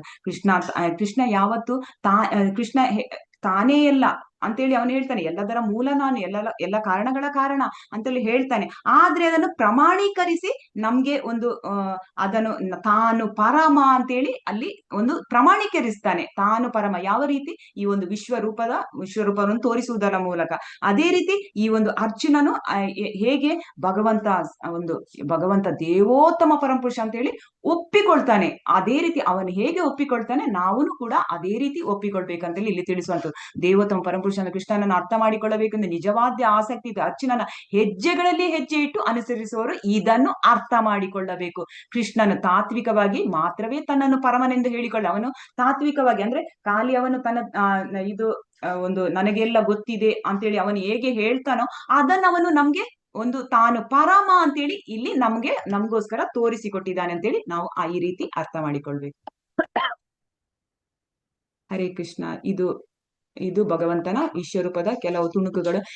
ಈ ಒಂದು ಇದನ್ನು ವಿಶ್ವರೂಪ ಹೇಗೆ ಅಂತ ಹೇಳಿದ್ರೆ ಪ್ರಭುಪಾದರು ಹೇಳ್ತಾರೆ, ಇದು ಒಂದು ಆಧ್ಯಾತ್ಮಿಕ ಜಗತ್ತಿನ ಕಿಂಡಿ ಇದ್ದಾಗೆ ಅಂತ ಹೇಳ್ತಾರೆ. ಅಂದ್ರೆ ಈ ಕಿಂಡಿಯ ಒಳಗೆ ಈ ಕಿಂಡಿಯ ಮುಖಾಂತರ ನೋಡಿದ್ರೆ ನಮ್ಗೆ ಆಧ್ಯಾತ್ಮಿಕ ಜಗತ್ತಿನ ಅದು ಎಲ್ಲ ಗೊತ್ತಾಗುತ್ತೆ. ಅಂದ್ರೆ ಈ ಒಂದು ದೃಶ್ಯ ಆಧ್ಯಾತ್ಮಿಕ ಜಗತ್ತಿನಲ್ಲಿ ಇದೆ ಅಂತ ಹೇಳಿ ಅರ್ಥ ಅಲ್ಲ, ಬಟ್ ಇದನ್ನು ನೋಡಿದ್ರೆ ಈ ರೀತಿಯ ಒಂದು ಗಾಂಭೀರ್ಯತನ ಅಂದ್ರೆ ಇಂಥ ಒಂದು ವೈಭವ, ಇಂಥ ಒಂದು ಅದ್ಭುತವಾದ ಕಾರ್ಯಗಳನ್ನು ಭಗವಂತನಿಗೆ ಆಗುತ್ತೆ ಅಂತೇಳಿ ನಮ್ಗೆ ಆಧ್ಯಾತ್ಮಿಕ ಜಗತ್ತಿನ ಆ ಒಂದು ಹಿರಿಮೆ ಇದನ್ನು ನೋಡುವಾಗ ನಮ್ಗೆ ತಿಳಿಯುತ್ತೆ ಅಂತೇಳಿ ಆಚಾರ್ಯರು ಹೇಳ್ತಾರೆ. ಈ ಒಂದು ದೃಶ್ಯ ಇದು ಪ್ರಭುಪಾದರ ಶಿಷ್ಯಂದಿರು ಆಕ್ಚುಲಿ ಅವರು ಇದು ನಮ್ಮ ಭಾರತದಲ್ಲಿ ನಮ್ಗೆಲ್ಲ ಆದ್ರೆ ಬಾಲ್ಯದಿಂದಲೇ ಕೃಷ್ಣ ದೇವರು ಯಾರು ಕೃಷ್ಣ ಅಂತೇಳಿ ನಮ್ಗೆ ಗೊತ್ತಿರ್ತದೆ, ಬಟ್ ಅವರಿಗೆ ಗೊತ್ತಿರುವುದಿಲ್ಲ. ಆದ್ರೆ ಅವರು ಸಹಜವಾಗಿ ಪ್ರಭುಪಾದರು ಕೊಟ್ಟ ಒಂದು ಪಿಕ್ಚರ್ ಅನ್ನು ನೋಡಿ ಅವ್ರು ಎಷ್ಟು ನಾಜೂಕಾಗಿ ಬಿಡಿಸಿದ್ದಾರೆ ಅಂದ್ರೆ ಪ್ರಭುಪಾದರಿಗೆ ಈ ಒಂದು ಇದನ್ನು ನೋಡಿದ ಕೂಡಲೇ ಇವರ ಹತ್ರ ಈ ಕಲೆ ಯಾವ ರೀತಿ ಅಂದ್ರೆ ಪ್ರಭುಪಾದರ ಅವರ ಶಿಷ್ಯಂದಿರ ಒಂದು ಭಕ್ತಿಯನ್ನು ಅಲ್ಲಿ ಕಾಣ್ತಾರೆ. ಅಂದ್ರೆ ಇದು ಯಾವ ರೀತಿ ಅಂದ್ರೆ ನಿಜವಾಗಿ ಅವರಿಗೆ ಬಾಲ್ಯದಿಂದಲೇ ಈ ಒಂದು ಭಗವಂತನ ಬಗ್ಗೆ ತುಂಬಾ ಆ ರೀತಿ ಇದೆ ಎಂಬ ಆ ರೀತಿಯ ಒಂದು ಭಾವದಲ್ಲಿ ಈ ಒಂದು ಪಿಕ್ಚರ್ ಅನ್ನು ಬಿಡಿಸಿದ್ದಾರೆ ಅಂತೇಳಿ ಹೇಳ್ತಾರೆ. ಅಂದ್ರೆ ಅಷ್ಟು ಚೆನ್ನಾಗಿ ಅವರು ಬಿಡಿಸಿರುವಂತದ್ದು ಈ ರೀತಿ ಒಂದು ಪೇಪರ್ ಅಲ್ಲಿ ಆದ್ರೂ ಅದು ಅವರು ಅಷ್ಟು ಭಕ್ತಿ ಭಾವದಿಂದ ಬಿಡಿಸಿದ್ದಾರೆ ಅಂತ ಪ್ರಪಾದರು ಯಾವತ್ತು ಹೇಳ್ಕೊಳ್ತಾರೆ ಇದೆಲ್ಲವನ್ನು. ಯಾಕಂದ್ರೆ ಇದು ಸಹಜವಾದ ಒಂದು ಪಿಕ್ಚರ್ನ ಇವರು ಕೊಟ್ಟ ಪಿಕ್ಚರ್ ಹೇಗೆ ಪ್ರಪಾದರು ಕೊಟ್ಟಿದ್ದಾರೆ ಅದೇ ರೀತಿ ಅವರು ಬಿಡಿಸಿದ್ದಾರೆ ಅಂತೇಳಿ ಇಲ್ಲಿ ತಿಳ್ಕೊಳ್ಬಹುದು ನೋಡಿ ಎಲ್ಲವೂ.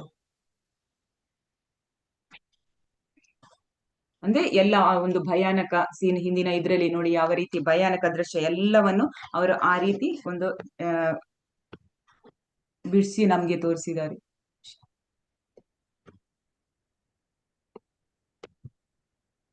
ಇದೂನು ಅಷ್ಟೇ ಕೃಷ್ಣನ ರೂಪವನ್ನು ಚೆನ್ನಾಗಿ ಬಿಡಿಸಿದ್ದಾರೆ. ಅದೇ ಪಿಕ್ಚರ್ ಅನ್ನು ಇಲ್ಲಿ ಹಾಕಿರುವಂತದ್ದು ಸಹಜವಾಗಿದೆ. ಇದು ಚಿತ್ರಗಳೆಲ್ಲ ಸಹಜವಾಗಿ ಅವರು ಬರ್ತಾರೆ. ಮತ್ತೆ ಇಲ್ಲಿ ಯಾವ ರೀತಿ ಅಂತ ಹೇಳಿದ್ರೆ ಈ ಒಂದು ವಿಶ್ವರೂಪ ಅರ್ಜುನನಿಗೆ ಭಗವಂತ ತೋರಿಸ್ತಾರೆ ಅವನ ದಿವ್ಯ ಚಕ್ಷುವನ್ನು ಕೊಟ್ಟು ಅರ್ಜುನನಿಗೆ. ಅಲ್ಲಿ ಅದು ಯಾವ ರೀತಿ ಅಂತ ಹೇಳಿದ್ರೆ ಅವರು ಅರ್ಜುನ ಒಂದು ಯಾವುದೇ ಒಂದು ದೃಶ್ಯವನ್ನು ನೋಡಿ ಅದರ ಆಳಕ್ಕೆ ಹೋಗ್ಬೇಕಾದ್ರೆ ಅದು ಒಂದು ಆಕಾಶದಲ್ಲಿ ಅಷ್ಟು ವಿಸ್ತಾರವಾಗಿ ಆಳವಾಗಿ ಅದು ತೋರಿಸ್ತಾ ಹೋಗ್ತಿತ್ತಂತೆ.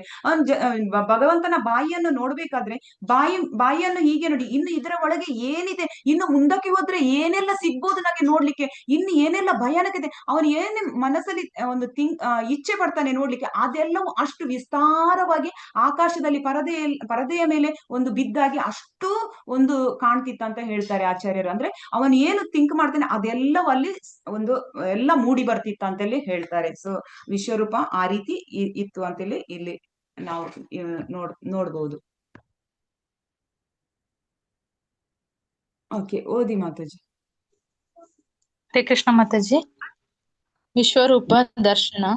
ಈವರೆಗೆ ಕೃಷ್ಣ ಮತ್ತು ಅರ್ಜುನರ ಬಾಂಧವ್ಯಕ್ಕೆ ಸ್ನೇಹವು ಆಧಾರವಾಗಿತ್ತು. ದರ್ಶನದ ನಂತರ ಇಲ್ಲಿ ಅರ್ಜುನನು ಬಹು ಗೌರವದಿಂದ ಪ್ರಣಾಮ ಮಾಡುತ್ತಿದ್ದಾನೆ ಮತ್ತು ಕೈಗಳನ್ನು ಮುಗಿದುಕೊಂಡು ಕೃಷ್ಣನಿಗೆ ಪ್ರಾರ್ಥನೆ ಮಾಡುತ್ತಿದ್ದಾನೆ. ಅವನು ವಿಶ್ವರೂಪವನ್ನು ಹೊಗಳುತ್ತಿದ್ದಾನೆ.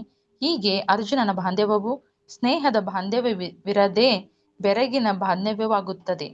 ಪರ್ಪಟ್ 11.14. ಹರೇ ಕೃಷ್ಣ ಮಾತಾಜಿ. ಧನ್ಯವಾದಗಳು ಮಾತಾಜಿ.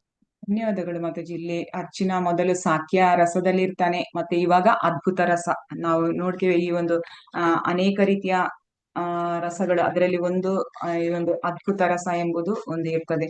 ಸೊ ಅಲ್ಲಿ ಸಾಕ್ಯ ರಸದಿಂದ ಈ ಒಂದು ಬೆರಗಿನ ರಸ ಅಂದ್ರೆ ಅದ್ಭುತ ರಸಕ್ಕೆ ಬರುವಂತದ್ದು. ಅಂದ್ರೆ ಅವನ ಅರ್ಜುನನಿಗೆ ಈ ದೃಶ್ಯ ನೋಡಿದ ನಂತರ ಪೂರ್ತಿ ಶರಣಾಗ್ತಾನೆ.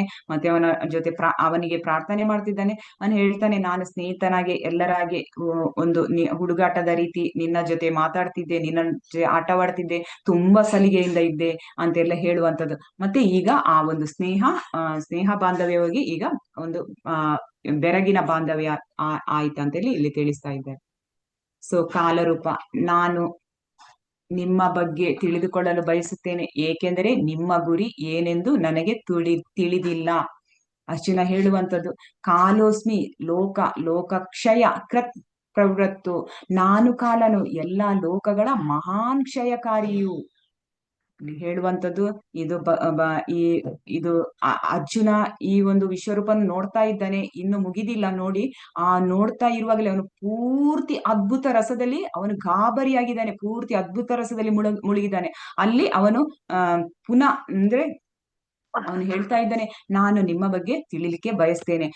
ಕಾಲರೂಪ ತೋರಿಸುವಾಗ ಇಡೀ ಒಂದು ಅವನು ಭಗವಂತ ಕಾಲರೂಪವನ್ನು ತೋರಿಸುವಾಗ ಇಡೀ ರಂಗದಲ್ಲಿರುವ ಇಡೀ ದೃಶ್ಯವನ್ನು ಅವನು ಅಲ್ಲಿ ನೋಡ್ತಾನೆ. ಎಲ್ಲರೂ ಅವನ ಬಾಯಿಯೊಳಗೆ ಹೋಗುವಂಥದ್ದು, ಅನೇಕರು ಅವನ ಬಾಯಿಯ ಒಂದು ಹಲ್ಲಿನ ಸಂಧಿಯೊಳಗೆ ಸಿಲುಕಿಕೊಳ್ಳುವಂಥದ್ದು, ಹಾಗೆ ಅನೇಕ ದೃಶ್ಯವನ್ನು ನೋಡ್ತಾನೆ. ಅದನ್ನೆಲ್ಲ ನೋಡಿ ಅವನಿಗೆ ಫುಲ್ಲು ಆಶ್ಚರ್ಯ ಆಗ್ತದೆ. ಅದ್ಭುತ ರಸ ಹೋಗಿ ಮತ್ತೆ ಅವನು ಇನ್ನೂ ಒಂದು ಅದ್ರಲ್ಲಿ ಮುಳುಗಿದಾನೆ. ಅವನು ಆ ರಸದಲ್ಲಿ ಅದ್ಭುತ ರಸದಲ್ಲಿ ಇದ್ದುಕೊಂಡೆ ಅವನು ಕೇಳ್ತಾನೆ ಭಗವಂತನ ಹತ್ರ, ನೀನು ಯಾರು ಹೇಳು, ನಿನ್ನ ಉದ್ದೇಶ ಏನು ಅಂತೇಳಿ ಭಗವಂತನಿಗೆ ಹೇಳ್ತಾನೆ. ಅಂದ್ರೆ ಅವನಿಗೆ ಗೊತ್ತಿಲ್ಲ ಅದು ಈಗ ಕೃಷ್ಣ ಅಂತೇಳಿ, ನೀನು ಯಾರು ಅಂತ ಕೇಳ್ತಾ ಇದ್ದಾನೆ. ಸೊ ಅದಕ್ಕೆ ಭಗವಂತ ಹೇಳ್ತಾನೆ, ನಾನು ಕಾಲ ಅಂತ ಹೇಳ್ತಾನೆ. ಸೊ ಭಕ್ತರಿಗೆ ಭಗವಂತನ ಒಂದು ದರ್ಶನ ಅಂದ್ರೆ ಭಕ್ತರಿಗೆ ಭಗವಂತನ ದರ್ಶನ ಆಗುತ್ತೆ ಒಂದು ಸಹಜ ರೂಪದಲ್ಲಿ. ಆದ್ರೆ ಭಕ್ತರಲ್ಲದವರಿಗೆ ಭಗವಂತ ಕಾಲದ ರೂಪದಲ್ಲಿ ಬರ್ತಾರೆ ಅಂತೇಳಿ ಇಲ್ಲಿ ನಾವು ತಿಳ್ಕೊಳ್ಬೇಕು. ಅಂದ್ರೆ ಕಾಲ ಅಂದ್ರೆ ಭಕ್ತರಲ್ಲದವರಿಗೆ ಕಾಲ ಅಂದ್ರೆ ಮೃತ್ಯುವಾಗಿ ಅವರು ಬರುವಂತದ್ದು. ಸೊ ಇಲ್ಲಿ ಇದು ಒಂದು ಕಡೆ ಯಾವ ರೀತಿ ಅಂತ ಹೇಳಿದ್ರೆ, ಈ ಭೂಮಿ ತಾಯಿ ಅವಳಿಗೆ ಈ ಒಂದು ಭಾರ ಜಾಸ್ತಿಯಾಗಿ ಅವಳು ಬ್ರಹ್ಮನ ಬಳಿ ಹೋಗಿ ಹೇಳುವಂತದ್ದು ಒಂದು, ಅಂದ್ರೆ ನನಗೆ ಇದು ಭೂಭಾರ ಹರಣ ಮಾಡ್ಬೇಕು ನೀನು, ಯಾಕೆಂದ್ರೆ ನನ್ಗೆ ಈ ಭಾರ ಹೊರ್ಲಿಕ್ಕೆ ಆಗುದಿಲ್ಲ ಅಂತೇಳಿ. ಇಲ್ಲಿ ನಾವು ತಿಳ್ಕೊಳ್ಬೇಕಂತ ಏನಂತ ಹೇಳಿದ್ರೆ, ಇಲ್ಲಿ ಜನಸಂಖ್ಯೆ ಜಾಸ್ತಿ ಆಗಿದೆ, ಆ ರೀತಿ ಭಾರ ಆಗಿದೆ ಅಂತೇಳಿ ಭೂಮಿ ತಾಯಿ ಹೇಳುವಂತದ್ದಲ್ಲ. ಇಲ್ಲಿ ಹೇಳುವಂತದ್ದು ಇಲ್ಲಿ ಜನರಿದ್ದರೆ ಅವರ ಪಾಪ ಕೃತ್ಯದಿಂದ ಈ ಒಂದು ಭೂಮಿಯು ಕಲುಷಿತವಾಗಿದೆ, ಆ ರೀತಿ ನನ್ಗೆ ಭಾರ ಆಗಿದೆ ಅಂತೆಲ್ಲ ಹೇಳುವಂಥದ್ದು. ಅಂದ್ರೆ ಈ ಭಾರ ಹೊರ್ಲಿಕ್ಕೆ ನನ್ನ ಹತ್ರ ಆಗಲ್ಲ, ಯಾಕಂದ್ರೆ ಈ ಪಾಪ ಕ್ರಿಯೆಯ ಕಲುಷಿತ ನನ್ನ ಮೇಲೆ ಇದೆ. ಜನರಲ್ಲಿ ಇಂಥ ಪಾಪ ಕಾರ್ಯಗಳು ನಡೀತಾ ಉಂಟು ಈ ಭೌತಿಕ ಲೋಕದಲ್ಲಿ, ಮತ್ತೆ ಆ ಕ್ರಿಯೆಗಳಿಂದಾಗಿ ನನಗೆ ಹೊರ್ಲಿಕ್ಕೆ ಆಗುದಿಲ್ಲ ಅಂತಹ ಭಾರವನ್ನ ಅಂತೇಳಿ ಹೇಳುವಂಥದ್ದು ಬ್ರಹ್ಮನ ಹತ್ರ. ಸೊ ಜನರು ಈ ಪಾಪ ಕ್ರಿಯೆಗಳಿಂದ ಪಾಪಪೂರಿತ ಜೀವನ ನಡೆಸಿದ ಕಾರಣ ಅವಳಿಗೆ ತುಂಬಾ ಬೇಸರ ತಂದಿದೆ, ಅದಕ್ಕೆ ಅವಳು ಭೂಭಾರಣ ಆಗ್ಬೇಕು ಅಂತೇಳಿ ಹೇಳುವಂಥದ್ದು. ಸೊ ಇವಳು ಈ ಒಂದು ಮತ್ತೆ ಬ್ರಹ್ಮ ಕೃಷ್ಣನ ಬಳಿಗೆ ಹೋಗಿ ಈ ಒಂದು ಯುದ್ಧ ಆಗಲು ಈ ಯುದ್ಧ ಮಾಡುವುದರ ಮೂಲಕ ಇದನ್ನು ಹರಣ ಮಾಡುವಂಥದ್ದು. ಅಂದ್ರೆ ಇಲ್ಲಿ ಹೇಳುವಂಥದ್ದು ಈ ಒಂದು ಕಾಲೋಸ್ಮಿ, ನಾನು ಕಾಲವಾಗಿ ಬರ್ತೇನೆ, ಅಂದ್ರೆ ಈ ಒಂದು ಭೌತಿಕ ಲೋಕವನ್ನು ಇದು ಹರಣ ಮಾಡ್ಲಿಕ್ಕೆ. ಅಂದ್ರೆ ಭೌತಿಕ ಲೋಕದಲ್ಲಿ ಎಲ್ಲ ಅಧರ್ಮವೇ ಜಾಸ್ತಿ ಆಗಿದೆ, ಪಾಪಪೂರಿತ ಚಟುವಟಿಕೆಗಳು ಜಾಸ್ತಿ ಆಗಿದೆ. ಸೊ ಇದನ್ನು ಒಂದು ನಿರ್ನಾಮ ಮಾಡ್ಲಿಕ್ಕೆ ಭಗವಂತ ಮೃತ್ಯುವಾಗಿ ಕಾಲನಾಗಿ ಬರುವಂತದ್ದು ಅಂತೇಳಿ ಇಲ್ಲಿ ನಾವು ನೋಡ್ಬೇಕು. ನಾನು ಕಾಲನು ಎಲ್ಲಾ ಲೋಕಗಳ ಮಹಾಂಶಯಕಾರಿಯು ಅಂತೇಳಿ ಇಲ್ಲಿ ಹೇಳುವಂಥದ್ದು. ಓದಿ ಮಾತಾಜಿ. ಹರೇ ಕೃಷ್ಣ ಮಾತಾಜಿ. ಕಾಲ ರೂಪ ಕೇವಲ ಪಾಂಡವರನ್ನು ಬಿಟ್ಟರೆ ರಣಭೂಮಿಯಲ್ಲಿದ್ದ ಎಲ್ಲರನ್ನೂ ಅವನು ಭಕ್ಷಿಸುತ್ತಾನೆ. ಆದ್ದರಿಂದ ಎದ್ದೇಳು, ಯುದ್ಧ ಮಾಡಿ ಕೀರ್ತಿಯನ್ನು ಪಡೆ, ನಿನ್ನ ಶತ್ರುಗಳನ್ನು ಸೋಲಿಸಿ ಸಮೃದ್ಧವರ ರಾಜ್ಯವನ್ನು ಅನುಭವಿಸು. ನನ್ನ ವ್ಯವಸ್ಥೆಯಿಂದ ಆಗಲೇ ಅವರು ಹತರಾಗಿದ್ದಾರೆ. ಸವ್ಯಸಾಚಿಯೇ ನೀನು ಯುದ್ಧದಲ್ಲಿ ಒಂದು ನಿಮಿತ್ತ ಮಾತ್ರ. ಭಗವದ್ಗೀತೆ 11:31-32 ಮಾತಾಜಿ.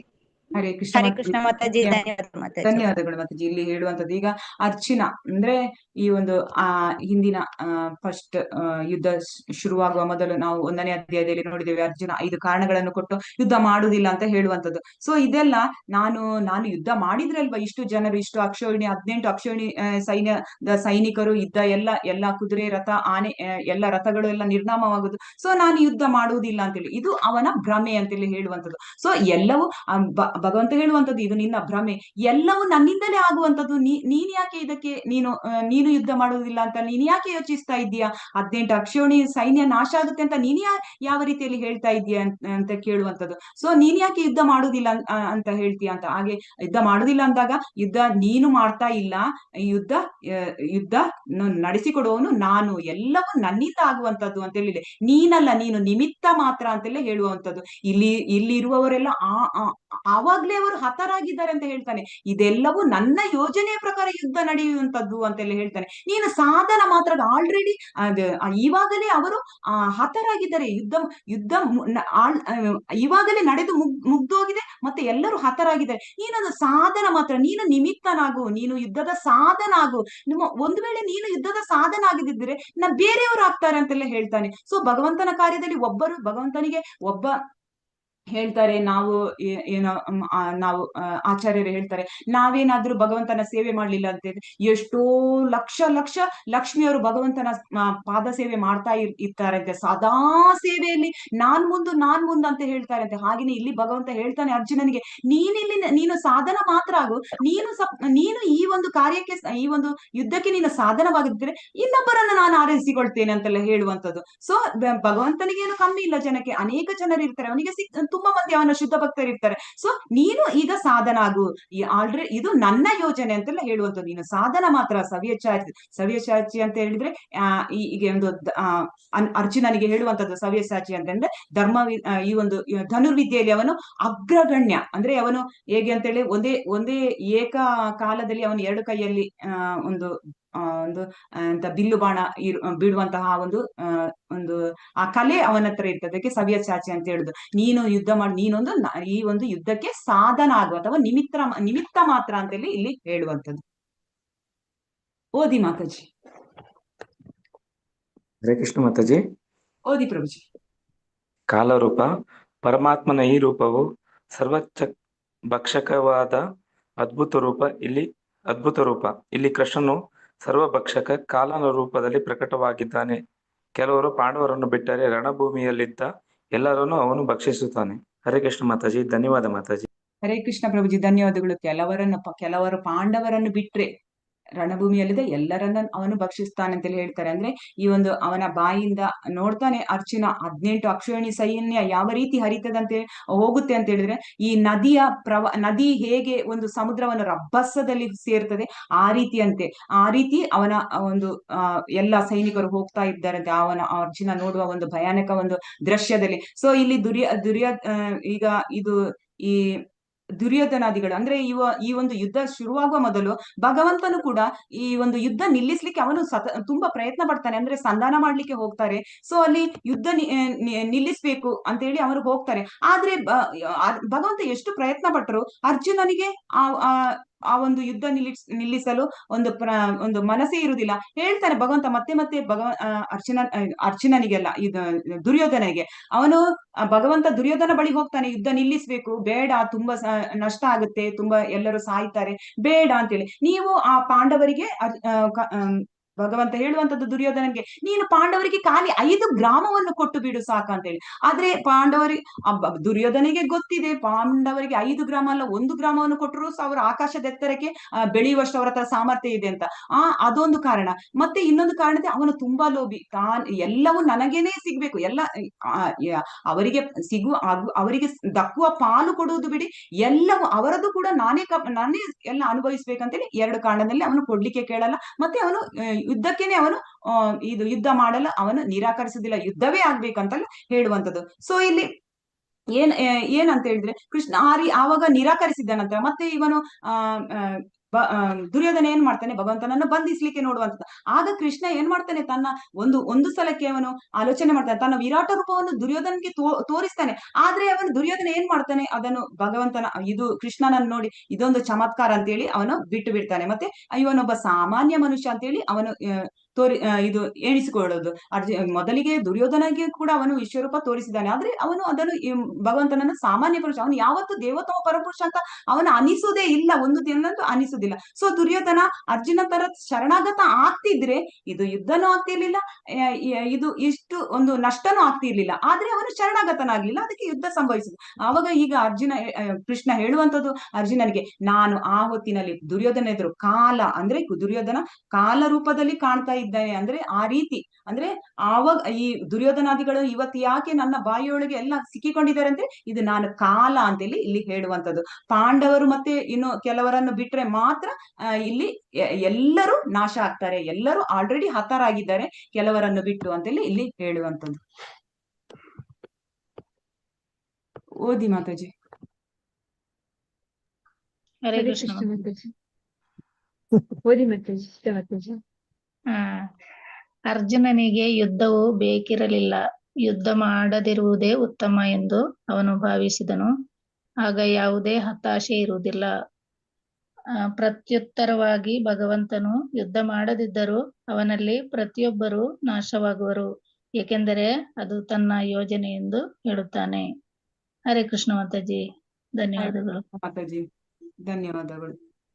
ಸೊ ಇಲ್ಲಿ ಅರ್ಜುನನಿಗೆ ಯುದ್ಧ ಬೇಕಿರಲಿಲ್ಲ ಅಂದ್ರೆ ನಾವು ನೋಡಿದ್ವಿ, ಇದು ಮೊದಲನೇ ಅಧ್ಯಾಯದಲ್ಲಿ ಯುದ್ಧದಿಂದ ತುಂಬಾ ಸೈನಿಕರು ಸತ್ರೆ ಅಲ್ಲಿರುವ ಆ ಸೈನಿಕರ ಮನೆಯಲ್ಲಿರುವ ಹೆಂಗಳೆಯರು ಎಲ್ಲ ವಿಧವೆ ಆಗ್ತಾರೆ, ಅನೇಕ ಕಾರಣಗಳನ್ನು ಕೊಡ್ತಾನೆ. ಅವರು ಮಕ್ಕಳು ದಾರಿ ತಪ್ಪುತ್ತಾರೆ, ಮತ್ತೆ ಅವರು ಸ್ತ್ರೀಯರು ದಾರಿ ತಪ್ಪುತ್ತಾರೆ, ಹಿರಿಯರು ಅನಾಥರಾಗ್ತಾರೆ, ಮತ್ತೆ ಕಿರಿಯರಿಗೆ ಬುದ್ಧಿವಾದ ಹೇಳುವವರು ಯಾರು, ವರ್ಣಾಶ್ರಮ ಧರ್ಮ ಎಲ್ಲ ಪಾಲಿಸುವುದಿಲ್ಲ, ಇದೆಲ್ಲವನ್ನು ಕಾರಣ ಕೊಡ್ತಾನೆ. ಆದ್ರೆ ಈ ಒಂದು ಇದನ್ನು ಆ ರೀತಿಯ ಯುದ್ಧವನ್ನು ಬೇಡ ಅಂತ ಹೇಳ್ತಾನೆ. ಈಗ ಈ ಯುದ್ಧ ನಮಗೋಸ್ಕರ ಆಗುವಂತದ್ದು. ಅವನ ಎಣಿಸ್ತಾನೆ, ಇದು ನನ್ನಿಂದ ನಾನು ಯುದ್ಧವನ್ನು ನಿಲ್ಲಿಸಿದ್ರೆ ಇದೆಲ್ಲ ಸರಿ ಹೋಗುತ್ತೆ, ಇಷ್ಟೆಲ್ಲ ಒಂದು ವಿಧವೆ ಆಗ್ಲಿಕ್ಕಿಲ್ಲ, ಮಕ್ಕಳು ದಾರಿ ತಪ್ಪಲಿಕ್ಕಿಲ್ಲ, ಹಿರಿಯರನ್ನ ಕಾಣ್ಲಿಕ್ಕೆ ಎಲ್ಲರೂ ಸರಿ ಹೋಗ್ತದೆ, ಎಲ್ಲವನ್ನು ಸರಿ ಹೋಗ್ತದೆ, ನಾನು ಯುದ್ಧವನ್ನು ನಾನೇ ನಿಲ್ಲಿಸ್ತೇನೆ ಅಂತೆಲ್ಲ ಹೇಳುವಂಥದ್ದು. ಆದ್ರೆ ಭಗವಂತ ಹೇಳುವಂಥದ್ದು, ನೀನು ನಿಲ್ಲಿಸುವುದಲ್ಲ, ಯುದ್ಧ ಮಾಡುವುದು ಬಿಡುವುದು ಅದು ನಿನ್ನ ಕೈಯಲ್ಲಿಲ್ಲ, ನೀನು ಬರೀ ನನ್ನ ಕೈ ಕೈಗೊಂಬೆ ಮಾತ್ರ ಅದು ಯುದ್ಧವನ್ನು ನಿಲ್ಲಿಸುದು ಬಿಡುದು ಅದು ನನ್ನ ಕೈಯಲ್ಲಿ ಇರುವಂತದ್ದು. ಇದು ಭಗವಂತನ ಯೋಜನೆ, ಇದು ನನ್ನ ಯೋಜನೆ. ನಾವು ಅಷ್ಟೇ, ನಾವಿಲ್ಲಿ ಏನ್ ತಿಳ್ಕೊಳ್ಬೇಕಂದ್ರೆ ನಾವು ಏನೇ ಕಾರ್ಯಗಳನ್ನು ಮಾಡುವಂತದ್ದು ಅದು ನಾವು ಮಾಡುವಂತದ್ದಲ್ಲ, ಇದು ಭಗವಂತನ ಯೋಜನೆ ಅಂತೇಳಿ ನಮ್ಗೆ ಒಂದು ಪಾಠ ಇಲ್ಲಿ ನಾವು ತಿಳ್ಕೊಳ್ಬೇಕು. ಏಕೆಂದ್ರೆ ಎಲ್ಲವೂ ಅವನ ಇಚ್ಛೆಯ ಪ್ರಕಾರವೇ ಆಗುವಂತದ್ದು. ಯಾಕೆಂದ್ರೆ ಇಚ್ಛೆ ಪಡುವುದು ಮಾತ್ರ ನಮ್ಮ ಕರ್ತವ್ಯ. ಯಾಕೆಂದ್ರೆ ಆತ್ಮ, ಈ ಒಂದು ಜೀವಾತ್ಮನಿಗೆ ಇಚ್ಛೆ ಪಡುವುದು ಒಂದೇ ಒಂದು ಸ್ವಾತಂತ್ರ್ಯ ಭಗವಂತ ಕೊಟ್ಟಿದ್ದಾನೆ. ಅದು ನೆರವೇರಿಸುವುದು ಬಿಡುವುದು ಭಗವಂತನ ಕೈಯಲ್ಲಿರುವುದು. ಹಾಗೆ ಅಂತೇಳಿ ನಾವಿಲ್ಲಿ ಎಣಿಸೋದು. ಸೊ ಅರ್ಜುನ ಎಣಿಸುವುದು, ನಾನು ಯುದ್ಧ ಮಾಡಿಲ್ಲಾದ್ರೆ ಇದೆಲ್ಲವೂ ಯಾವುದು ನಾಶ ಆಗುದಿಲ್ಲ ಅಂತೇಳಿ ಭಗವಂತನ ಹತ್ರ ಹೇಳುವಂಥದ್ದು. ಆದ್ರೆ ಭಗವಂತ ಹೇಳುವಂಥದ್ದು, ಎಲ್ಲವೂ ಇದು ಯುದ್ಧ ಮಾಡುವುದು ಬಿಡುವುದು ಅದು ಎಲ್ಲವೂ ನನ್ನ ಕೈಯಲ್ಲಿ ಇರುವಂತದ್ದು, ನಾನು ಮಾಡಿಸುವಂತದ್ದು ಅಂತೇಳಿ ಭಗವಂತ ಇಲ್ಲಿ ಹೇಳ್ತಾರೆ. ಸೊ ಇಲ್ಲಿ ಒಂದು ಚಟುವಟಿಕೆ ಇದೆ, ನಿಮಿತ್ರ ಮಾತ್ರ, ನೀನು ಯುದ್ಧದಲ್ಲಿ ಒಂದು ನಿಮಿತ್ತ ಮಾತ್ರ. 11 ಇದು 33 ಮತ್ತೆ 34 ಭಾವಾರ್ಥಗಳನ್ನು ಓದಿ ಕೃಷ್ಣನ ಸಾಧನವಾಗುವ ಅನುಭವವನ್ನು ನಿಮ್ಮ ಜೊತೆಗಾರರೊಂದಿಗೆ ಚರ್ಚಿಸಿ. ನಾನು ಗೊತ್ತಾಯ್ತಲ್ಲ, ಅರ್ಥ ಆಯ್ತಲ್ಲ? 33 ಮತ್ತು 34 ಭಾವಾರ್ಥ ಓದ್ಬೇಕು. ಅಲ್ಲಿ ಕೃಷ್ಣನ ಸಾಧನವಾಗುವ ಅನುಭವ ಅದನ್ನು ತಿಳಿಸಿದ್ರೆ ಆಯ್ತು. ಬ್ರೇಕ್ಔಟ್ ಗ್ರೂಪ್ ಮಾಡ್ತೀನಿ, ನಾನು 5 ಮಾಡ್ತೀನಿ ಗ್ರೂಪ್. ಹರೇ ಕೃಷ್ಣ ಮಾತಾಜಿ. ಕೃಷ್ಣನ ಸಾಧನ ಅಂದ್ರೆ ಈಗ ನಿಮಿತ್ತ ಮಾತ್ರ. ಕೃಷ್ಣನ ಅರ್ಜುನ ಅಂದ್ರೆ ಹೇಗೆ ಸಾಧನವಾಗಿದ್ದಾನೋ ಹಾಗೆ ನಾವು ಹೇಗೆ ಸಾಧನ ಆಗ್ತೀವಿ. Yes, correct. ಹಾಗೆ ಕೃಷ್ಣನ ಸಾಧನವಾಗ ಅನುಭವವನ್ನು ನಿಮ್ಮ ಜೊತೆ ನಾವೀಗ ಒಂದು ಕೆಲಸವನ್ನು ಕೈಗೊಳ್ತೀವಿ, ಈಗ ಭಕ್ತಿ ಪಥಕ್ಕೆ ಬಂದಿದ್ದೇವೆ, ನಾವು ಹೇಗೆ ಸಾಧನ ಆಗುದು ಅಂತ ಹೇಳಿ. ಗೊತ್ತಾಯ್ತಾ? ಅರ್ಥ ಆಯ್ತಂತ ಅಂದ್ಕೊಳ್ತೀನಿ ಮಾತಾಜಿ. ಹರೇ ಕೃಷ್ಣ.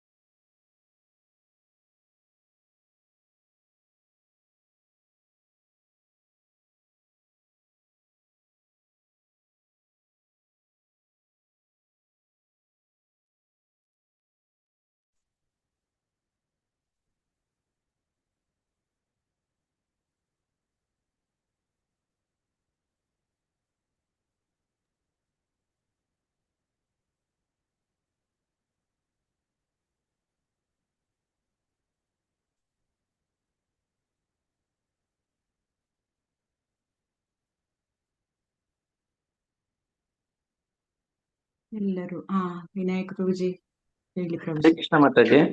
ಹೇಳಿ ಪ್ರಭುಜಿ. ನಮ್ಮ ಗ್ರೂಪ್ ನಾಲ್ಕು ನಮ್ಮ ಹೇಳಿ. ಗ್ರೂಪ್ ಅಲ್ಲಿ ಅನಾದಿನಿ ಮಾತಾಜಿ ಮತ್ತೆ ಸುಜಾತ ಮಾತಾಜಿ ಇದ್ವಿ, 3 ಜನ ಇದ್ವಿ ಮಾತಾಜಿ. 33ನೇ ಶ್ಲೋಕದಲ್ಲಿ ಇವರು ಕೃಷ್ಣ ಹೇಳ್ತಾ ಇದ್ದಾರೆ ಅರ್ಜುನನಿಗೆ, ನಿನ್ನ ಕೆಲಸ ನೀನ್ ಮಾಡು, ನಾನು ಆಲ್ರೆಡಿ ಅವ್ರನ್ನೆಲ್ಲ ಸಾಯಿಸ್ಬಿಟ್ಟಿದ್ದೀನಿ, ನಿನ್ನ ಕರ್ತವ್ಯ ನೀನ್ ಮಾಡು, ಮತ್ತೆ ನಾನು ಕೊಡ್ತಾ ಇದ್ದೇನೆ ಕೀರ್ತಿ ನೀನ್ ತಗೋ ಅಂತ ಹೇಳ್ತಾನೆ. ಅಂದ್ರೆ ಇಂಡೈರೆಕ್ಟ್ಲಿ ಆರ್ಡರ್ ಮಾಡ್ತಾ ಇದ್ದಾನೆ.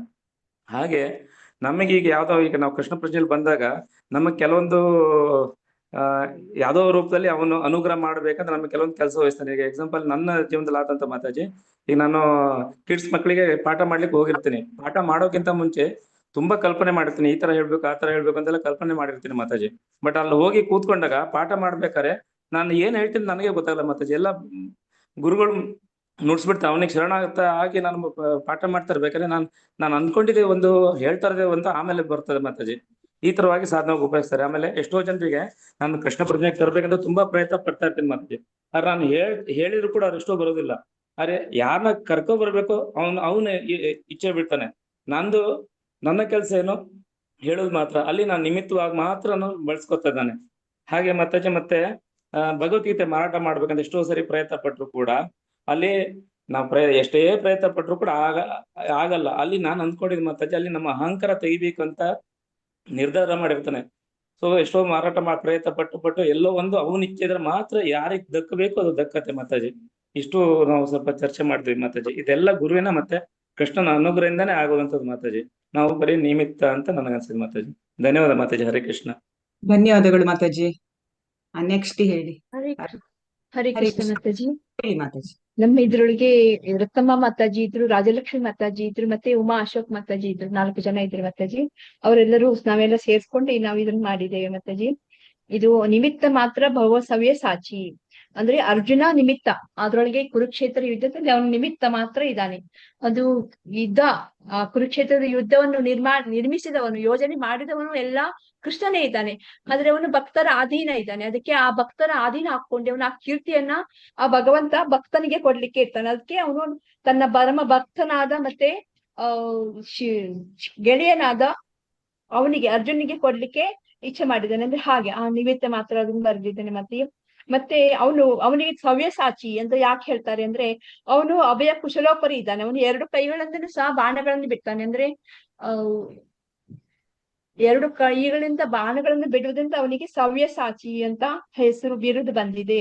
ಮತ್ತೆ ಅರ್ಜುನನು ತಾನು ಕರ್ತು ಎಂದು ಭಾವನೆಯಿಂದ ಅವನು ಮಾಡ್ಲಿಲ್ಲ. ಅವನು ದೇವರು ನನಗೆ ಆದೇಶವನ್ನು ಕೊಟ್ಟಿದ್ದಾನೆ, ಆ ದೃಷ್ಟಿಯಿಂದ ಭಕ್ತಿಯಿಂದ ಅವನು ಒಂದು ಆದೇಶದ ಪಾಲನೆಯನ್ನು ಮಾಡಿದ್ದಾನೆ. ಅವನನ್ನು ತನ್ನ ಗುರುವನ್ನಾಗಿ ಸ್ವೀಕರಿಸಿಕೊಂಡು ತಾನು ಅವನ ಶಿಷ್ಯನಾಗಿ ಸಂಪೂರ್ಣವಾಗಿ ಶರಣಾಗತನಾಗಿದ್ದಾನೆ. ಅದು ಒಂದು.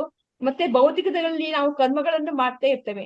ಅದಕ್ಕೆಲ್ಲ ನಾನು ಕರ್ತು ಎಂದು ತಿಳಿದುಕೊಳ್ಳುತ್ತೇವೆ. ಆದ್ರೆ ಕರ್ತೃತ್ವದ ಭಾವನೆ, ಆ ಭಾವನೆಯಿಂದ ನಾವು ಬಂಧನಕ್ಕೆ ಒಳಗಾಗ್ತೇವೆ. ಅಂದ್ರೆ ಇಡೀ ಬ್ರಹ್ಮಾಂಡ ಹೇಳುವಂತದ್ದು ಅವನ ಯೋಜನೆ ಪ್ರಕಾರ ನಡೆಯುತ್ತದೆ ಅಲ್ವಾ.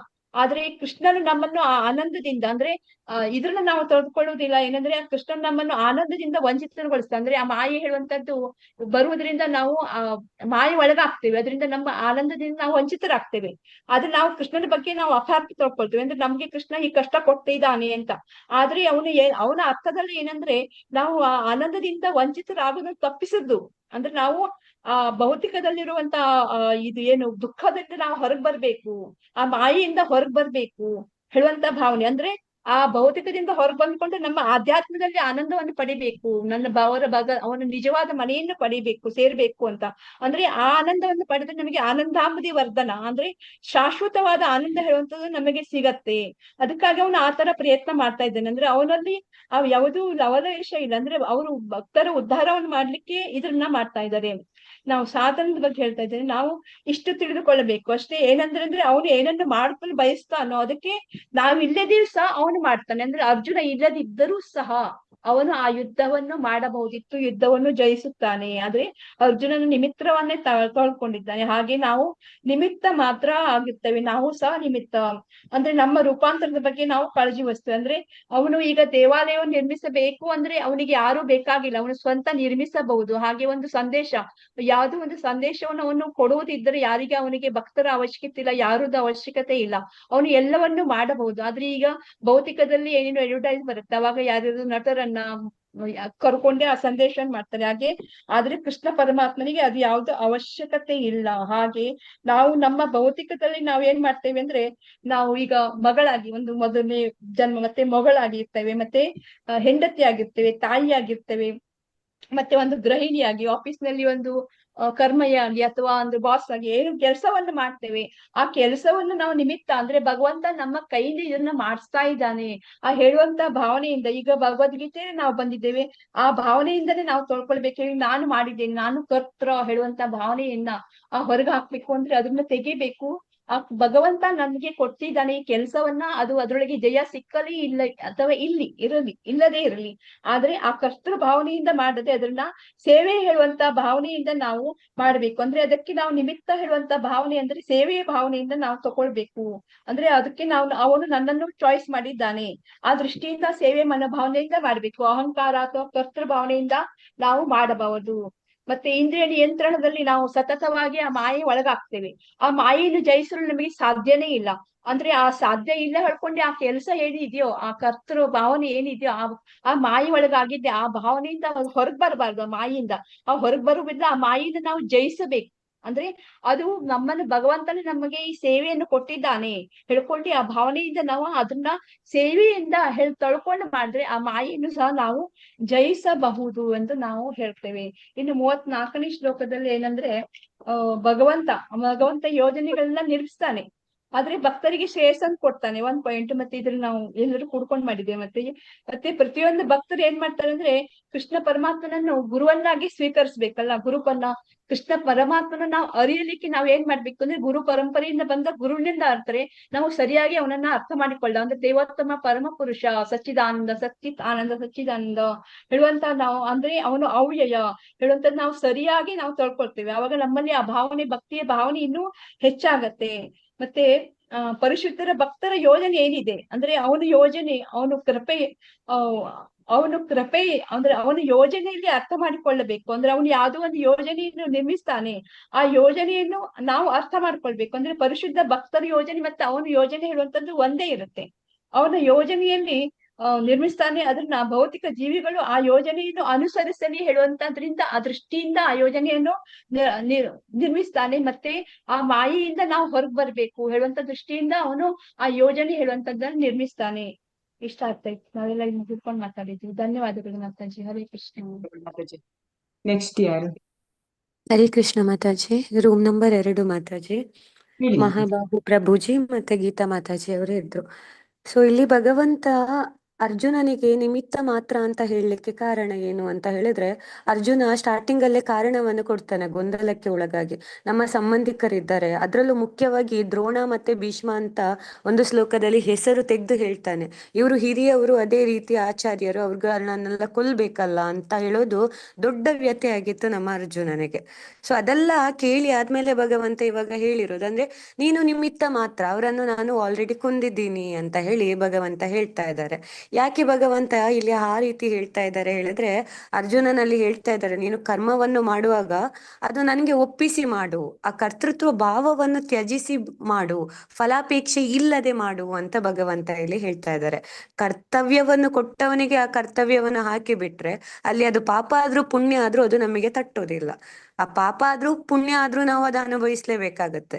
ಇಲ್ಲ ಅದನ್ನು ಕೊಟ್ಟವನಿಗೆ ಹಾಕಿ ಬಿಟ್ರೆ ಪೂರ್ಣ ರೀತಿಯ ಶರಣಾಗತಿ ಭಾವ, ಸೊ ಅದು ನಮಗೆ ತಟ್ಟೋದಿಲ್ಲ, ನಾವು ಯಾವುದೇ ಬಂಧನಕ್ಕೆ ಒಳಗಾಗೋದಿಲ್ಲ. ಅದಕ್ಕೆ ಭಗವಂತ ಹೇಳ್ತಾ ಇದ್ದಾನೆ, ನೀನ್ ಮಾಡ್ತಾ ಇದ್ದೀಯ ಅಂದ್ಕೊಳ್ಬೇಡ, ನಾನು ಮಾಡ್ತಾ ಇದ್ದೀನಿ.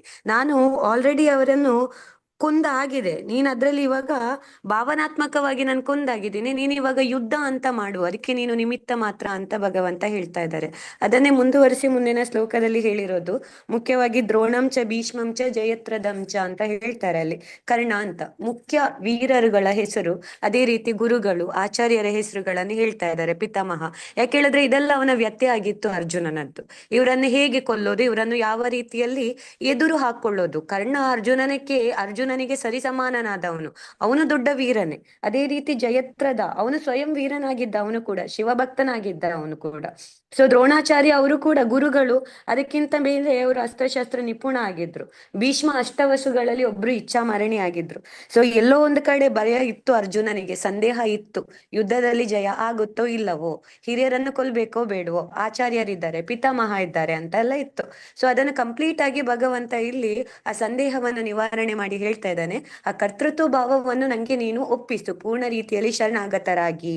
ಆ ಜಯ ಆಗತ್ತಲ್ವಾ, ಆ ಜಯದ ಒಂದು ಇದೇನಿದೆ ಅದು ನೀನ್ ಸ್ವೀಕಾರ ಮಾಡು ಅಂತ ಹೇಳ್ತಾರೆ ಭಗವಂತ. ಎಷ್ಟು ದಯಾಮಯ ಅಂತ ಹೇಳಿದ್ರೆ, ಭಕ್ತರಿಗೆ ಬೇಕಾಗಿ ಏನು ಬೇಕಾದ್ರೆ ಮಾಡ್ತಾನೆ ಅಲ್ವಾ. ಭಗವಂತನೇ ಇಲ್ಲಿ ಎಲ್ಲ ಮಾಡ್ಕೊಂಡು ಅದರ ಕೀರ್ತಿಯನ್ನು ನೀನು ಅನುಭವಿಸು, ಸಂಪತ್ತು ಸಾಮ್ರಾಜ್ಯ ನೀನು ಅನುಭವಿಸು ಅಂತ ಹೇಳ್ತಾರೆ. ನೀನು ಕಾರಣ ಮಾತ್ರ, ನೀನು ಹೋಗಿ ನಿಂತ್ಕೊ, ಅವರನ್ನು ಆಲ್ರೆಡಿ ನಾನು ಭಾವದಿಂದ ಕೊಂದು ಹಾಕಿದ್ದೀನಿ ಅಂತ ಭಗವಂತ ಇಲ್ಲಿ ಹೇಳ್ತಾ ಇದ್ದಾರೆ. ನಾವು ಕೇವಲ ಭಗವಂತನ ಆ ಒಂದು ಹಗ್ಗದಲ್ಲಿ ಇರುವಂತಹ ಆ ಸೂತ್ರಧಾರ ಭಗವಂತ ಅಲ್ವಾ. ಆ ಬೊಂಬೆಗಳನ್ನು ಹೇಗೆ ಆಟ ಆಡಿಸ್ತೇವೆ ಸೂತ್ರದಲ್ಲಿ, ಆ ರೀತಿಯ ಬೊಂಬೆಗಳು ಮಾತ್ರ ನಾವು. ಭಗವಂತ ಎಲ್ಲ ಡಿಸೈಡ್ ಮಾಡಿರ್ತಾನೆ. ಇವಾಗ ನಾವು ಈ ಭೂಮಿಯಲ್ಲಿ ಹುಟ್ಟಿದ್ರು ನಾವು ಮಾಡ್ಕೊಳ್ತಾ ಇದ್ದೀವಿ ಅನ್ಕೊಳ್ತೀವಿ. ಅದೇ ಯಾರ್ಯಾರು ಯಾವ್ಯಾವ ಕುಟುಂಬದಲ್ಲಿ, ಯಾವಾಗ ಮಾತಾಜಿ ಹೇಳ್ದಾಗೆ, ಯಾರಿಗೆ ಗಂಡ ಆಗಿ ಮಕ್ಕಳಾಗಿ ತಂಗಿಯಾಗಿ ಅಣ್ಣಾಗಿ ಹುಟ್ಟಬೇಕು, ಯಾವ ಕುಟುಂಬದಲ್ಲಿ ಯಾವ ದೇಶ ಯಾವ ಪಾತ್ರದಲ್ಲಿ ಹುಟ್ಟಬೇಕು ಅಂತ ಭಗವಂತ ಆಲ್ರೆಡಿ ಡಿಸೈಡ್ ಮಾಡಿ ಆಗಿದ್ದಾನೆ. ಅದಕ್ಕೆ ನಾವೇನು ಮಾಡ್ಬೇಕು, ಇಲ್ಲಿ ಭಗವದ್ಗೀತೆಯಲ್ಲಿ ಹೇಳಿರುವಂತೆ ಕರ್ಮದಿಂದ ಆತ್ಮ ಸಾಕ್ಷಾತ್ಕಾರ. ಕರ್ಮ ಭಗವಂತ ಕೊಟ್ಟಿರೋದು, ಕರ್ತೃತ್ವ ಭಾವವನ್ನು ಭಗವಂತನಿಗೆ ಅರ್ಪಿಸಿ ಪೂರ್ಣ ರೀತಿಯಲ್ಲಿ ಶರಣಾಗತರಾಗಿ ಕೃಷ್ಣ ಕರ್ಮ ಅಂತ ಫಲಾಪೇಕ್ಷೆ ಇಲ್ಲದೆ ನಾವು ಬದುಕಬೇಕು. ಇದು ನಾವು ಜೀವನದಲ್ಲಿ ಮಾಡಬೇಕಾದ ಮುಖ್ಯವಾದ ಅಂಶ. ಆವಾಗ ಪ್ರಭುಜಿ ಹೇಳಿದ್ರು, ವಿನಾಯಕ ಪ್ರಭುಜಿ, ಇದು ನನ್ನ ಅನುಭವ ಕೂಡ ಹೌದು. ಕೆಲವೊಂದು ಬಾರಿ ನಾವು ಕ್ಲಾಸನ್ನು ಮಾಡುವಾಗ ಪ್ರಿಪೇರ್ ಆಗ್ಲಿಕ್ಕೆ ಟೈಮ್ ಇರೋದಿಲ್ಲ, ಆಫೀಸ್ ಅಂತ ಹೇಳಿ ಹರಿಬರಿಯಲ್ಲಿ ಬಂದು ಬಿಡ್ತೀವಿ. ಅವಾಗ ಏನು ಹೇಳೋದು ಅಂತ ತಲೆಯಲ್ಲಿ ಇರ್ತೇವೆ. ಯಾವಾಗ ಕೃಷ್ಣ ಅಂತ ಹೇಳಿ ಕೃಷ್ಣನಿಗೆ ಅರ್ಪಿಸಿ ಹೇಳ್ತೀವಿ, ಬಾಯಲ್ಲಿ ಏನು ಬರುತ್ತೆ ಅಂತ ನಮಗೆ ಗೊತ್ತಿರೋದಿಲ್ಲ, ಭಗವಂತನೇ ಅಲ್ಲಿ ಹೇಳಿಸ್ತಾ ಇರ್ತಾನೆ. ಸೊ ಇದು ಅನುಭವದ ಮಾತು. ಹರೇ ಕೃಷ್ಣ ಮಾತಾಜಿ, ಧನ್ಯವಾದ. ಧನ್ಯವಾದಗಳು ಮಾತಾಜಿ. ವಿಜೇತಾ ಮಾತಾಜಿ ಹೇಳಿ ಮಾತಾಜಿ. ಹರೇ ಕೃಷ್ಣ ಮಾತಾಜಿ. ಹರೇ ನಮ್ದು ಕೃಷ್ಣ. 5ನೇ ಗ್ರೂಪ್ ಮಾತಾಜಿ. ಇದರಲ್ಲಿ ಪ್ರವೀಣ್ ಪ್ರಭುಜಿ, ಕಾಮಾಕ್ಷಿ ಮಾತಾಜಿ, ನಾನು ಮತ್ತೆ ಮುದ್ದುಮಣಿ ಮಾತಾಜಿ ಇದ್ದೀವಿ ಮಾತಾಜಿ. ಏನಂದ್ರೆ ಇಲ್ಲಿ ಕೃಷ್ಣ ಎಲ್ಲಾನು ನಾನು ಆಗ್ಲೇ ಮಾಡಿದೀನಿ, ನೀನ್ ಜಸ್ಟ್ ಒಂದು ಇನ್ಸ್ಟ್ರೂಮೆಂಟ್ ಆಗು ನನ್ ಕೈಯಲ್ಲಿ, ಅಂಡ್ ನಿನ್ ಕೀರ್ತಿಯನ್ನ ಪಡ್ಕೊ ಅಂತ ಹೇಳ್ತಾ ಇದ್ದಾರೆ ಮಾತಾಜಿ. ಅಂದ್ರೆ ಅದೇ ಯಾವಾಗ ನಾವು ಭಗವಂತನ್ಗೋಸ್ಕರ ಅಂತ ಮಾಡ್ತೀವಿ, ಭಗವಂತನ ಆಜ್ಞೆ ಮೇರೆಗೆ ಕರ್ಮ ಮಾಡ್ತೀವಿ, ಅವಾಗ ಯಾವುದೇ ಒಂದು ಬಂಧನ ಆಗೋದಿಲ್ಲ. ಆ ಕರ್ಮದಿಂದ ಪಾಪ ಆಗ್ಲಿ ಪುಣ್ಯ ಆಗ್ಲಿ ನಮ್ಗೆ ತಟ್ಟೋದಿಲ್ಲ. ಸೊ ಭಗವಂತ ಜವಾಬ್ದಾರ ಆಗಿರ್ತಾನೆ ಅದ್ರದ್ದೆಲ್ಲ. ಹೇಗೆ ಒಂದು ಸೋಲ್ಜರ್ ಅವನು ಗೌರ್ಮೆಂಟ್ ಆದೇಶದ ಮೇರೆಗೆ ಅವನ ಒಂದು ಕೆಲಸವನ್ನ ಮಾಡ್ತಾನೆ, ಅವನು ಎಷ್ಟು ಜನ ಸಾಯಿಸ್ತಾನೋ ಅದ್ರದ್ದು ಒಂದು ಏನು, ಅದಕ್ಕೆ ಅವ್ರು ಇನ್ನೂ ಗಿಫ್ಟ್ ಕೊಡ್ತಾರೆ, ಅವಾರ್ಡ್ಸ್ ಕೊಡ್ತಾರೆ, ಎಷ್ಟು ಟೆರರಿಸ್ಟ್ ಸಾಯಿಸ್ತಾರೋ ಅಷ್ಟು. ಸೊ ಅದು ಯಾಕೆಂದ್ರೆ ಒಂದು ಗೌರ್ಮೆಂಟ್ ಆಜ್ಞೆ ಮೇರೆಗೆ ಅವ್ನು ಕೆಲಸ ಮಾಡಿದ್ದಾನೆ ಅಂತ. ಹಾಗೆ ಭಗವಂತನ ಯಾವುದೇ ಒಂದು ಕರ್ಮಫಲ ಅನ್ನೋದು ಅಂಟೋದಿಲ್ಲ. ಮತ್ತೆ ಇದಾಗ್ಲೇ ಡಿಸೈಡ್ ಆಗೋಗಿದೆ, ಈ ಒಂದು ಮಹಾಭಾರತ ಯುದ್ಧ ಇದಾಗುತ್ತೆ ಅಂಡ್ ಅಧರ್ಮದ ನಾಶ ಆಗುತ್ತೆ, ಧರ್ಮದ ಸ್ಥಾಪನೆ ಆಗುತ್ತೆ ಅಂತ ಆಗ್ಲೇ ಡಿಸೈಡ್ ಮಾಡಿದ್ದಾರೆ. ಅರ್ಜುನ ಏನ್ ಮಾಡ್ಬೇಕು, ಹೋಗಿ ತನ್ನ ಪಾರ್ಟ್ ಏನಿದೆ ಅದನ್ನ ಮಾಡಿ ಕೀರ್ತಿಯನ್ನ ಪಡ್ಕೋಬೇಕು. ಅದೇ ರೀತಿ ನಾವು ಇಸ್ಕಾನ್ ಒಂದು ಮೂಮೆಂಟ್ ಅನ್ನ ನೋಡಿದ್ರೆ, ಚೈತನ್ಯ ಮಹಾಪ್ರಭುಗಳು ಆಗ್ಲೇ ಹೇಳಿದ್ದಾರೆ ಏನಂತ, ಪ್ರತಿಯೊಂದು ಮನೆಯಲ್ಲೂ ಗ್ರಾಮಗಳಲ್ಲೂ ಇಲ್ಲಿ ಹರೇ ಕೃಷ್ಣ ಮಹಾಮಂತ್ರ ಚಾಂಟಿಂಗ್ ಆಗುತ್ತೆ ಅಂತ.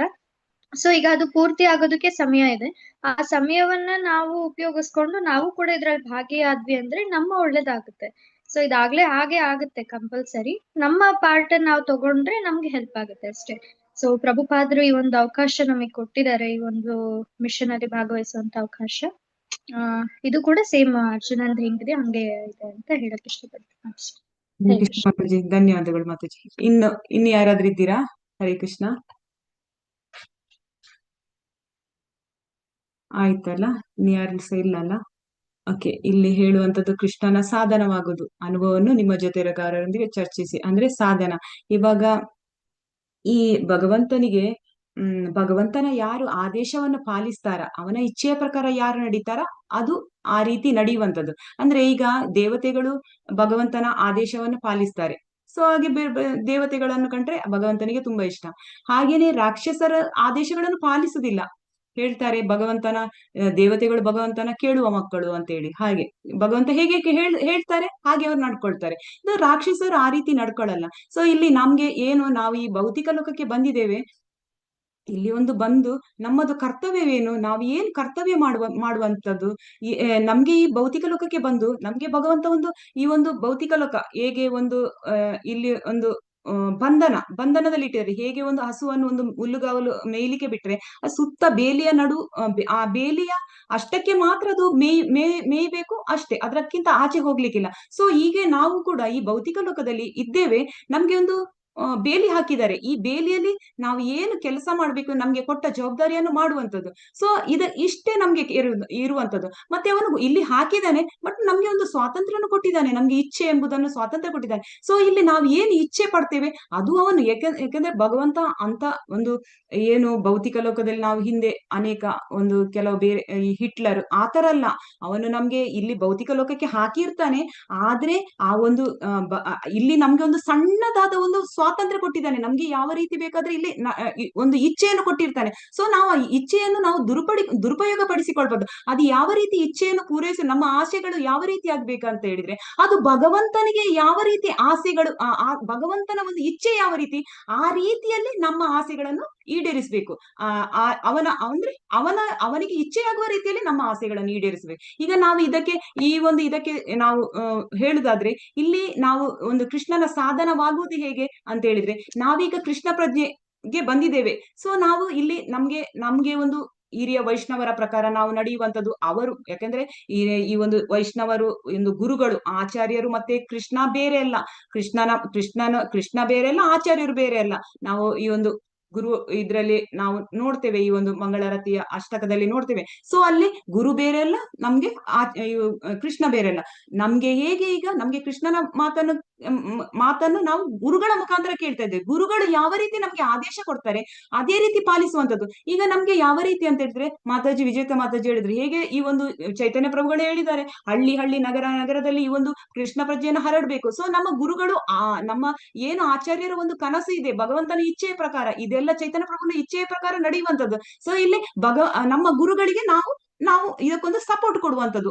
ಅದಕ್ಕೆ ನಾವು ಒಂದು ನಿಮಿತ್ತ ಮಾತ್ರ, ನಮ್ಮಿಂದ ಒಬ್ಬರಿಂದ ನಮ್ಗೆ ಏನು ಮಾಡ್ಲಿಕ್ಕೆ ಸಾಧ್ಯ ಇಲ್ಲ. ಆದ್ರೆ ನಾವೊಂದು ನಮ್ಮ ಸಣ್ಣ ಒಂದು ಪ್ರಯತ್ನದ ಮುಖಾಂತರ ಆ ಗುರುಗಳ ಏನು ಇಚ್ಛೆ ಇದೆ, ಗುರುಗಳಿಗೆ ಒಂದು ಆಸೆ ಇದೆ. ಎಲ್ಲರೂ ನಮ್ಮ ಅನೇಕ ಪ್ರಭುಪಾದರ ಅನೇಕ ಶಿಷ್ಯಂದಿರು ಈಗ ಗುರುಗಳಾಗಿದ್ದಾರೆ. ಸೊ ಅವರದ್ದು ಆಸೆ ಇದೆ, ಇಡೀ ಎಲ್ಲ ಹೇಗೆ ಚೈತನ್ಯ ಪ್ರಭುಗಳ ಆ ಒಂದು ಮಿಷನ್ಗೆ ನಾವು ಹೇಗೆ ಸಪೋರ್ಟ್ ಮಾಡುವಂತದ್ದು. ಸೊ ನಮ್ಮದೊಂದು ಸಣ್ಣ ಪಾತ್ರವನ್ನು ನಾವಿಲ್ಲಿ ಮಾಡುದು, ಎಲ್ಲರೂ ಕೈ ಜೋಡಿಸುವುದು. ಯಾವ ರೀತಿ ಅಂತಂದ್ರೆ, ನಾವೀಗ ಸಣ್ಣ ಪುಟ್ಟದಲ್ಲಿ ವಿನಾಯಕ್ ಪ್ರಭುಜಿ ಹೇಳಿದ್ರು, ನಾನು ಆ ಚೇರ್ ಅಲ್ಲಿ ಕೂತ್ಕೊಳ್ಳುವಾಗ ನಂಗೆ ಏನು ಹೇಳ್ಬೇಕಂತ ಗೊತ್ತಾಗಲ್ಲ, ಮಾತಾಜಿ ಸಹ ಹೇಳಿದ್ರು ನಮ್ಗೆ ಏನು ಹೇಳ್ಬೇಕಂತ ಗೊತ್ತಾಗಲ್ಲ. ಅದು ತನ್ನಷ್ಟಕ್ಕೆ, ಅಂದ್ರೆ ನಾವು ಅಲ್ಲಿ ಒಂದು ಸಾಧನ ಮಾತ್ರ, ಮಿಕ್ಕಿದ್ದೆಲ್ಲವನ್ನು ನಮ್ಗೆ ಆಚಾರ್ಯರು ಬಾಯಿಯಲ್ಲಿ ಆ ನಾಲಿಗೆಯಲ್ಲಿ ಹೇಳುವಂಥದ್ದು. ಸೊ ನಾವು ಈಗ ಗುರುಗಳ ಒಂದು ಇದಿದೆ, ಎಲ್ಲ ಪ್ರಭುಪಾದರ ಶಿಷ್ಯಂದರಿಗೆ ಎಲ್ಲ ಇದೆ. ನಾವು ಪ್ರಭುಪಾದರ ಮಿಷನ್ ಅನ್ನು ಮುಂದಕ್ಕೆ ಹೋಗ್ಬೇಕು. ಈ ಕೃಷ್ಣ ಪ್ರಜ್ಞೆಯನ್ನು ಮತ್ತೆ ಹರೇ ಕೃಷ್ಣ ಮಂತ್ರವನ್ನು ಪುನಃ ಎಲ್ಲ ಪ್ರಪಂಚದಾದ್ಯಂತ ಇನ್ನೂ ಜಾಸ್ತಿ ಜನರನ್ನು ನಾವು ಜನರಿಗೆ ಇದನ್ನು ತಲುಪಿಸ್ಬೇಕಂತ. ಸೊ ನಾವು ನಮ್ಮ ಸಣ್ಣ ಪ್ರಯತ್ನವನ್ನು ಮಾಡುದು ಯಾವ ರೀತಿ, ಇದೇ ರೀತಿ ನಾವು ಭಕ್ತಿ ಶಾಸ್ತ್ರಿಯನ್ನು ಓದುವಂಥದ್ದು, ಕೃಷ್ಣ ಪ್ರಜ್ಞೆಗೆ ಬಂದು ಭಕ್ತಿ ಶಾಸ್ತ್ರಿ ಕಲಿಯುವಂಥದ್ದು, ಮತ್ತೆ ಇಲ್ಲಿಂದಲೇ ಸಣ್ಣ ಸಣ್ಣ ಹೆಜ್ಜೆ ಇಟ್ಟು ಬರುವಂಥದ್ದು. ಇದು ಯಾರಿಗೆ, ನಮ್ಮ ಗುರುಗಳಿಗೆ ನಾವು ಒಂದು ಸಾಧನವಾಗಿ, ಗುರುಗಳು ನಮ್ಮಿಂದ ಒಬ್ಬರಿಂದ ಆಗಲ್ಲ, ಬಟ್ ನಾವು ಗುರುಗಳಿಗೆ ಸಹಾಯ ಮಾಡುವಂತ ಈ ರೀತಿ ನಾವು ಕೃಷ್ಣ ಪ್ರಜ್ಞೆಯಲ್ಲಿ ನಾವು ಸಾಧನೆ ಮಾಡ್ಕೊಂಡು ಬಂದ ಅಂತ ಹೇಳಿದ್ರೆ, ನಾವು ಕೂಡ ಕೃಷ್ಣನಿಗೆ ಅರ್ಜುನ ಕೃಷ್ಣನಿಗೆ ಡೈರೆಕ್ಟ್ ಸಾಧನವಾಗಿ ನಿಮಿತ್ತ ಮಾತಾಡ್ತಾರೆ. ಬಟ್ ನಾವು ನಮ್ಮ ಗುರುಗಳಿಗೆ ಮಾಡಿದ್ರೆ ನಮ್ಮ ಭಗವಂತನಿಗೆ ಮಾಡಿದಾಗೇನೆ. ಸೊ ನಾವು ಈ ರೀತಿ ಸಾಧನ ಆಗ್ಬಹುದು ಅಂತೇಳಿ ನಾವಿಲ್ಲಿ ಹೇಳ್ಬೋದು. ಸೊ ಎಲ್ಲರೂ ತುಂಬಾ ಚೆನ್ನಾಗಿ ನಿಮ್ಮ ಅನುಭವವನ್ನು ಕೂಡ ಹೇಳಿದ್ರು, ಮತ್ತೆ ತುಂಬಾ ಚೆನ್ನಾಗಿ ವರ್ಣನೆ ಮಾಡಿದ್ರು. ತುಂಬಾ ಧನ್ಯವಾದಗಳು ಮಾತಾಜಿ. ಹರೇ ಕೃಷ್ಣ ಪ್ರಭುಜಿ. ಮುಂದಕ್ಕೆ ಹೋಗೋಣ. ಓದಿ ಮಾತಾಜಿ. ಹರೇ ಕೃಷ್ಣ ಮಾತಾಜಿ. ಅದು ತನ್ನ ಭಕ್ತರೊಂದಿಗೆ ಭಗವಂತನ ವ್ಯವಹಾರಗಳ ಸೌಂದರ್ಯ. ಕೆಲವೊಮ್ಮೆ ಭಗವಂತ ತನ್ನ ಭಕ್ತರಿಗೆ ತನಗಾಗಿ ತೆಗೆದುಕೊಳ್ಳುವುದಕ್ಕಿಂತ ಹೆಚ್ಚಿನ ಮನ್ನಣೆಯನ್ನು ನೀಡುತ್ತಾನೆ. ಉದಾಹರಣೆಗೆ, ಕುರುಕ್ಷೇತ್ರದ ಯುದ್ಧ ಭೂಮಿಯಲ್ಲಿ ಶ್ರೀಕೃಷ್ಣನು ಕೇವಲ ನಿರ್ದೇಶನಗಳನ್ನು ನೀಡುವ ಮೂಲಕ ಹೋರಾಡಿದನು. ಆದರೂ ಯುದ್ಧದ ಶ್ರೇಯವನ್ನು ಅರ್ಜುನನು ಪಡೆದುಕೊಂಡನು. ನಿಮಿತ್ತ ಮಾತ್ರ ಭಾವ ಸವ್ಯ ಸಾಚಿನ್. ಹರೇ ಕೃಷ್ಣ ಮಾತಾಜಿ, ಧನ್ಯವಾದಗಳು ಮಾತಾಜಿ. ಹರೇ ಕೃಷ್ಣ ಮಾತಾಜಿ, ಧನ್ಯವಾದಗಳು ಮಾತಾಜಿ. ಇಲ್ಲಿ ಹೇಳುವಂತದ್ದು ಭಗವಂತ ಅವನ ಕೀರ್ತಿಯನ್ನು ಯಾವತ್ತು ಭಗವಂತನ ಒಂದು ಭಕ್ತರಿಗೆ ಅಂದ್ರೆ ಶುದ್ಧ ಭಕ್ತರಿಗೆ ಯಾವತ್ತು ಮೀಸಲಿಡ್ತಾನೆ. ಅವನು ಆ ಕೀರ್ತಿಯನ್ನು ತಾನೇ ಇಟ್ಟುಕೊಳ್ಳಲ್ಲ. ಅವನು ಶುದ್ಧ ಭಕ್ತರ ಶ್ರೇಯಸ್ಸನ್ನು ನೋಡ್ತಾನೆ. ಅಂದ್ರೆ ನಾವು ಅಂದ್ಕೊಳ್ತೇವೆ, ನಾವೀಗ ಒಂದು ಕಾರ್ಯ ಮಾಡ್ತೇವೆ, ಯಾವುದೇ ಒಂದು ಚಟುವಟಿಕೆ ನಾವು ಆ ಕಾರ್ಯವನ್ನು ಮಾಡುವಾಗ ನಾವು ಕರ್ತನಾಗಿ ನಮ್ಗೆ ಕೆಲಸ ಏನು ಒಂದೇ, ನಾವು ಕಾರ್ಯ ಮಾಡುವುದು ಮಾತ್ರ ಕೆಲಸ, ಆದ್ರೆ ಫಲವನ್ನ ಅಪೇಕ್ಷಿಸಬಾರ್ದು. ಆದ್ರೆ ಆ ಫಲವನ್ನು ಭಗವಂತನಿಗೆ ಬಿಡ್ಬೇಕಂತ ಹೇಳ್ತಾರೆ. ಸೊ ಆ ಭಗವಂತ ಆ ಫಲವನ್ನು ಅವನು ಇಟ್ಟುಕೊಳ್ಳಲ್ಲ. ಅವನು ಏನ್ ಮಾಡ್ತಾನೆ, ಇವರು ನನಗೋಸ್ಕರ ಮಾಡಿದ್ದಾರೆ, ಎಲ್ಲ ಫಲವನ್ನು ನನಗೆ ಅರ್ಪಿಸಿದ್ದಾರೆ. ಅವನೇನ್ ಮಾಡ್ತಾನೆ, ಪುನಃ ಅದಕ್ಕೆ ರೀತಿಯಲ್ಲಿ ಮತ್ತೊಂದು ರೀತಿಯಲ್ಲಿ ಅವನು ಅದಕ್ಕೆ ಯಾವುದೇ ಕಷ್ಟ ಕಾಲದಲ್ಲಿ ಬಂದಾಗ ಅವನು ಭಗವಂತ ಆ ಒಂದು ಫಲವನ್ನು ಮತ್ತೊಂದು ರೀತಿಯಲ್ಲಿ ನಮ್ಗೆ ಶ್ರೇಯಸ್ಸಾಗುವ ಹಾಗೆ ಮಾಡುವಂತದ್ದು. ಇದು ನಾವು ಇಲ್ಲಿ ಒಂದು ಅರ್ಥ ಮಾಡಿಕೊಳ್ಬೇಕು. ಹೀಗೆ ಹೇಗೆ ಅಂತ ಹೇಳಿದ್ರೆ, ಈಗ ರಾಮಾಯಣದಲ್ಲಿ ಸಹ ನೋಡ್ತೇವೆ, ಅಲ್ಲಿ ಭಗವಂತ ರಾಮ ಅಲ್ಲಿ ಆ ಹೆಚ್ಚಿನ ಒಂದು ಎಲ್ಲ ಒಂದು ಶ್ರೇಯಸ್ಸನ್ನು ಇಲ್ಲಿ ಹನುಮಂತನಿಗೆ ಕೊಡುವಂತದ್ದು. ಹಾಗೇನೆ ಇಲ್ಲಿ ಈ ಒಂದು ಚೈತನ್ಯ ಪ್ರಭುಗಳು ಸಹ ಅಷ್ಟೇ. ಏನಂತ ಹೇಳಿದ್ರೆ, ಅವರು ಒಂದು ಚೈತನ್ಯ ಪ್ರಭುಗಳ ಕಾಲದಲ್ಲಿ ಹರಿದಾಸ್ ಠಾಕೂರ್ ಅವ್ರು 192 ಸುತ್ತು ಜಪಮಾಲೆ ಮಾಡ್ತಾರೆ. ಆದ್ರೆ ಚೈತನ್ಯ ಪ್ರಭುಗಳು ಸ್ವತಃ ಕೃಷ್ಣ 192ರಲ್ಲಿ ಅವರು ಎಷ್ಟು ಮಾಡ್ಬೋದಿತ್ತು. ಆದ್ರೆ ತನ್ನ ಭಕ್ತರಿಗೆ ಆ ಒಂದು ಕೀರ್ತಿ ಹೋಗ್ಬೇಕು ಅಂತೇಳಿ ಅವ್ರು ಖಾಲಿ 64 ಸುತ್ತು ಜಪ ಮಾಡ್ತಿದ್ರು. ಮತ್ತೆ ಇನ್ನೊಂದು ವಿಷಯ, ಈಗ ಮಾತಾಜಿ ಹೇಳಿದ್ರು, ಹೀಗೆ ಪ್ರಭುಪಾದರು ಈ ಒಂದು ಹರೇ ಕೃಷ್ಣ ಮೂವ್ಮೆಂಟ್ ಅನ್ನು ಅವರು ಪ್ರಭುಪಾದರಿಗೆ ಚೈತನ್ಯ ಪ್ರಭುಗಳಿಗೆ ಗೊತ್ತಿತ್ತು, ಮುಂದಕ್ಕೆ ಒಬ್ಬ ಭಕ್ತ ಬರ್ತಾನೆ, ಅವನು ಇಡೀ ಪ್ರಪಂಚದಾದ್ಯಂತ ಭಗವದ್ಗೀತೆ ಈ ಒಂದು ಹರಿನಾಮವನ್ನು ಬಿತ್ತರಿಸ್ತಾನೆ ಅಂತ. ಚೈತನ್ಯ ಪ್ರಭುಗಳಿಗೆ ಏನು ಕಷ್ಟದ ಕೆಲಸ ಅಲ್ಲ, ಅವರು ಭಾರತಾದ್ಯಂತ ಮಾತ್ರ ಮಾಡಿದ್ರು. ಆದ್ರೆ ತನ್ನ ಒಂದು ಭಕ್ತನಿಗೆ ಎಲ್ಲ ಕೀರ್ತಿ ಅವನಿಗೆ ಹೋಗ್ಬೇಕು, ಅವನಿಗೆ ಶ್ರೇಯಸ್ಸು ಹೋಗ್ಬೇಕಂತ ಹೇಳಿ ಆ ರೀತಿ ಮಾಡಿರುವಂತದ್ದು. ಸೊ ಇದು ಏನಂತ ಹೇಳಿದ್ರೆ, ಇದು ಒಂದು ಸಲ ಕೇಳ್ತಾರೆ, ಈ ಒಂದು ಪ್ರಭುಪಾದರು ಹೀಗೇನೆ ಶಿಷ್ಯರ ಜೊತೆ ಇರುವಾಗ ಅವರು ಕೇಳ್ತಾರೆ, ಇದು ಚೈತನ್ಯ ಪ್ರಭು ಭಾರತಾದ್ಯಂತ ಕೃಷ್ಣ ಪ್ರಜ್ಞೆ ಹರಡಿದ್ರು, ಹರಿನಾಮವನ್ನು ಕೊಟ್ರು ಭಾರತದ ಜನರಿಗೆ ಮಾತ್ರ, ಆದ್ರೆ ನಾನೀಗ ಪ್ರಪಂಚದಾದ್ಯಂತ ಕೊಟ್ಟಿದ್ದೀನಿ ಅಂತೆಲ್ಲ ಹೇಳ್ತಾರೆ. ಅಂದ್ರೆ ಒಂಥರ ತುಂಬಾ ಒಂದು ನಗು ಚಟಾಕಿಯಲ್ಲಿ ಹೇಳ್ತಾರೆ ಅವರು. ಅದು ಶಿಷ್ಯರಿಗೆ ಆಶ್ಚರ್ಯ ಆಗುತ್ತೆ. ಅಂದ್ರೆ ಯಾಕಪ್ಪ ನಮ್ಮ ಆಚಾರ್ಯರು ಈ ತರ ಹೇಳ್ತಾರೆ ಅಂತ ಹೇಳಿದ್ರೆ, ಅಂದ್ರೆ ಅವರು ಅಲ್ಲಿ ನಾವು ಯಾಕೆ ಹೇಳ್ತಾರೆ ಅಂತ ಹೇಳಿದ್ರೆ, ಅಂದ್ರೆ ಅಲ್ಲಿ ಚೈತನ್ಯ ಪ್ರಭುಪಾದರಿಗೆ ಹೆಚ್ಚಿನ ಕೀರ್ತಿ ಸಲ್ಬೇಕಂತೇಳಿ ಹೇಳುವಂತದ್ದು ಈ ರೀತಿ. ಮತ್ತೆ ಈ ಒಂದು ಕೃಷ್ಣ ಇಲ್ಲಿ ಹೇಳಿದ್ದಾರೆ, ಕೃಷ್ಣ ಉದಾಹರಣೆಗೆ ಕುರುಕ್ಷೇತ್ರದಲ್ಲಿ ಶ್ರೀಕೃಷ್ಣನ್ ಕೆಲವು ನಿರ್ದೇಶನಗಳು ನೀಡುವ ಮೂಲಕ ಹೋರಾಡಿದನು, ಆದ್ರೂ ಯುದ್ಧದ ಶ್ರೇಯನ್ನು ಅರ್ಜುನನಿಗೆ. ಇಲ್ಲಿ ಯುದ್ಧದಲ್ಲಿ ಸಾಗಿನೆ ಎಲ್ಲವೂ ಮಾಡಿದ್ದು ಪೂರ್ತಿ ಕೃಷ್ಣನೇ. ಕೃಷ್ಣ ಇಲ್ಲದಿದ್ರೆ ಆ ಯುದ್ಧ ಮಾತಾಜಿ ಹೇಳಿದಾಗೆ ಅದು ಗೆಲ್ತದ ಇರ್ತಿರ್ಲಿಲ್ಲ ಗೊತ್ತಿಲ್ಲ ನಮ್ಗೆ, ಆದ್ರೆ ಕೃಷ್ಣ ಇದ್ದ ಕಾರಣ ಅದು ಗೆದ್ದಿತ್ತು. ಆದ್ರೆ ಇಲ್ಲಿ ಕ್ರೆಡಿಟ್ ಯಾರಿಗೆ ಹೋದದ್ದು? ಅರ್ಜುನನಿಗೆ. ಹಾಗೆ ಈ ಒಂದು ಕೃಷ್ಣ ಕೂಡ ಯುದ್ಧದಲ್ಲಿ ನಿರ್ದೇಶನ ಸೂಚನೆಗಳೆಲ್ಲ ಮುಖಾಂತರ ಅವನ ಆದೇಶದ ಪ್ರಕಾರವೇ ನಡೆಯುವಂತದ್ದು.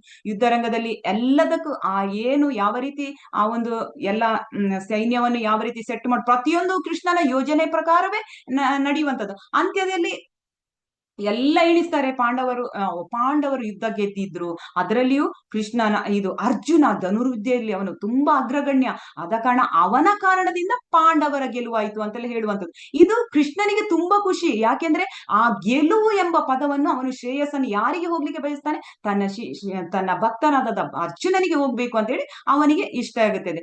ಯಾವಾಗ ನಾವು ಭಗವಂತನಿಗೆ ಶರಣಾಗ್ತೇವ, ಆಗ ಭಗವಂತ ತನ್ನಂತಾನೆ ಎಲ್ಲ ಭಗವಂತನಿಗೆ ಶರಣಾಗಿ ಅವನ ಆದೇಶದ ಪ್ರಕಾರ ನಾವು ಯಾವಾಗ ನಡಿತೇವ, ಆಗ ಎಲ್ಲವೂ ಭಗವಂತ ನಮಗೆ ಒಂದು ಶ್ರೇಯಸ್ಸನ್ನು ಕೊಡ್ಲಿಕ್ಕೆ ಅವನು ಹಿಂಜರಿಯುವುದಿಲ್ಲ. ಅವನು ಶ್ರೇಯಸ್ಸು ಸಿಗುವಾಗೆ ಮಾಡಿಯೇ ಮಾಡ್ತೇನೆ ಅಂತೇಳಿ ನಾವಿಲ್ಲಿ ತಿಳ್ಕೊಳ್ಬೇಕು.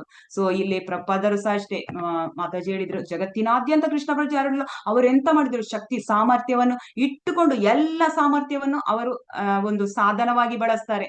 ಎಲ್ಲ ಅಂದ್ರೆ ಆಕ್ಚುಲಿ ಅವರ ಒಂದು ವಯಸ್ಸಿನಲ್ಲಿ ಅವರಿಗೆ ಅಷ್ಟು ಶಕ್ತಿ ಸಾಮರ್ಥ್ಯವನ್ನು ಕೊಟ್ಟದ್ದೇ ಭಗವಂತ ಅಂತ ಅಂತೇಳಿ ನಾವಿಲ್ಲಿ ತಿಳ್ಕೊಳ್ಬೇಕು. ಈಗ ನಾವು ಕೂಡ ಪ್ರಭುಪಾದರ ಒಂದು ಮೆಷಿನಿಗೆ ನಾವು ಈಗ ಸಾಧನ ಆಗ್ಬೇಕು ಅಂದ್ರೆ ಇದನ್ನು ಗಂಭೀರ ಪ್ರಭುಪಾದರ ಮಿಷನ್ ಏನು ಉಂಟು ಅದನ್ನು ನಾವು ಗಂಭೀರವಾಗಿ ತೆಗೆದುಕೊಳ್ಬೇಕು. ಆಗ ಮಾತ್ರ ಎಲ್ಲರ ಒಂದು ನಮಗೂ ಒಂದು ಸಂತೋಷ ಆಗ್ತದೆ. ನಾವು ಒಂದು ಸಣ್ಣ ಪ್ರಯತ್ನ ಮಾಡಿ, ನಮಗೇನು ದೊಡ್ಡ ಪ್ರಯತ್ನ ಮಾಡ್ಲಿಕ್ಕೆ ಆಗಲ್ಲ, ಇದೇ ಮನೆಯಲ್ಲಿ ಇಟ್ಟುಕೊಂಡು ನಾವು ಒಂದು ಸಣ್ಣ ಸಣ್ಣ ಪ್ರಯತ್ನವನ್ನು ಮಾಡುವಂತದ್ದು ಅಂದ್ರೆ ಭಗವಂತ ಎಲ್ಲರಿಗೂ ಒಂದು ಇಚ್ಛೆಯನ್ನು ಕೊಟ್ಟಿರ್ತಾನೆ. ಆದ್ರೆ ಆ ಇಚ್ಛೆ ಯಾವ ರೀತಿ ಆಗ್ತದೆ, ಆ ಇಚ್ಛೆಯನ್ನು ಪೂರೈಸಲಿ ನಮ್ಮ ಹತ್ರ ಒಂದು ದೃಢ ಸಂಕಲ್ಪ ಬೇಕು. ಆಗ ಮಾತ್ರ ಆ ಇಚ್ಛೆಯನ್ನು ಪೂರೈಸ್ಲಿಕ್ಕೆ ಆಗುತ್ತೆ. ಯಾಕಂದ್ರೆ ಇಚ್ಛೆ ಪಡುವುದು ನಮ್ಮ ಹತ್ರ ಸಹಜ, ಆದ್ರೆ ಆ ಇಚ್ಛೆ ಕೈಗೂಡುದು, ಅದಕ್ಕೆ ಬೇಕಾದ ಒಂದು ಅನುಕೂಲಗಳನ್ನು ಅವಕಾಶಗಳನ್ನು ಕೊಡುವುದೆಲ್ಲ ಆ ಗುರುಗಳು ಮತ್ತು ಭಗವಂತನ ಕರುಣೆ ಮತ್ತು ಕೃಪೆ ಇದ್ರೆ ಮಾತ್ರ ಆಗುವಂತದ್ದು ಅಂತೇಳಿ ನಾವಿಲ್ಲಿ ತಿಳ್ಕೊಳ್ಬೇಕು. ಯಾಕೆಂದ್ರೆ ನಾವೀಗ ಒಂದು ಕೃಷ್ಣ ಪ್ರಜ್ಞೆಗೆ ಒಂದು ಸಮಯ ವಿನಿಯೋಗಿಸ್ಬೇಕು. ನಾವೀಗ ಒಂದು ಥಿಂಕ್ ಮಾಡ್ತೇವೆ, ನಾನು ಇಷ್ಟು ಸಮಯ ಕೃಷ್ಣ ಪ್ರಜ್ಞೆಗೆ ವಿನಿಯೋಗಿಸ್ಬೇಕಾ, ಅಥವಾ ನಾನು ಈ ಹೊತ್ತಲ್ಲಿ ನಾನೇನಾದ್ರೂ ಪರ್ಚೇಸಿಂಗ್ ಮಾಲ್ಗೆ ಅಥವಾ ಆ ರೀತಿ ಕಾಲಹರಣ ಮಾಡ್ಬೇಕಾ, ಇದೆರಡು ನಮ್ಗೆ ಆಯ್ಕೆ ಇರ್ತದೆ. ಇಚ್ಛೆ ನಮ್ಮದು. ಕ್ಲಾಸಿಗೆ ಬರ್ಬೇಕಾ, ಭಕ್ತಿ ಶಾಸ್ತ್ರಿ ಕ್ಲಾಸಿಗೆ, ಅಲ್ಲ ಈ ಅರ್ಜೆಂಟ್ ಫಂಕ್ಷನ್ ಉಂಟು ಅಂತೇಳಿ ಹೋಗ್ಬೇಕಾ, ಎರಡು ಚಾಯ್ಸ್ ಕೊಡ್ತಾರೆ. ಇದು ಇಚ್ಛೆಗಳು. ಆದ್ರೆ ಸಿಲೆಕ್ಟ್ ನಾವು ಚಾಯ್ಸ್ ಇರುತ್ತೆ, ಆದ್ರೆ ಆ ಒಂದು ಇಚ್ಛೆಗೆ ಬೇಕಾದ ಇದು ಭಕ್ತಿಶಾಸ್ತ್ರಕ್ಕೆ ಬೇಕಾದ ಒಂದು ಸಮಯವನ್ನು ಕೊಡುವಂತದ್ದು ಭಗವಂತನ ಇಚ್ಛೆ ಆಗಿರ್ತದೆ. ಯಾಕೆಂದ್ರೆ ಸಮಯ ನಮ್ಮಿಂದ ಇದು ಇಚ್ಛೆ, ಅದು ಸಮಯವನ್ನು ಗಳಿಸ್ಲಿಕ್ಕೆ ನಮ್ಮಿಂದ ಆಗಲ್ಲ, ಅದಕ್ಕೆ ಭಗವಂತನೇ ಕೊಡಬೇಕು. ಆದ್ರೆ ನಾವು ಒಂದು ಆ ಭಗವಂತನ ಒಂದು ಇಚ್ಛೆಯ ಪ್ರಕಾರ ಆ ಇಚ್ಛೆ ಸದುದ್ದೇಶವಾಗಿದ್ದರೆ ಭಗವಂತ ಖಂಡಿತವಾಗಿ ನಮಗೆ ಸಮಯ ಒದಗಿಸ್ತಾನೆ. ಸೊ ನಾವೊಂದು ಇಚ್ಛೆ ಪಡುವಂತದ್ದು ನಮ್ಗೆ ಇರ್ತದೆ. ಸೊ ಅದನ್ನು ನಾವು ಆ ಇಚ್ಛೆಯನ್ನು ಸದುದ್ದೇಶಕ್ಕೆ ಬಳಸಬೇಕು. ನಾವೀಗ ನಮ್ಮ ಇಚ್ಛೆ ಇದೆ, ನಾವು ಪ್ರಭುಪಾದರ ನಮ್ಮ ಗುರುಗಳ ಆದೇಶದ ಪ್ರಕಾರ ನಡೆಯುವಂತದ್ದು, ಮತ್ತೆ ಪ್ರಭುಪಾದರ ಈ ಒಂದು ಮೆಷಿನಿಗೆ ನಾವು ಸಾಧನವಾಗಿ ಇರ್ಬೇಕು. ನಾವು ಹೆಚ್ಚಾಗಿ ಭಕ್ತರನ್ನು ಒಂದು ಕೃಷ್ಣ ಪ್ರಜ್ಞೆಗೆ ತರುವಂತ ನಮ್ಮ ಏರಿಯಾದಲ್ಲಿ ಸಣ್ಣ ಪುಟ್ಟ ಕಾರ್ಯಕ್ರಮಗಳನ್ನು ಮಾಡಿ, ಮತ್ತೆ ಹೇಗೆ ನಮ್ಮದು ಈ ಒಂದು ಗುರುಗಳ ಆದೇಶದ ಪ್ರಕಾರ, ನಮ್ಮ ಶಿಕ್ಷಾ ಗುರುವಿನ ಆದೇಶ ಪ್ರಕಾರ ಹೇಗೆಲ್ಲ ಅವರಿಂದ ಅವರ ಅನುಮತಿಯ ಮೇರೆಗೆ, ಅವರ ಒಂದು ಸೂಚನೆಯ ಮೇರೆಗೆ ನಾವು ಏನೆಲ್ಲ ಅದಕ್ಕೆ ಬೇಕಾದ ಒಂದು ವಿಷಯಗಳನ್ನು ಸಂಗ್ರಹಣೆ ಮಾಡಿ ನಾವು ಒಂದು ಪ್ರಭುಪಾದರ ಒಂದು ಮಿಷನ್ಗೆ ಒಂದು ಮುಂದುವರಿಸ ಮಿಷನ್ ಅನ್ನು ಚೈತನ್ಯ ಪ್ರಭುಗಳ ಒಂದು ಹರೇ ಕೃಷ್ಣ ಮಂತ್ರವನ್ನು ಕೂಡ ಯಾವ ರೀತಿ ಮುಂದುವರಿಸಿಕೊಂಡು ಹೋಗ್ಬೇಕು, ಯಾರಿಗೆಲ್ಲ ಕೊಡ್ಬೇಕು, ನಮ್ಗೆ ಕಷ್ಟ ಆಗುತ್ತೆ, ಆದ್ರೂ ನಮ್ಮ ಸಣ್ಣ ಪ್ರಯತ್ನವನ್ನು ಮಾಡಿ ನಾವು ಒಂದು ಸಾಧನ ಆಗ್ಬೇಕು ಅಂತೇಳಿ ಇಲ್ಲಿ ನಾವು ತಿಳಿಬೇಕು. ಹರೇ ಕೃಷ್ಣ. ನೆಕ್ಸ್ಟ್ ಇನ್ನೊಂದು ಸ್ಲೈಡ್ ಇದೆ, ಓದ್ತೀರಾ ಯಾರಾದ್ರೂ? ಹರೇ ಕೃಷ್ಣ ಮಾತಾಜಿ. ಎಲ್ಲವನ್ನು ಭಗವಂತನೇ ವ್ಯವಸ್ಥೆ ಮಾಡಿದರೋ ವಿಜಯದ ಶ್ರೇಯ ಅರ್ಜುನನಿಗೆ. ಅದೇ ರೀತಿ ಕೃಷ್ಣ ಪ್ರಜ್ಞೆಯ ಆಂದೋಲನದಲ್ಲಿ ಎಲ್ಲವೂ ಭಗವಾನ್ ಚೈತನ್ಯರ ಭವಿಷ್ಯವಾಣಿಯ ಪ್ರಕಾರ ನಡೆಯುತ್ತಿದೆ. ಆದರೆ ಶ್ರೇಯಸ್ಸು ಭಗವಾನ್ ಚೈತನ್ಯರ ಪ್ರಾಮಾಣಿಕ ಸೇವಕರಿಗೆ ಸಲ್ಲುತ್ತದೆ. ಹರೇ ಕೃಷ್ಣ ಮಾತಾಜಿ. ಹರೇ ಕೃಷ್ಣ ಮಾತಾಜಿ, ಧನ್ಯವಾದಗಳು. ಇಲ್ಲಿ ಅಂದ್ರೆ ಎಲ್ಲವೂ ಕಡೆಗೆ ಎಲ್ಲ ಶ್ರೇಯಸ್ಸು ಭಗವಂತ ಅರ್ಚುನನಿಗೆ ಕೊಟ್ಟಿರ್ತಾರೆ. ಹಾಗೆ ಈ ಒಂದು ಚೈತನ್ಯ ಪ್ರಭುಗಳದ್ದು ಅವರದ್ದು ಏನು ಒಂದು ಆಶೆ ಇತ್ತು, ಪ್ರತಿ ಒಂದು ಪ್ರಪಂಚದಾದ್ಯಂತ ಮೂಲೆ ಮೂಲೆಗೂ, ಒಂದು ಹಳ್ಳಿಗೂ, ಗ್ರಾಮಗಳಿಗೂ ಈ ಒಂದು ಹರೇ ಕೃಷ್ಣ ಮಂತ್ರ ತಲುಪಬೇಕು. ಮತ್ತೆ ಒಂದು ಭಗವಂತನ ಎಲ್ಲ ಧರ್ಮ ಗ್ರಂಥಗಳು, ಅದೇ ರೀತಿ ಕೃಷ್ಣ ಪ್ರಜ್ಞೆಯನ್ನು ಹರಿಯುವಂಥದ್ದು ಎಲ್ಲವೂ ತಲುಪಬೇಕು. ಪ್ರತಿಯೊಬ್ಬರಿಗೆ ಇದೊಂದು ಅಮೂಲ್ಯವಾದ ರತ್ನ ತಲುಪಬೇಕು ಅಂತೇಳಿ ಚೈತನ್ಯ ಪ್ರಭುಗಳ ಒಂದು ಭವಿಷ್ಯವಾಣಿ ಇತ್ತು, ಮತ್ತೆ ಅವರಿಗೊಂದು ಆಶೆನೂ ಇತ್ತು. ಸೊ ಅದನ್ನು ಈ ನಮ್ಮ ಆಚಾರ್ಯರಾದ ಶ್ರೀಲ ಪ್ರಭುಪಾದರು ಅದನ್ನು ನೆರವೇರಿಸಿದ್ದಾರೆ. ನಾವೀಗ ಅವರ ಒಂದು ಅವರ ಉಪಸ್ಥಿತಿ ಇರುವುದಿಲ್ಲ. ಸೊ ನಾವು ಅವರ ಶಿಷ್ಯರ ಮುಖಾಂತರ ನಾವು ಆ ಶಿಷ್ಯರಿಗೆ ಕೈ ಜೋಡಿಸಿಕೊಂಡು ಈ ಒಂದು ನಾವು ಕೂಡ ಒಂದು ಪ್ರಭುಪಾದರ ಒಂದು ಮಿಷನ್ಗೆ ಸಪೋರ್ಟ್ ಮಾಡಿದ್ರೆ ನಮಗೆ ಭಗವಂತ ಅದರಲ್ಲಿ ತುಂಬಾ ಅಡೆತಡೆಗಳು ಬರ್ಬೋದು, ಆದ್ರೆ ಆ ಅಡೆತಡೆಗಳನ್ನು ನಿವಾರಣೆ ಮಾಡಲು ಬೇಕಾದ ಅನುಕೂಲಗಳನ್ನು, ಅವಕಾಶಗಳನ್ನು, ಆ ಒಂದು ಸಾಮರ್ಥ್ಯವನ್ನು ಭಗವಂತ ನಮಗೆ ಖಂಡಿತ ಕೊಟ್ಟೇ ಕೊಡ್ತಾನೆ. ಇದರಲ್ಲಿ ಇನ್ನೊಂದು ಮಾತಿಲ್ಲ.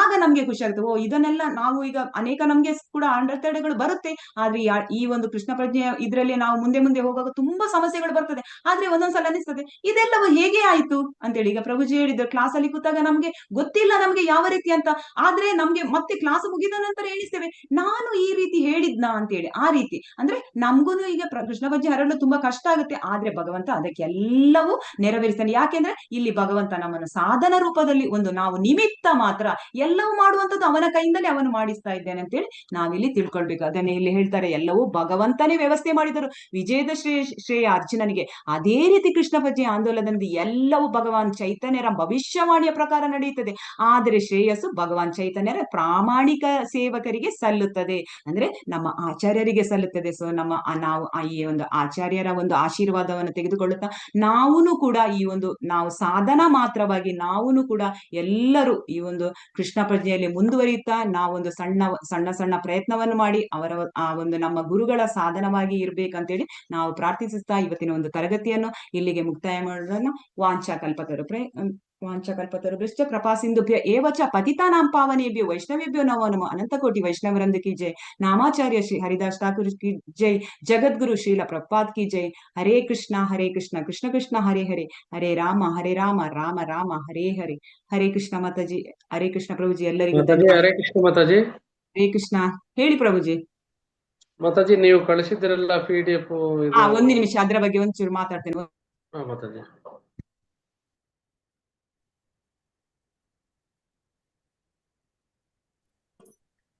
ಹರೇ ಕೃಷ್ಣ ಪ್ರಭುಜಿ, ಅಟೆಂಡೆನ್ಸ್ ಲಿಂಕ್ ಹಾಕಿ ಪ್ರಭುಜಿ. ಅಟೆಂಡೆನ್ಸ್ ಲಿಂಕ್ ಹಾಕಿದ್ದಾರೆ. ನಂದು ನೆಟ್ ಪ್ರಾಬ್ಲಮ್ ಇತ್ತು, ಬಂದಿಲ್ಲ ಪ್ರಭುಜಿ. ಇನ್ನೊಂದ್ಸಲ ಹಾಕಿ. ಹಾ ಮಾತಾಜಿ, ಹಾಕ್ತೀನಿ ಮಾತಾಜಿ. ಪ್ರಭುಜಿ ಹರೇ ಕೃಷ್ಣ, ನಂದು ಹಾಕಿ ಪ್ರಭುಜಿ ಅಟೆಂಡೆನ್ಸ್. ಯಾರು ಮಾತಾಜಿ? ರತ್ನಮ್ಮ ಮಾತಾಜಿನಾ? ಸೀತಾ ಸುಭಾಷ್. ಹಾಕಿದ್ದೀನಿ ಮಾತಾಜಿ, ಆಲ್ರೆಡಿ ಅಟೆಂಡೆನ್ಸ್ ಹಾಕಿದ್ದೀನಿ ಮಾತಾಜಿ ನಿಮ್ದು. ಹರೇ ಕೃಷ್ಣ ಮಾತಾಜಿ. ಹರೇ ಕೃಷ್ಣ.